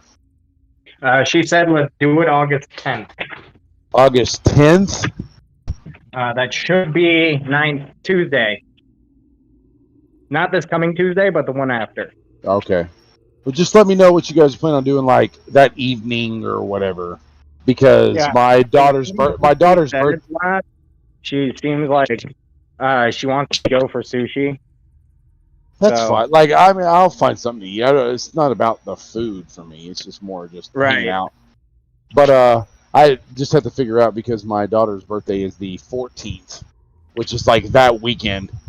Oh, I'll be going back home on the 13th anyway. Okay, cool. Yeah, just let me know what you guys plan on doing. I'll drive and meet you guys. Well, hell yeah, dude. I just asked her when and where. Even if it's just for the night, you know, or just a few hours, whatever. Fuck it. Yeah, man. Like, we dope to actually meet up in person, man. I know, right? Josh is the only one that knows what I look like in person, other than what you see on camera. Right. I'm so happy for Josh too, man. Getting to go all the way back out to South Carolina, out to the East Coast, where his family's at and shit. All of his friends. That's yeah, badass. and That's Keith's badass. family too. Yeah, and Jenna's family. She's from Georgia, right? Yeah, they're in Peachtree City. Yeah, that's what I'm saying. Like, that's fucking awesome. They're only gonna be like hours away compared to Right. like 2,200 miles or whatever the fuck it is.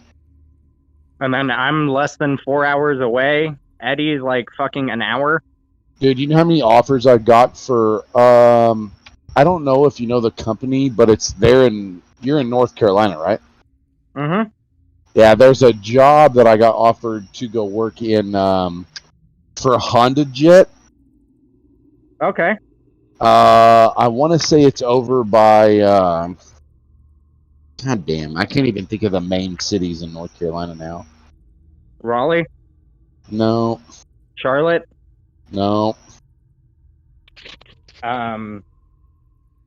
Yeah. Winston-Salem. I'd have to. You know what Brown Summit is? No. Brown. Okay. Is that a city? It's a city in North. It's a county in North Carolina. Brown Summit, North Carolina. Brown Summit. We got. Okay, I found it. You're near Greensboro. I was actually going to say Greensboro. That's it. Greensboro. That's it. That's where Honda Jet is at. Yeah, and I'm in Fayetteville, dude. That's like fucking just a few hours out. Yeah, dude. I got a job out there for a couple of offers actually. I went to Greensboro for a concert once. I haven't told Josh or anything. I don't know if he's here, but like, I'm here. if our job goes on strike, I'm going back out to South Carolina. Yeah, come on out, girl. I'll go to South Carolina because I know there's absolute a million jobs that or North Carolina for Honda Jet. I've already gotten several offers, and I'm like, fuck it, Come on out, girl. let's go. Come work the Yeah, Lockheed out I'm here. curious to see what could possibly happen for me with Lockheed. You know, just I'm gonna take a look exploring at it. options. You know, Dude, if I'm you do get a job with trying to Lockheed, level that would be amazing.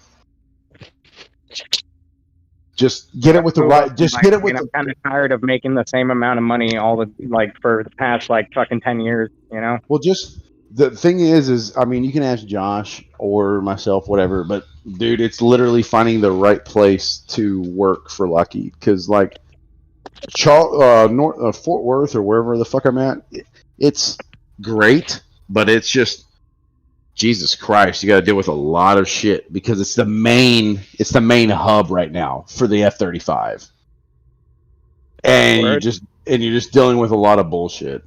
A lot of bureaucracy. Yeah, and Josh made the right call to get the fuck out of here as quick as he could. Still wish he would have came back though. Just saying. Greenville, dude. F-16 World Vipers. I know, man. I just can't leave my kids. Bring them. Yeah, kids be in the first. way there. Kids first. Bring the kids. Yeah, okay. Like the in the kid's way. mom. Josh, you know the kid's mom. Like that's really gonna happen. Be honest. Does she even want to spend time with the kids? Because it doesn't seem like it too often. Yeah, well, she's dating a supervisor now. Oh, wow. Yeah, right. And they move into this big old house, and everything is great and hunky dory for them. We hate her. Yeah, we do. But it is what it is. Supervisors are pieces of shit. Dude, when I was on my hardship and I was there every day with him and I saw him every day, I was just like, I looked at him and was like, "What's up?" And he just kept walking by, and I'm like, "All right." So obviously, you don't want to do anything. Hey, Jeremy. What's up? Do you mind if I give Lauren your phone number so she can text you where to meet us because she wants to surprise me? Yeah, go ahead. Bet. I just don't like giving away Oh no, people's you're fine. information like that. No, I get it. But first off, we're gonna fuck up this thing in the water real quick. No. We're going to try to avoid it. We're gonna fuck it up. I don't like it. I don't want it on my screen.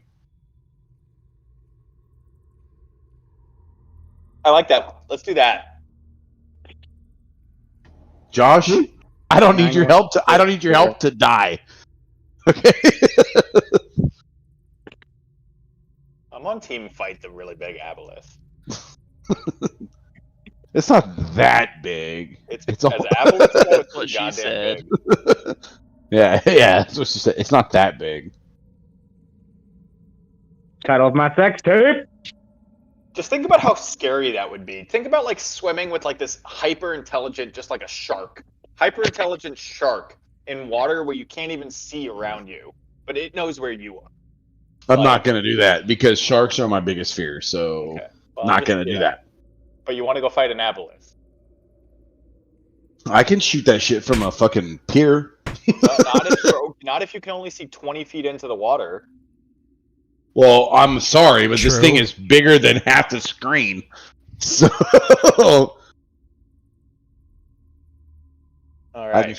I'll shoot it from the door. You guys are heading down the stairs, the circular stairs. You get down the circular stairs after this encounter with Gora or Withers, whatever you want to call him. Get to the base where it ends. What is this? He doesn't deserve a name. Okay, through the jerky body.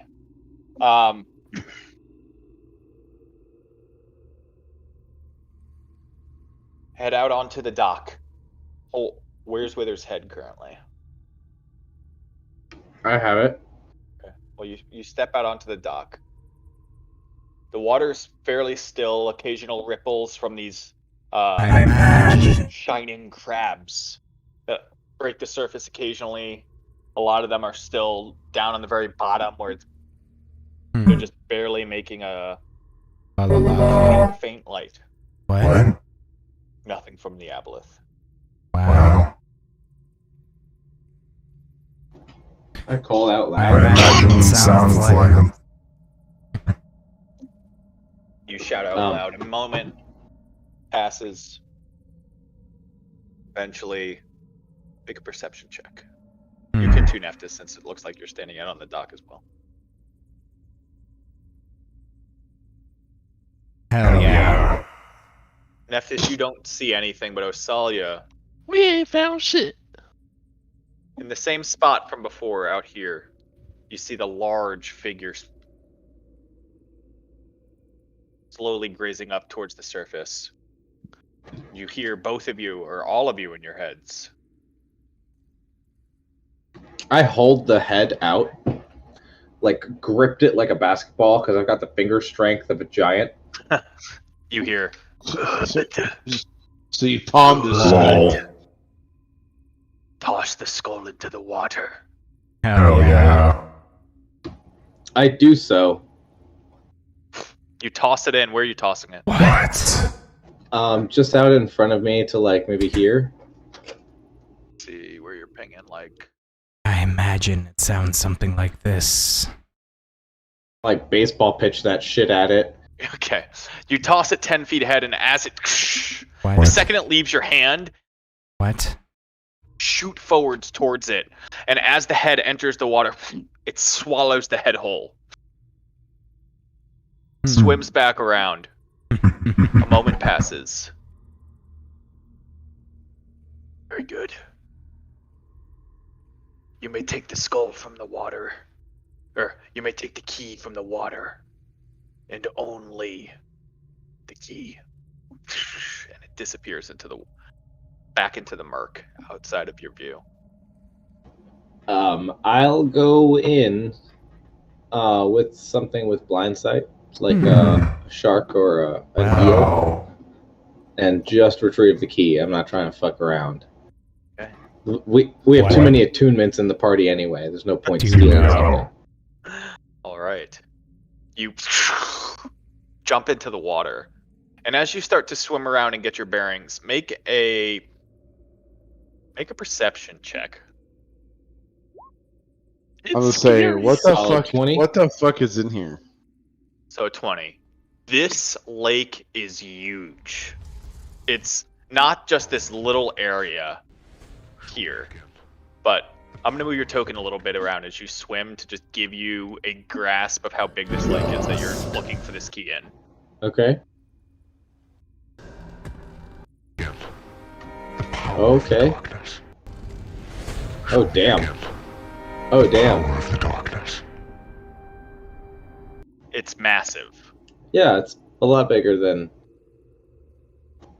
Wait, does it tell me where the fucking key is? No, no, it does not. Why is that so funny, Josh? It's probably going to take more than one of you swimming around looking for this key Wow. to find it. I mean, So I don't I'm think any of us are going to be that effective. We can't see or swim very fast. Well, Yeah, I'm a giant lightning eel with blind sight. Unless someone could be comparable, I'm not sure. Maybe Nephthys can fly above and try and spot it from the. But you can only see 20 feet in. Water's really weird. it's up to you to figure out how you want to try to find the key. I honestly think it'd be more like Osalia would be better than if all of us jumped in. Just by like we wouldn't do anything. It'd just be Osalia. Gauging it, Osalia, as you swim around, it's not as deep as it looks. In some areas, it's only 25 feet deep. In other areas, it gets down to 35, but it doesn't get about any deeper than that as you swim around and get a feel for it.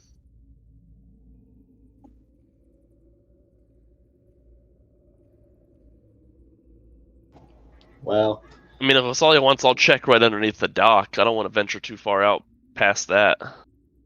There are two yeah, boats. I mean, Akeem, that's However true you guys too.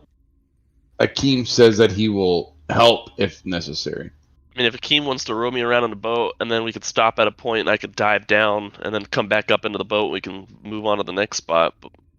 But I don't want to get too far away from the dock, to be honest. I say that's it. Incapable of speech. I just go and start searching. Okay. So Osalia is searching. Is anyone else searching?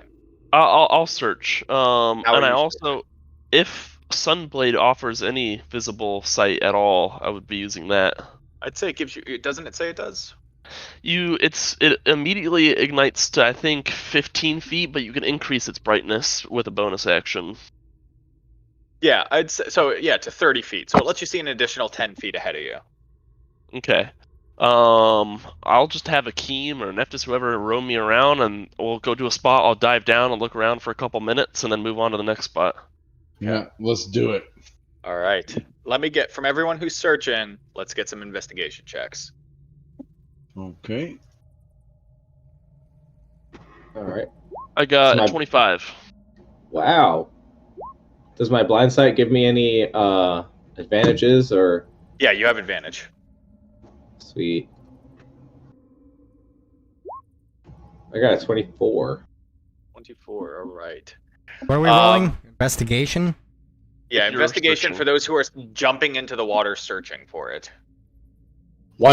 Okay, so what if we weren't jumping in the water and we If went you're not- into the boat? If you're rowing the boat, you're not searching. You can't see down to the bottom. Well, I was just going off of what Balin was like. Just row me around and we'll use the Sunblade. So yeah. No, so I'm if actually, you're going- I'm actually jumping out of the boat into the water and swimming down looking for the key. Okay, well then can I take a boat to follow Balin then? I'm not like... Well, no, Yeah. yeah, you're rowing the boat he's in, right? Yeah, No. you're just offering me an opportunity to get up out of the water and to get around to places you're and helping. stuff. Okay. Like, I don't want Alright. to swim around the entire lake. You're gonna take me to a spot. I'll dive Okay, down for a well couple then I'm minutes. gonna and get look in around. the boat. Right. So you guys yeah, are I'm repeating gonna- that same process too. What So are you doing, Nexus? I'm gonna drop light on my Rod of the Pact Keeper, and swim around down there, trying to find it. Okay. So right now, this is a combined group challenge. You guys are trying to reach a certain score to find this. So we have a 25 from Baylin, a 24 from Osalia. Neftis, what do you have? Because you guys are smashing it right now. Hang on. You don't need much to succeed after the 25 and 24. So I'm giving myself guidance for this. Okay. You're continually doing 22. it. 22. Nice. Jesus Christ, you guys. All right. Literally good enough. Okay, with 3 of you. Balin All somehow right. finds it. Seriously. Okay, so amongst all the searching, before you find the key or anything like that, as you're searching along the bottom, Baylin, as you on your first dive down, you see this massive vial of this red, dark liquid that is corked on the top. It's about this big. Corked. Next to it, you see this shimmering, even in the faint light, large battle axe to the side. No key, as you continue to search. Interested in either one? No. Okay. Neftis, as you search around, a robe lays on the floor of the I can't talk. A robe lays on the floor of this the floor bed of this lake. To the side of it, piles of platinum just scattered along the floor.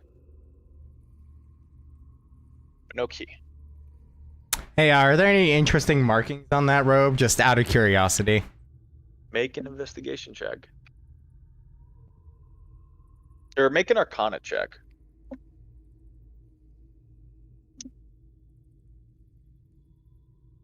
Your total here. 17.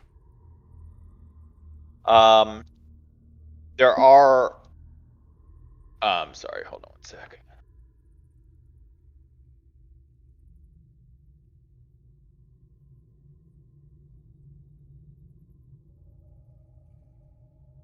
Yeah, there are arcane emblems etched, or I would say sewn into it.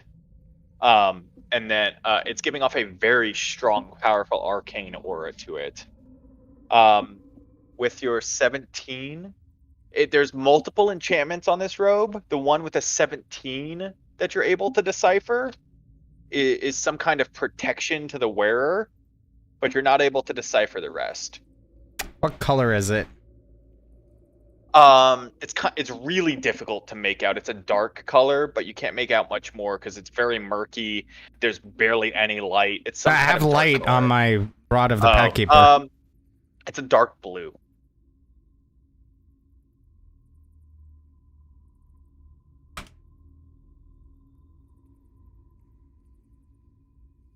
Osalia, as you continue to search, and now you guys have been searching for about 4 hours, is how long this search has gone out for.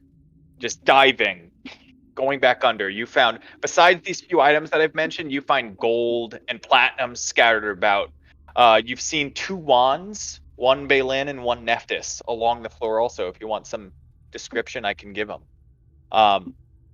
Osalia, as you look around, you see a sword that's dug into the ground. Just the hilt is sticking out with a little bit of the blade. About 100 meters from that, you see a skeleton key. Just ahead, sort of buried underneath the soot on the bottom. This key is in the shape of a... Let me make sure I tell you the right one. Nothing is loading because this has been fucking terrible tonight.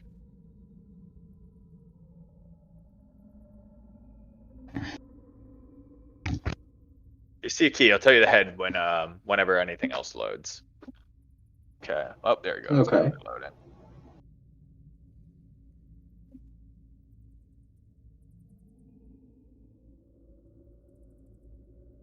The shape of an octagon. Is the sword a luck blade? A what? A luck blade. Luck? I don't even know what that is, so no. All right, then I'm not interested.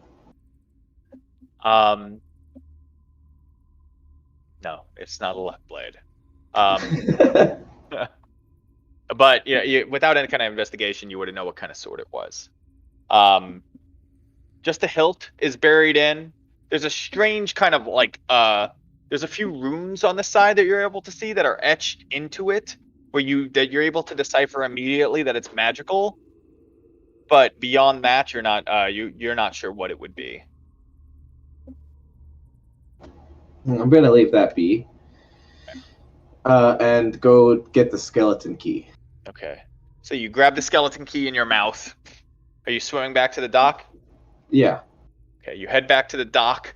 The rest of your party's out searching various parts of that lake. I mean, Balin, Nephthys, Akeem too, because you've been rowing. You all are exhausted after hours of just diving down, catching your breath, resting. But eventually, Arsalia, are you letting your party know that you found it? Are you shouting? Would we be able to see if yeah. he like resurfaced? Was he resurfaced? I come out. If no one is nearby, I'm gonna get up on the dock, see if I can see anybody out in the lake anywhere. In the immediate vicinity, you could probably see, I would say, Balin and Akeem, but Nephthys is off a bit farther. You don't see him. I'm just gonna hold it up, waving, and just like call out to Balin. I would also like to, in my head, try to call out to the Aboleth. Okay. And what are you saying? Want to make a trade? Actually, I'm asking it, would you be willing to make an exchange for this robe? You hear it respond back to you. What are you offering?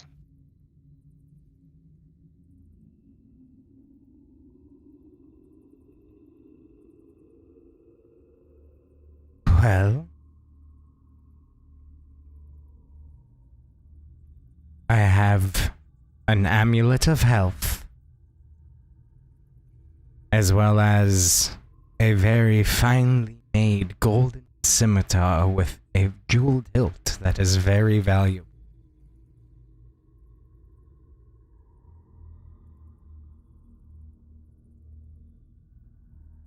I crave knowledge. You crave knowledge. Make a hit.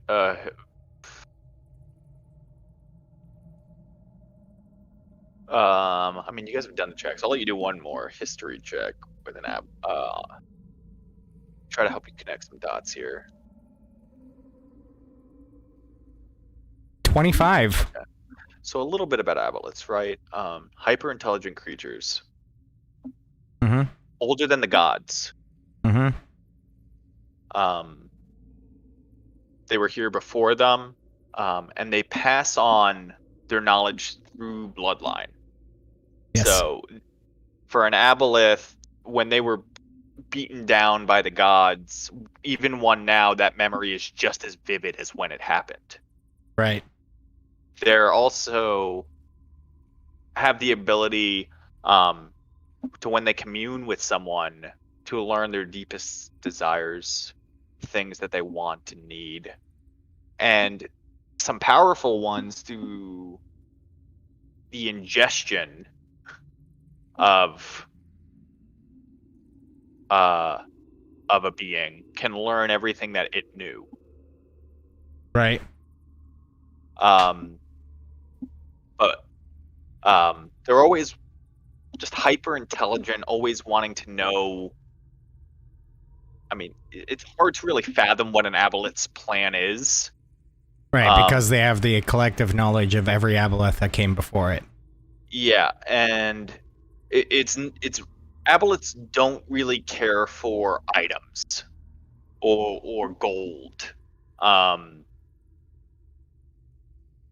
Yeah, so it's confusing maybe a little bit as to why it doesn't want you to take these items. Maybe it's a lure of kind to lure people into the water. And it continues to commune to you, but I doubt you have anything new to offer.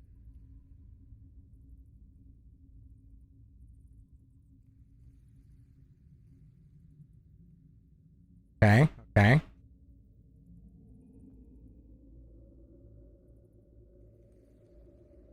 I mean, and thinking this Aboleth has known your name, known Balin's name, Right. knew Ostalia's name. Well, judging by the fact that you know so much about me and my companions already, I do not imagine there is much more I can offer you in knowledge. Doubtful. What would it take?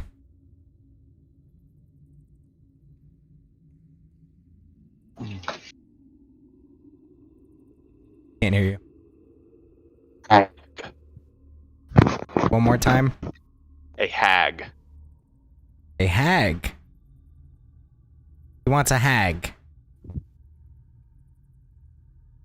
A hag for one item. In a similar manner to Withers. A head will Yes. suffice. Yes. Make it quick. I will be gone soon. Well, as you can see, we work quickly and effective. Good. Bring me a hag. There's 3. Not far. Indeed. 3 items? No, 3 hags. I know, but he said that 1 hag for 1 item. Not that I'm actually hear this, obviously, but Right. I mean, to be fair, that is a question Nephthys would probably ask, right? Like, is it 1 item per hag, then? They Didn't hear share knowledge. They share knowledge. well, I Very would well. gain nothing from 3. Very well.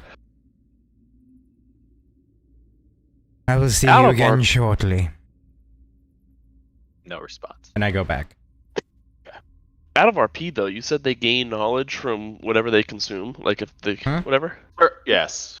Like Withers would have probably a fucking ridiculously large amount of information in that noggin how old he is. Yep. And working for Acerak and stuff. Like fuck. Oh, Yeah. bro, Eddie knew exactly why he wanted his head, but Osalia was like, "Yeah, fuck Withers, right? Yeah." That's kind of gnarly. Alright, cool. Well, I was we like have- that Ralph meme where it's like he's sitting on a bus and he's like, "I'm in danger," as I'm giving this Aboleth the head. I'm like, "This is stupid, but here you go."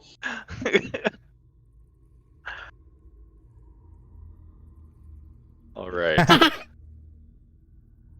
I'm in danger. Well, you guys have completed your deal with the Aboleth, and you have the 5th of 5 keys. Hell yeah.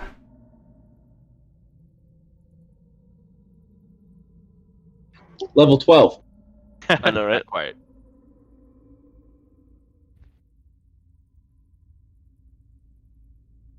Do not test me.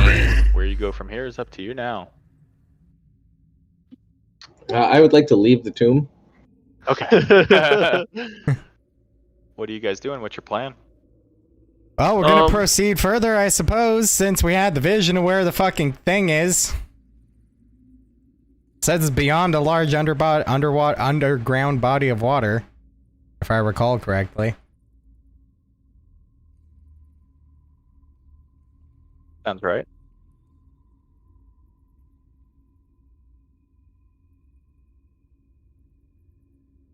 Yeah, I think that's probably where we're gonna head. All right. Well, whoever's leading the way. Unless, you know, somebody feels like we need a long rest or something. Yeah, I mean, it has been several hours now. I was So gonna say, like, I wouldn't hurt for a long rest. I mean, I would get everything back. So we can Continue explore on, out I a little still bit have- more. Or I still have the health to continue on. But do we know anything about hags? What the fuck are hags? Ooh, can I do a knowledge check on hags?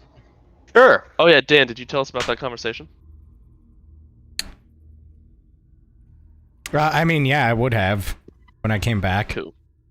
Just making sure. What you want? Arcana? History. History.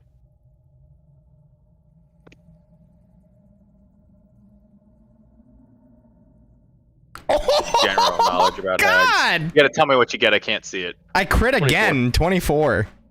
He got a natural 20, but 24. So basic knowledge about hags, right? Just general overview. Many different kinds of hags. Mm-hmm. Yeah, many different kinds. All of them are evil.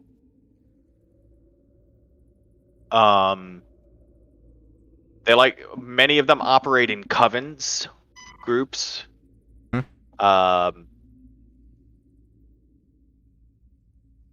Neftis, you would remember that you did read in the journal about a group of night hags. Yeah, the Sohn sisters. Stone. What? S-E-W. S-E-W. Yeah, that's what I said. Sohn sisters. Oh, I heard stone. No. Yes, Sohn sisters, a group of night hags. So that's making Ancient sense. night hags. Yes, very old, powerful hags. These ones specifically, I mean, you've kind of learned a bit more from the journal than you would from this check, especially never having encountered hags. So covens, evil, powerful, old. The night hags that you specifically were mentioned, right? So the ability to change their form to look like other things. These night hags were very good at cloning, also, and very, very powerful with necromantic powers as well. This group of night hags, and creating objects that are able to harness necromantic powers. Right. Ooh, so I wonder if they made the Rod of Necrotic Decay. The thought Neftis just had in his head. Are we still inside on these docks right here? Where your token is where you are.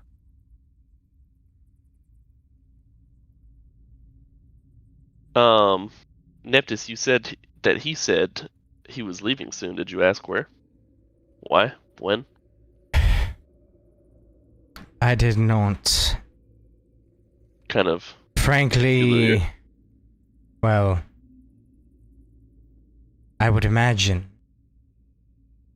that based on what he said and the actions that occurred and the reason that he wanted Withers' body is I imagine he has some means of gaining knowledge. If that is the case, then he likely understood a way out of here. An ancient Aboleth. Aboleths transfer their knowledge through their bloodline. With that known, understanding the plans of an Aboleth is generally beyond our ability. As far as I'm concerned, as long as he leaves this place, that is a step in the right direction. Josh, have we at any point been able to hear his voice out in the hallway, like outside of this room with the water? The Aboleth? Yeah. In the corridor, he's communicated with you. Obviously, I'm totally conscientious of the fact that the Aboleth could probably hear everything I'm saying, and I really don't give a shit. Well, there's one thing I'd kind of like to say, and I'd kind of like not allowing him to hear. He probably already knows I'm thinking it. Probably. I know, he probably already knows I'm thinking it, but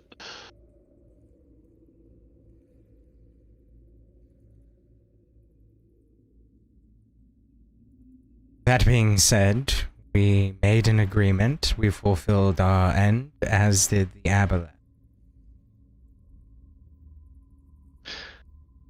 Indeed, so... Potentially, we planning- can enter into another one. Well, shall we go try and find these hags, or go and try and destroy the Soulmonger? As I recall, the former is a predecessor to the latter. Meaning, we must kill the hags. Well, I guess, got some more killing to do. Yeah. Don't look so down, you're awfully good at it. Pat you on the shoulder and walk past. Oh, kinda lately been wishing these killing days to get behind us. Soon enough, good friend, soon enough. So you guys moving or long resting? I mean, I like to at least find the door, right? Okay. So which way? you Yeah, guys I going? figured we'd do a little bit more exploring. I mean, realistically, it's probably only been, what, about 6 hours since well, actually, no, because we didn't long rest right before the fight, did we? It hasn't been too long. It took you a while to do that. I would say you guys it's probably I would guess probably like 2 Between- hours, personally. it's past noon right now. But it's difficult, really, honestly. I don't want to say past noon because this perception of time is completely skewed in here. I'm But not even you've talking been- about the exact you've been time up for- itself. Yeah, really just how long we've been awake since our Probably last been long up. rest. It's difficult to even just tell time. But maybe it's 6-ish hours. It's tough though. You're really not sure. Okay. I mean, that fight was exhausting and the swimming was exhausting, but I mean, I'm good to go a little bit longer. As long as I can row in a boat and not swim, we'll be good to go.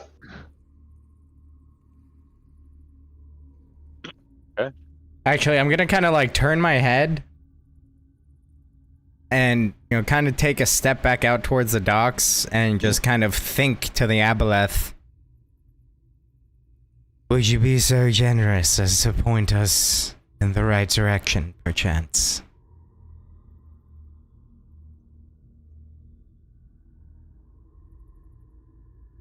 Find the panel. Thank you. And then That I'm was gonna come out and come back and say like, we must find the panel. Does that ring a bell for you guys?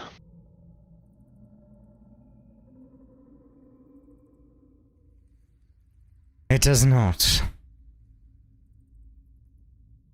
Let us proceed to the other cog. Alright, we'll move your tokens wherever you're moving.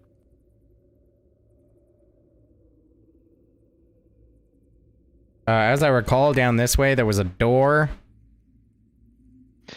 Yeah, Solly and I kind of checked one down that way. If I remember correctly, that leads us back to where we had that fight with the 3 monsters when we fell down the hole underneath the gargoyles and stuff. Yeah, and I don't think we've gone like beyond that really.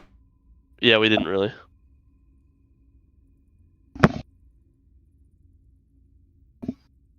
I think Osali or somebody peeked their head in that room, but the room past the room we were like the first room we went into on this floor. So I'm flying over this shit. Yep, over the slime. Where are you heading? Doing my best to side skirt it. To the south. There was the general direction of that dickhead fucking thing. Naka or whatever. Napaka? There you go. Yep, okay. So you come down there. I see you at the corner of the turn there. Yeah.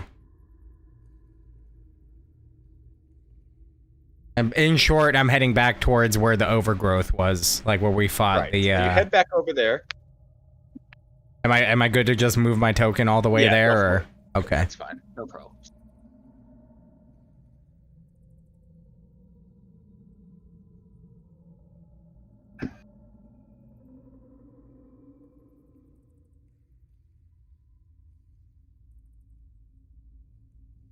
All right, and looking at this panel in here, or this cog here, an acidic stench fills this pentagonal chamber, which has 2 exits, the one near you and the one across to the west.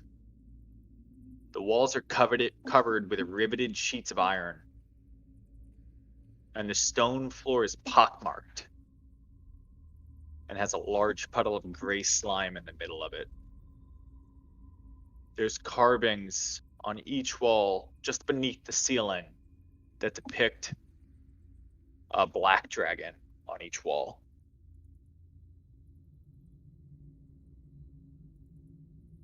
All right, I'm gonna go ahead and transfer my consciousness into Acerak, put my hand on Balin's shoulder, Okay. and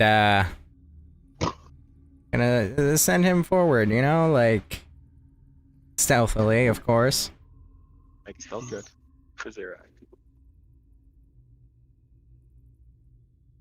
Give him guidance.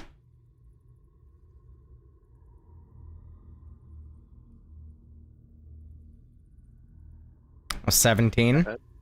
All right. So Acerak's quietly flying in. I mean, obviously he's an owl. You can't hear them.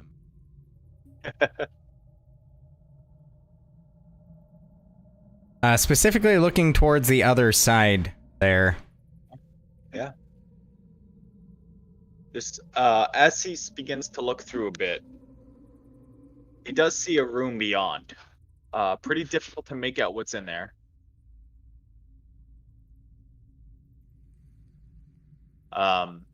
Looks like some kind of dresser, maybe.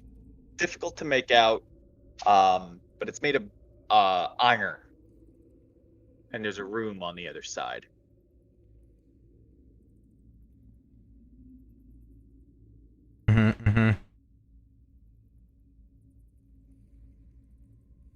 Gonna fly over there, try to get a better look.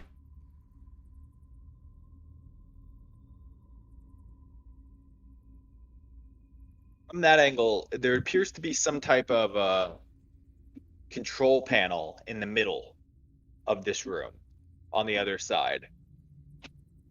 It's got 2 knobs and got 2 buttons, 2 knobs, and a golden lever.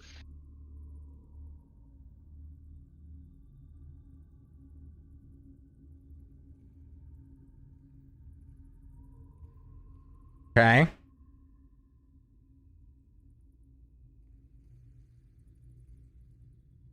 I'm gonna leave him right there for now.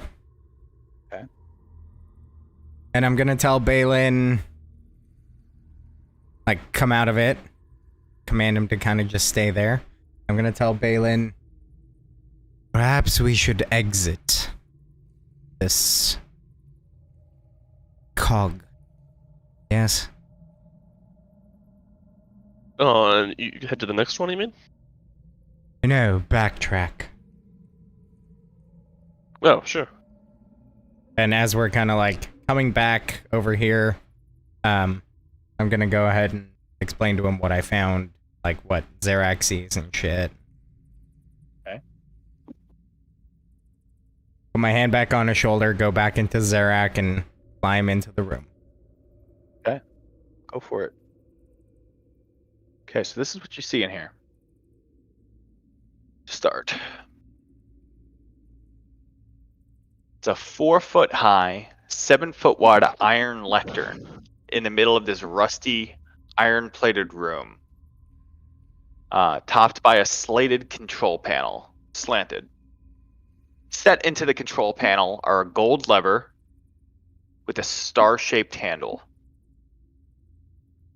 2 dials, 1 red and 1 blue, and 2 buttons, 1 red and 1 blue. Wall engravings beyond the panel show 5 groups of circles with hold on, this will help you depict it as I'm doing this. Everyone see that? Yeah. So beyond it, the wall engravings beyond the control panel show 5 groups of circles with a small crystal embedded in the wall under each one. The crystal under the configuration labeled 3 glows bright green.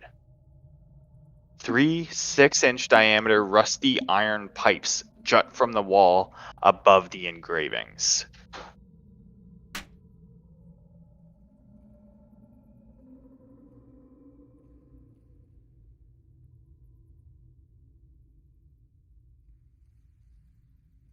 Okay. Okay.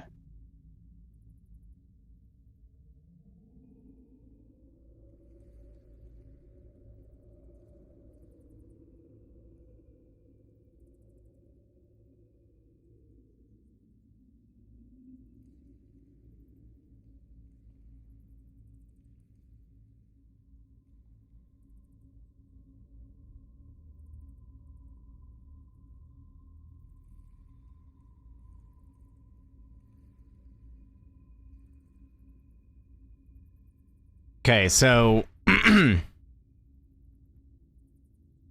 Sure wish this floor came with some clues like the other one. right.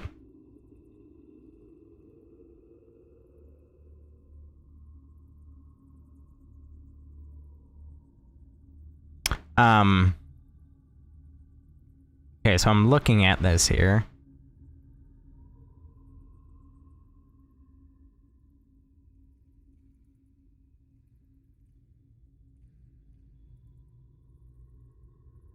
Josh, does it seem like the sludge or whatever it is comes out of those pipes, or wood?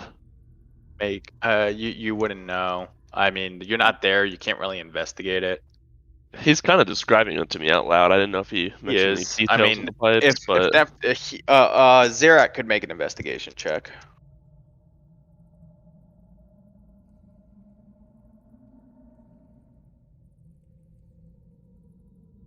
Yeah.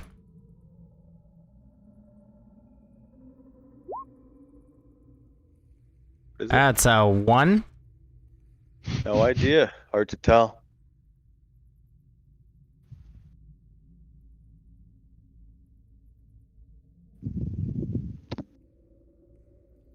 and all 5 of those, the groups are of shape. It's all circles.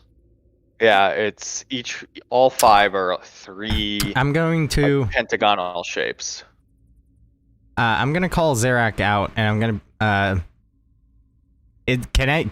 could he fit through this crack in between the platforms? Yeah. Alright, I'm gonna have him fly out and around. Okay. Easy enough. Gonna take a look around. Aha. And now seeing this, I will recognize that there is another cog. I will say as much.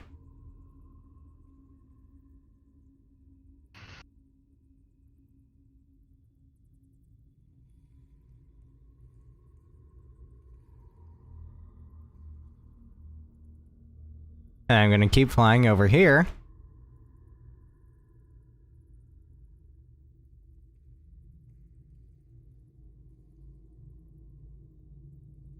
And come over here. Stopping to peek down this hallway. I had noticed the other one to the north up there as well. Yes. So peeking through this hallway here. What's the range on this, by the way? Just unlimited? What's the range on it? 100 feet. You're probably getting real close to 100 feet there, I'd imagine. I'm at 80. 80 feet. Okay. All right. So looking here at this cog here. 1 second.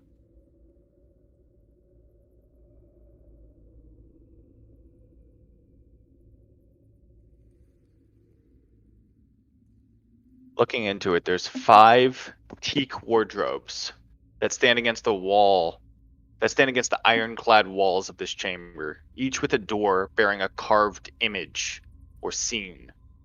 There's puddles of gray slime that cover parts of the floor. The room has 2 exits, including an adamantine portcullis blocking a passage to the north. Set into a metal plate above it is a row of 5 red crystals shaped like drops of blood.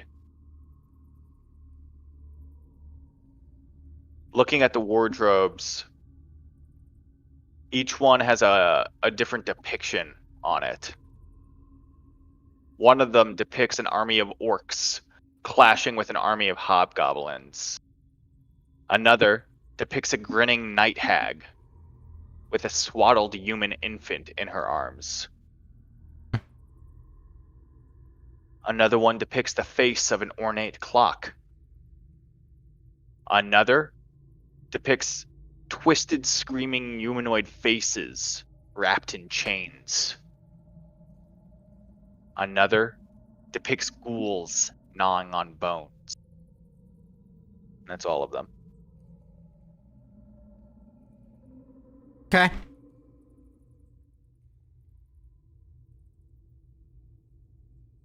And he can't fit through through the bars there. They're too close together. It's like you read my mind, sir. Are you an Aboleth? Alright, I'm gonna tell him to keep flying around until he comes, because he's probably gonna leave. I mean, the familiar has the unlimited range. Just my seeing through him has a limited range. So I'm gonna tell him to fly around until he gets back within, 100 feet of me. Yeah. Oh no, he's gonna stay within 100 feet of me the whole way. All right.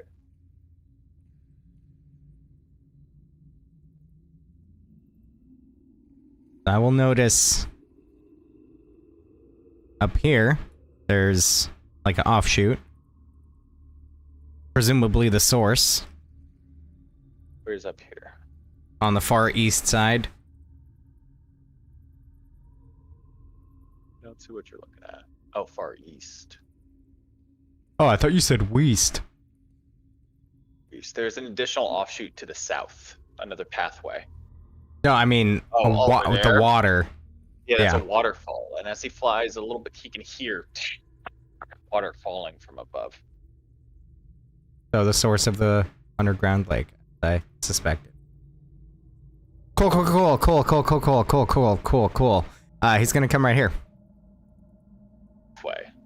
That leads south. And it's open? It is. Alright, I'm gonna tell him to go down it. Okay. Come right here, and I see this. You're just at about 100 feet right there. You're about to be out of range.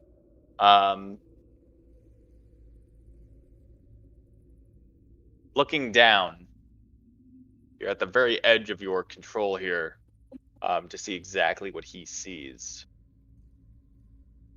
1 second. You see a life-size golden statue of a mastodon that stands atop a 1-foot-high stone cog at the center of the room. It has jeweled tusks that sweep from its jowls, and its trunk is raised in a roar. Inscriptions coil around the statue's body, and murals on the walls show a Cholton warrior riding a living mastodon through a series of hellish landscapes. In each scene, a different breed of devil assails them. Make, yeah.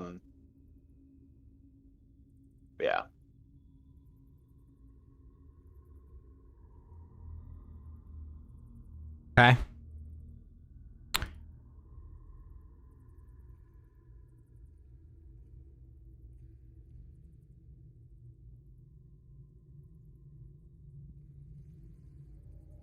gonna keep going because I'm still within 100 feet.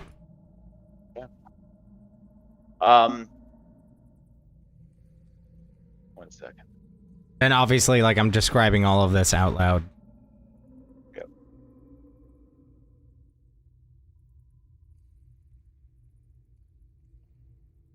Make a history check.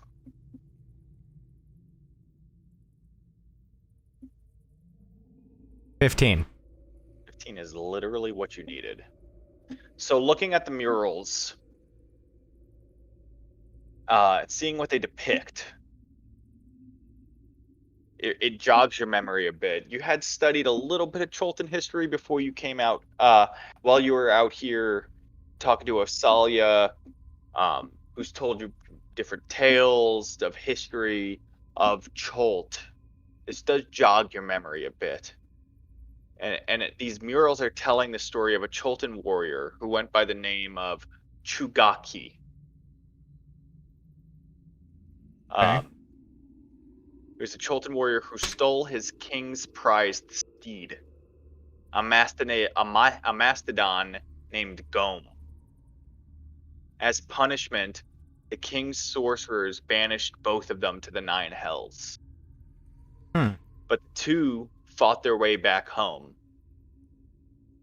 On his return, he chopped off the king's head and turned his skull into a jeweled chalice.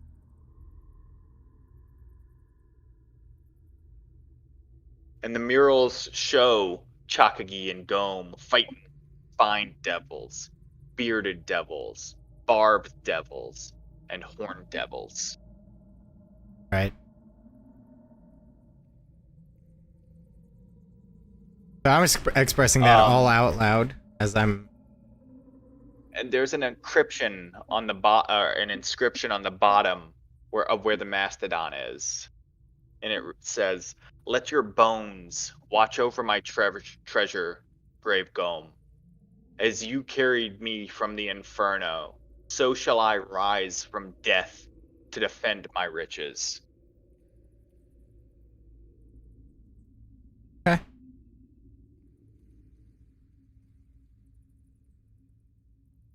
Interesting.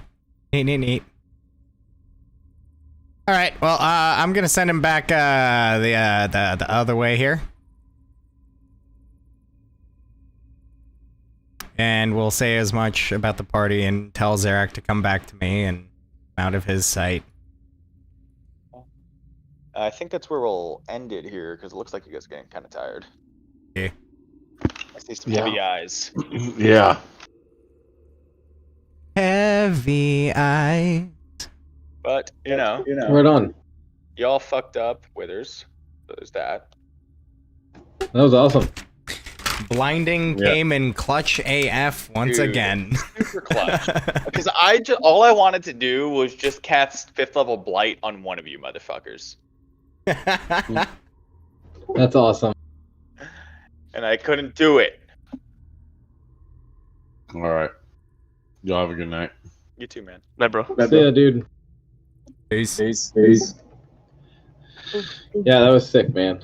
I liked that. I think if we short rest, maybe I'll try and figure out what the amulet does. Yeah, you've got that amulet and the journal, which if you can decipher it, has some pretty juicy stuff. Yeah, I want to do that on a rest, but you know, whatever. Right. It's pretty fucking destroyed though, which kind of sucks. So, like, given the fact that, like, we found what we found and we're at where we're at now, you know, at least we have some, you know, information about moving forward. So I feel like now we can, you know, kind of securely rest and think about best way to go. Yeah. Yep. For sure. Well, word. I'm gonna get off here, but good stuff. That was fun. Yeah, I had fun, guys. GG's. Yeah. Thanks, Josh. I'll see Yeah, you man, I guys. appreciate you guys playing. Yeah, thanks, guys. I'm heading out too. Night. See ya. All right, man. I'm still gonna be chilling for a little bit.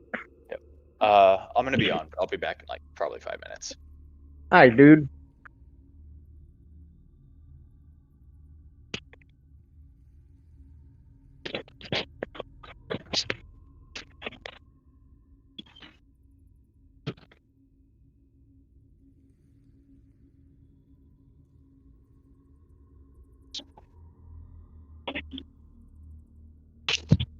All right, guys.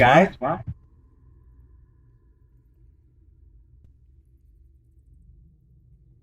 Hope you guys enjoyed it. Thanks for stopping by.